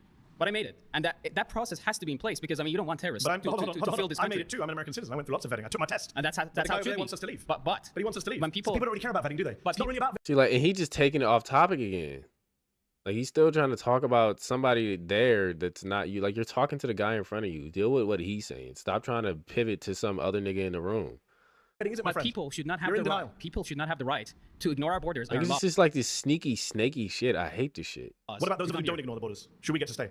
Of course. But he says we shouldn't. Well, I'm not debating him. You kind of are because you're all together on this. No, I'm No, he's not. He's not. He's debating you.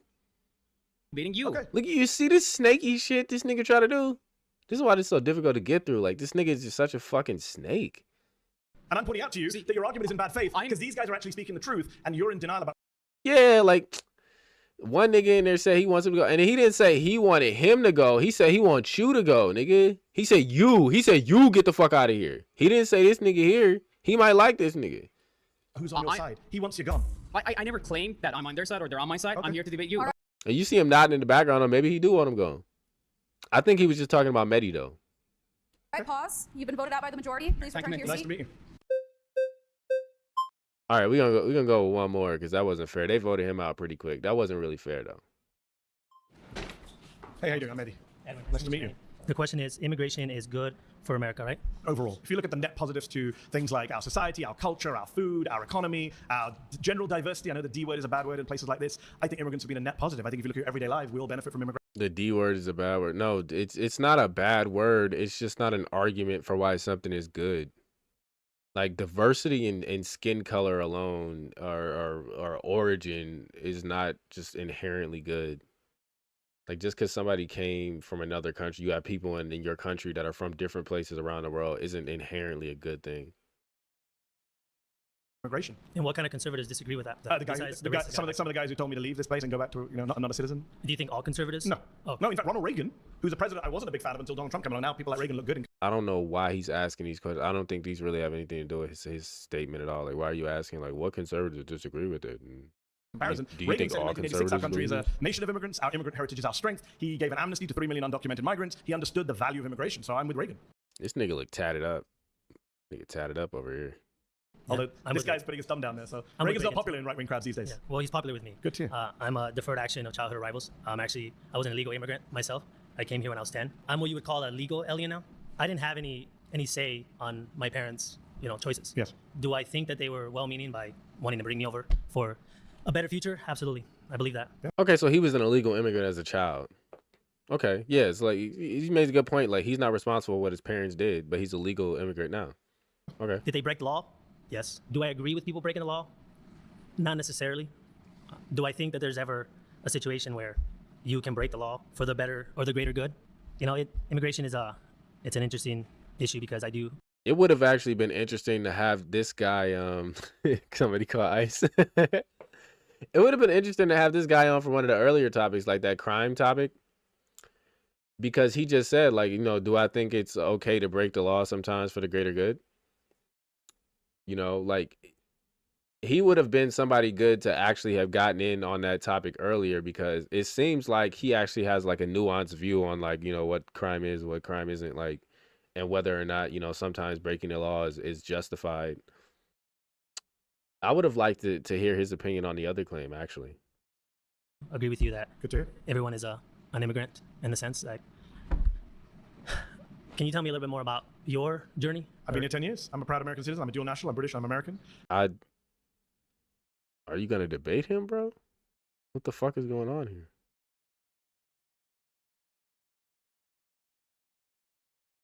Yeah, you gotta be ready. Yeah. It's like, cause you're gonna get caught up in a lot of legal shit. Like, you gotta be ready for that shit if you're gonna do it. But it's not necessarily a bad thing just to break the law or whatever, It's like, sometimes it's just it's an unconstitutional law. You might have to get that shit ran to the Supreme Court or something like that, right? To get them to relitigate on that shit. But yeah, I mean, that's a trial. It's gonna be tough.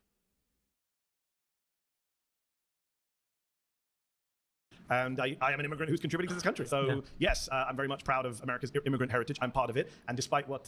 But yeah, is he gonna debate this nigga? Like, he just asking him questions. He's like, oh, yeah, no, I'm an immigrant, yada, yada, blah, blah. And then he, like, asking him about his experience and shit. And it's like, are you going to debate the claim?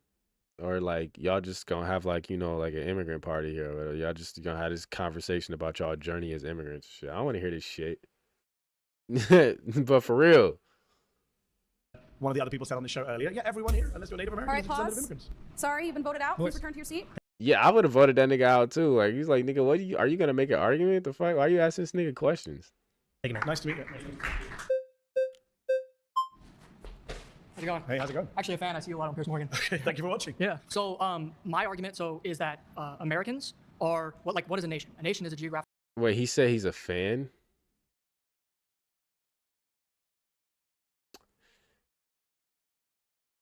All right, we gonna let this nigga rock out, and then we gonna wrap it up. We gonna go wrap it up after this.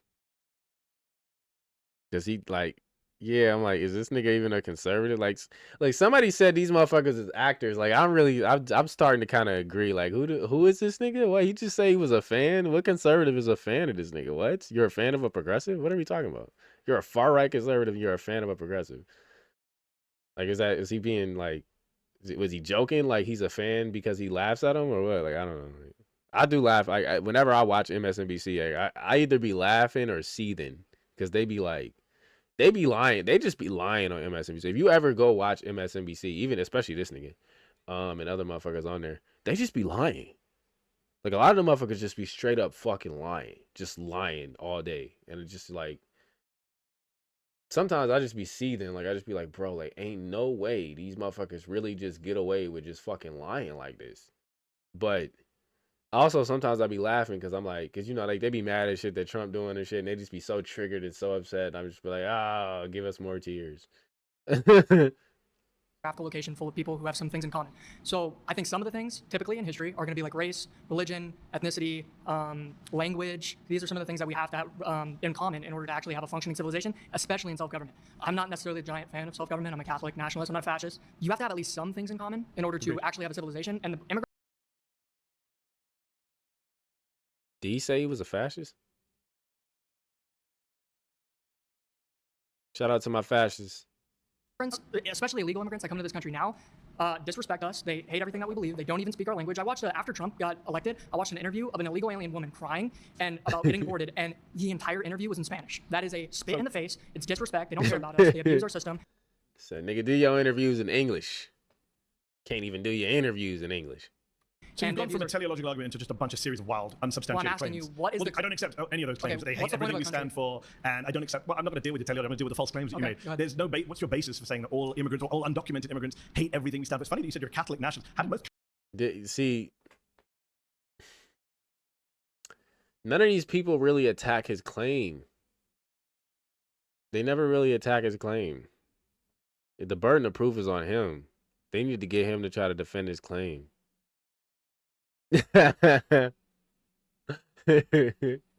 No, yeah, I mean, he probably got a little like you seem a little personal for him, man. You know, he might have got his heart broken by some big booty Latina. You're right, you know. Catholics get to America, Irish Catholics, Italian Catholics, immigration. Much of the people coming across the southern border are Catholics. Yeah, I know. I don't. So it's really funny that you say you're a Catholic nationalist, but Catholics came to America via immigration.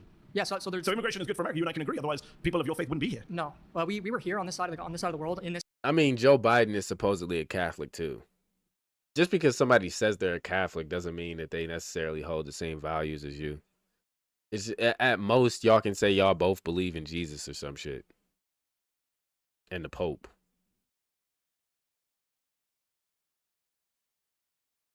The KKK, yeah, they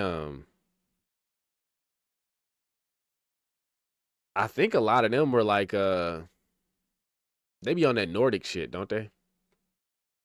I think they hate Christians because a lot of them hate they hate Christians because they view Christianity as like a continuation of like, you know, the Jews' faith.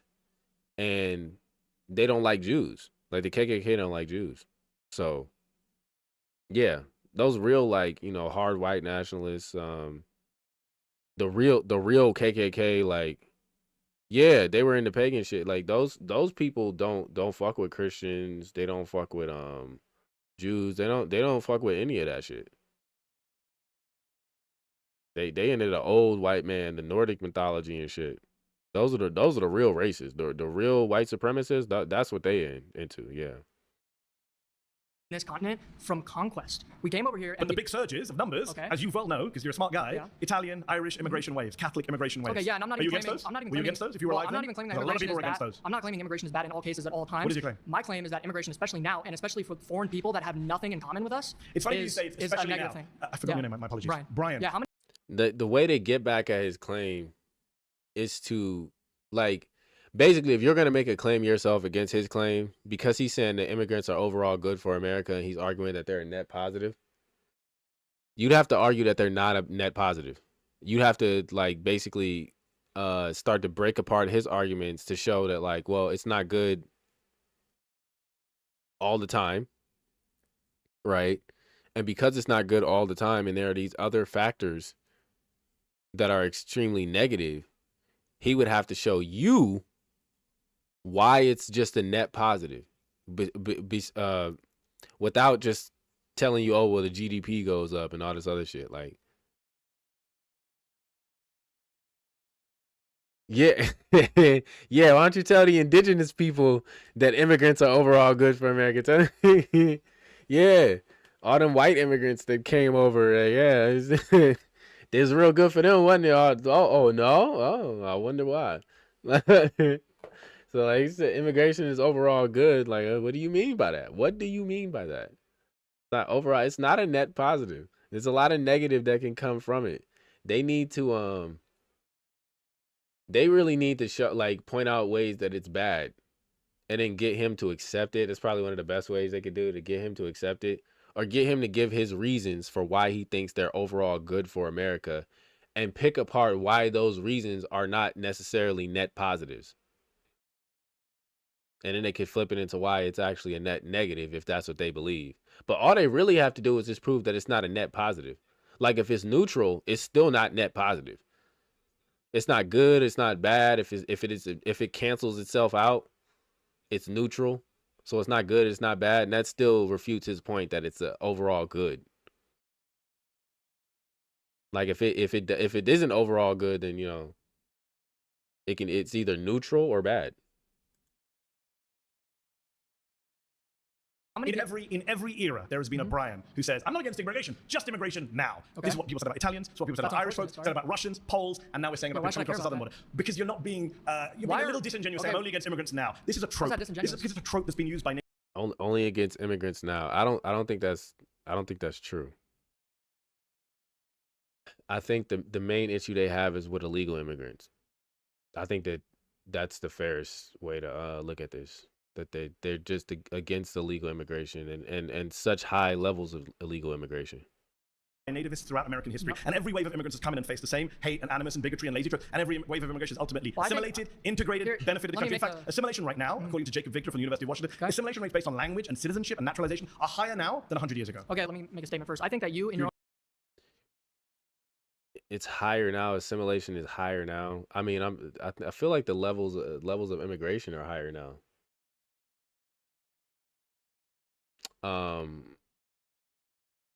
It's higher now than 100 years ago. So 100 years ago was like what, 1925? So, I mean, how much immigration was going on in 1925? Even if we're not just talking about Mexico, how much immigration was even going on in 1925? Like, and then like assimilation, I don't know how they're measuring assimilation, but I don't even know if I necessarily believe there was less assimilation going on in the past. It was probably easier to assimilate back then, or it wasn't really expected of certain immigrants to like necessarily assimilate. Like, I don't know. I would need a little bit more for him to substantiate that claim, because it's better than it was 100 years ago. Assimilation is higher than it was 100 years ago. Probably more immigration going on than there was 100 years ago. And if there's not, I doubt that there was much assimilation needed, because I think a lot of the immigration that was happening, shopping at Ross, they got more immigrants at Ross than the ICE detention. Facts. That's facts. But no, I mean, like, they measuring the assimilation with shopping at Ross. Like, yeah, I mean, hey, it's very American. You know, some cheaper prices. But like, hey, like 100 years ago, a lot of those immigrants are probably coming from like Europe and shit. So I just how much assimilation was really needed 100 years ago, 1925. I'm not sure. I don't really. I kind of want to look this up. Let's see. Let's see if we can fact check this.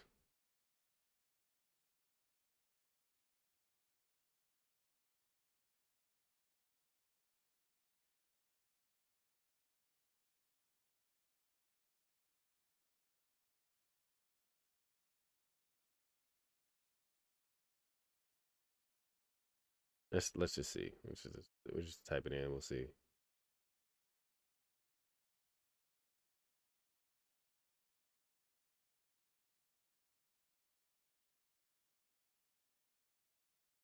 Comparing the experience of historical European immigrants with that of more recent non-European immigrants to the U.S., they conclude that the pace of immigrant assimilation today is similar to what prevailed 100 years ago.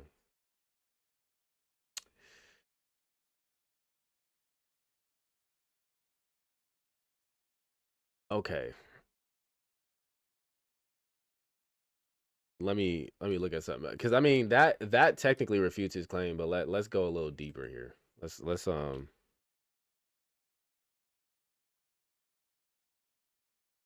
see here. Let's ask the AI. Was assimilation for immigrants lower 100 years ago? Because it even said that like majority of immigrants, like it was even assuming that the majority of immigrants 100 years ago were European immigrants. Based on research comparing historical and modern data, immigrants assimilated into the U.S. society at similar rates in the past and present. This contradicts the idea that assimilation was necessarily slower in the past.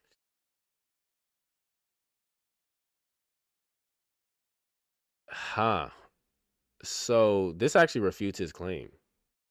However, the context and nature of assimilation have changed. Yes.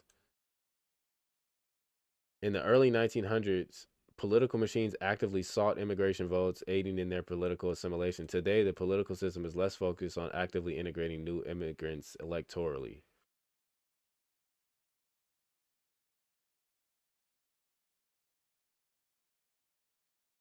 Immigration characteristics, like immigrants 100 years ago often arrived with limited English proficiency. Many immigrants today have a head start with some English proficiency. Okay, that's true. Yeah, they probably been watching like some American media. They have like a better understanding of English than they did in the past. That holds up.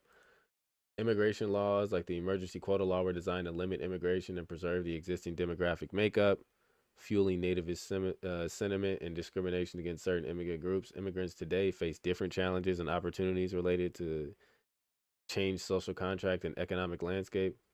While the rate of assimilation may be similar, the ways immigrants assimilate and the factors influence it have evolved significantly over the past century. So it's like, last one, it's because there was no Ross 100 years ago. I mean, hey, it's a good point. I mean, hey. Like, it is funny though, like, a lot of these immigrants, though, I'm pretty sure like a lot of them were like European from other countries and shit. I don't think 100 years ago most of our immigrants were coming from South America. If I was just to assume, like, I'm gonna say, like, where were the immigrants from versus today? Like, where were these immigrants coming from? 100 years ago, dominant regions, primarily Europe, like I said, right? Particularly Southern and Eastern European countries, right? Because World War II and World War I was going on around these times and shit. Yeah, you're right. Even the immigrants like in South America were coming from Europe. People were going from Europe to South America 100 years ago. Yeah, this is true. Italy, Austria, Hungary, Russia, Poland made up nearly 60% of the immigrants arriving in 1890 to 1919. Other significant origin countries included Germany, Ireland, and United Kingdom. This is basically all fucking Europe. today, dominant regions Latin America and Asia. Mexico has been the largest origin country for immigrants since 1980, though the Mexican-born population in the U.S. has declined since 2007. Other countries include El Salvador, Cuba, Guatemala, Honduras, Venezuela, and then from Asia, India, China, and the Philippines are major sources of immigrants. So yeah, like, and I mean, I don't even think that, like, see, this is the thing, when you say immigrants overall, it's like, it depends on what immigrants you're talking about, like, because for one, they're sending their money back home a lot of the time. Then you got people coming from places like India and China. Philippines is probably not that bad, but China specifically, I mean, China don't fuck with us. I mean, like, you probably got some refugees coming from China or whatever, but they usually keep a close eye on their citizens.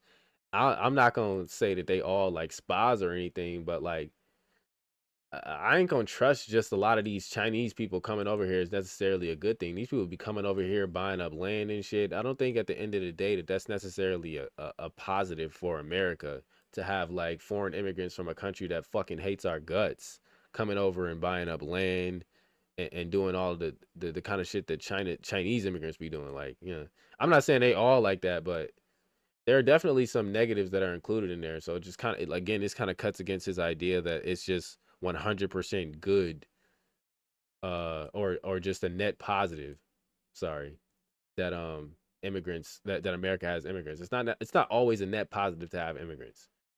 There can be downsides to immigrants, which, like, you have to argue that the upsides outweigh the downsides, and he hasn't really done that here.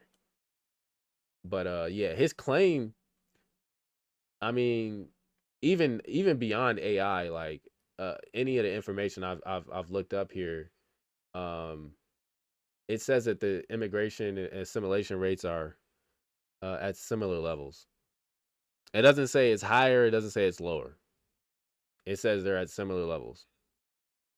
So I guess he could be correct, but if it was lower, it's not by much. Certainly not enough for people to think that it's relevant. Like, yeah, they said it contradicts the idea that it was slower in the past. Like, I mean, I'd have to agree. If similar levels means that they're around the same numbers, and it's kind of hard to get an exact number for stuff like this. So when they say similar levels, they're basically saying the same levels, because it's hard to really get a hard number on this stuff anyway. You and your own person are a complete perfect example of why immigration is negative and why we shouldn't allow people who don't have anything in common with us. You're pro-abortion, you're pro-euthanasia, you're pro. His nigga said, "You're the example of why immigrants is not good." You're the example why overall immigration is not good. Look, we got niggas like you here. Damn. Yeah, you went. I've seen your stuff. You've defended euthanasia. Pro-euthanasia? Yeah, on Piers Morgan. No, I've never discussed euthanasia with Piers Morgan in my life. Okay, so my point is that you don't agree actually, with I'm the the guy founders here. of this country. If anyone watching at home, I'm the only guy here who actually supports American values, democracy, free speech, the Constitution. I've got folks here telling me they don't believe in democracy, but they're nationalists. Wait, why should we care about that, by the way? Isn't that what America stands for? What does America stand for? So you hate what America stands for, not me. I'm not even and in fact, all the studies show that immigrants actually are more patriotic than native-born Americans. The only reason why, yeah, that's the Mexicans in LA right now burning it down, waving Mexican flags. LA's being burned down? Please don't send us back to the country that we're waving the flag of. I've been in LA for a few days. I didn't see anything. This guy's not looking good. It's not looking good. He's like, you look at that little bar in the corner, like, you can see them with their red flag. You look at that little bar in the corner, they trying to vote this nigga out. They're like, all right, this nigga's wilding. Burned down? Yeah, I know the riots have ended. That's because Trump sent. But if it's burned down, where's it all burned down? I haven't seen it. I've traveled around all of LA. You said LA was burned down. LA is 500 square miles. It's not a figure of speech. It's another false claim. They're burning. No, they're burning. I support you. The white boy in the background, he want this nigga out. He waving his flag. He's like, come on, get this nigga out of here. No, so you're pro-abortion. And I'm standing by my position. Immigrants are good. You're pro-abortion. You're an immigrant. I'm pro Roe v. Wade. Personally, I'm not pro-abortion. If you knew anything about me, you know. Roe v. Wade is. All right, pause. You've been voted out. I was gonna say nice to meet you, Ryan, but I guess not. Yeah, they got him the fuck out of here. They got him out of here. All right. So this is another funny freeze frame. Look at this nigga. So like, this is, you think anything is going on behind that? Like, you think, like, you see any mental function going on behind that face? Look at him.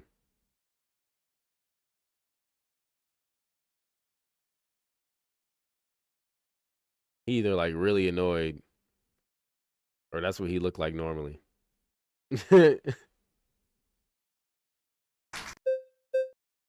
Oh shit. I didn't mean to do that. Okay. All right. We're gonna wrap it up here. We got about 35 minutes left that I do not feel like sitting through right now. I gotta do my Duolingo too. I'm running out of time. I gotta get this lesson done before the end of the day. So thank you for joining me for another logical analysis. Gonna try to knock the rest of this out because we only got 35 minutes left. Thank you, man. Thank you. I'm working on it. You know, is this a show? I'm working on it, but I'm gonna try to knock out the rest of this tomorrow, maybe around like 12 p.m.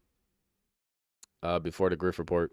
If not, I'm probably gonna try to knock it out like sometime in the evening, around like maybe 6 or so, something like that. Cause yeah, I mean, it's probably like we got about 35 minutes left. It's probably gonna take me a good like hour or so to get through the rest of this. So he's probably gonna finish up with this claim. They're probably gonna move to another claim after that, and then they're gonna do like probably that little free period they do, where he gets to talk to any one person about whatever he wants to talk about. So yeah, that's what's gonna be coming up on the next half, or the next portion, because we got through like more than half this time. I had to force myself to get through more because I was like, I'm not doing more than one part of this, and I had to shut up at sometimes. There's a lot more I wanted to say. There's a lot more fallacies I would have pointed out, whatever. But this one is pretty painful. And there's a lot on both sides. Like, because of the claims he made, it's difficult for them to even debate about a lot of these, like Trump defying the Constitution. You know, we pointed out that the things he pointed out in the Constitution that Trump was technically like going against, you know, those kind of didn't hold up. And then we looked at some of the Supreme Court decisions that may have like somewhat supported the claims he made. So, you know, he actually hasn't done that bad of a job defending his claims, but the claims he's made are very vague. Like, they're not super specific. And then like he makes like these absolute statements like Trump is pro-crime and pro-criminal. He did a horrible job defending that one. But they didn't do a good job attacking it either. So like that's what's making this so difficult, is that it's not that he's necessarily even making like good arguments. It's just that they don't seem to be very good at actually debating the point that he's making, and they get pulled into a lot of side tangents. He interrupts a lot. Yeah, basically only the Pog did well. She did a really good job. Like, the white lady did a really good job.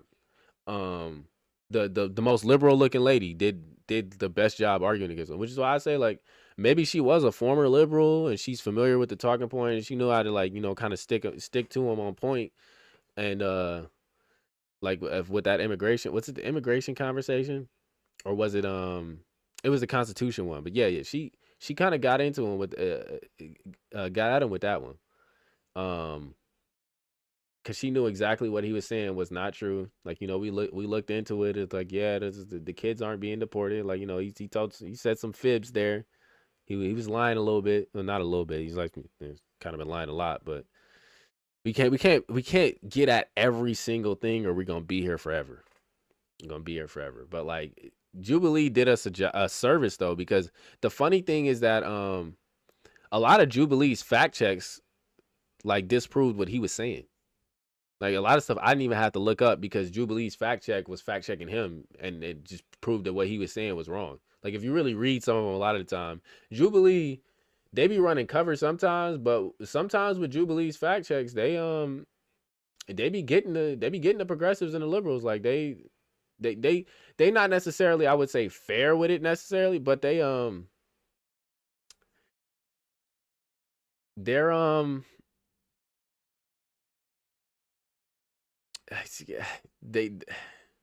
I have to say, it's like, it might be kind of fair. Like, I wouldn't necessarily say fair, but I'm hard thinking of another word. I think that they think they're defending his point.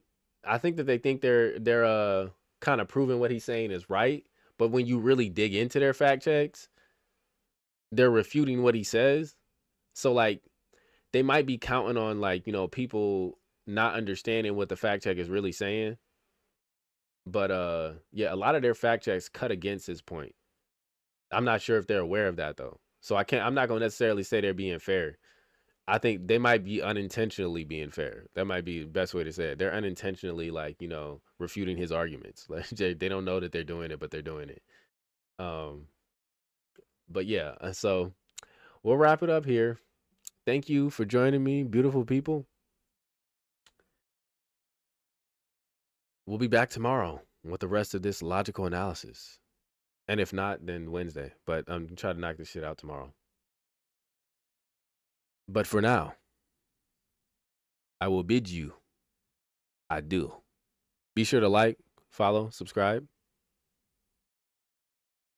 I'll see y'all later.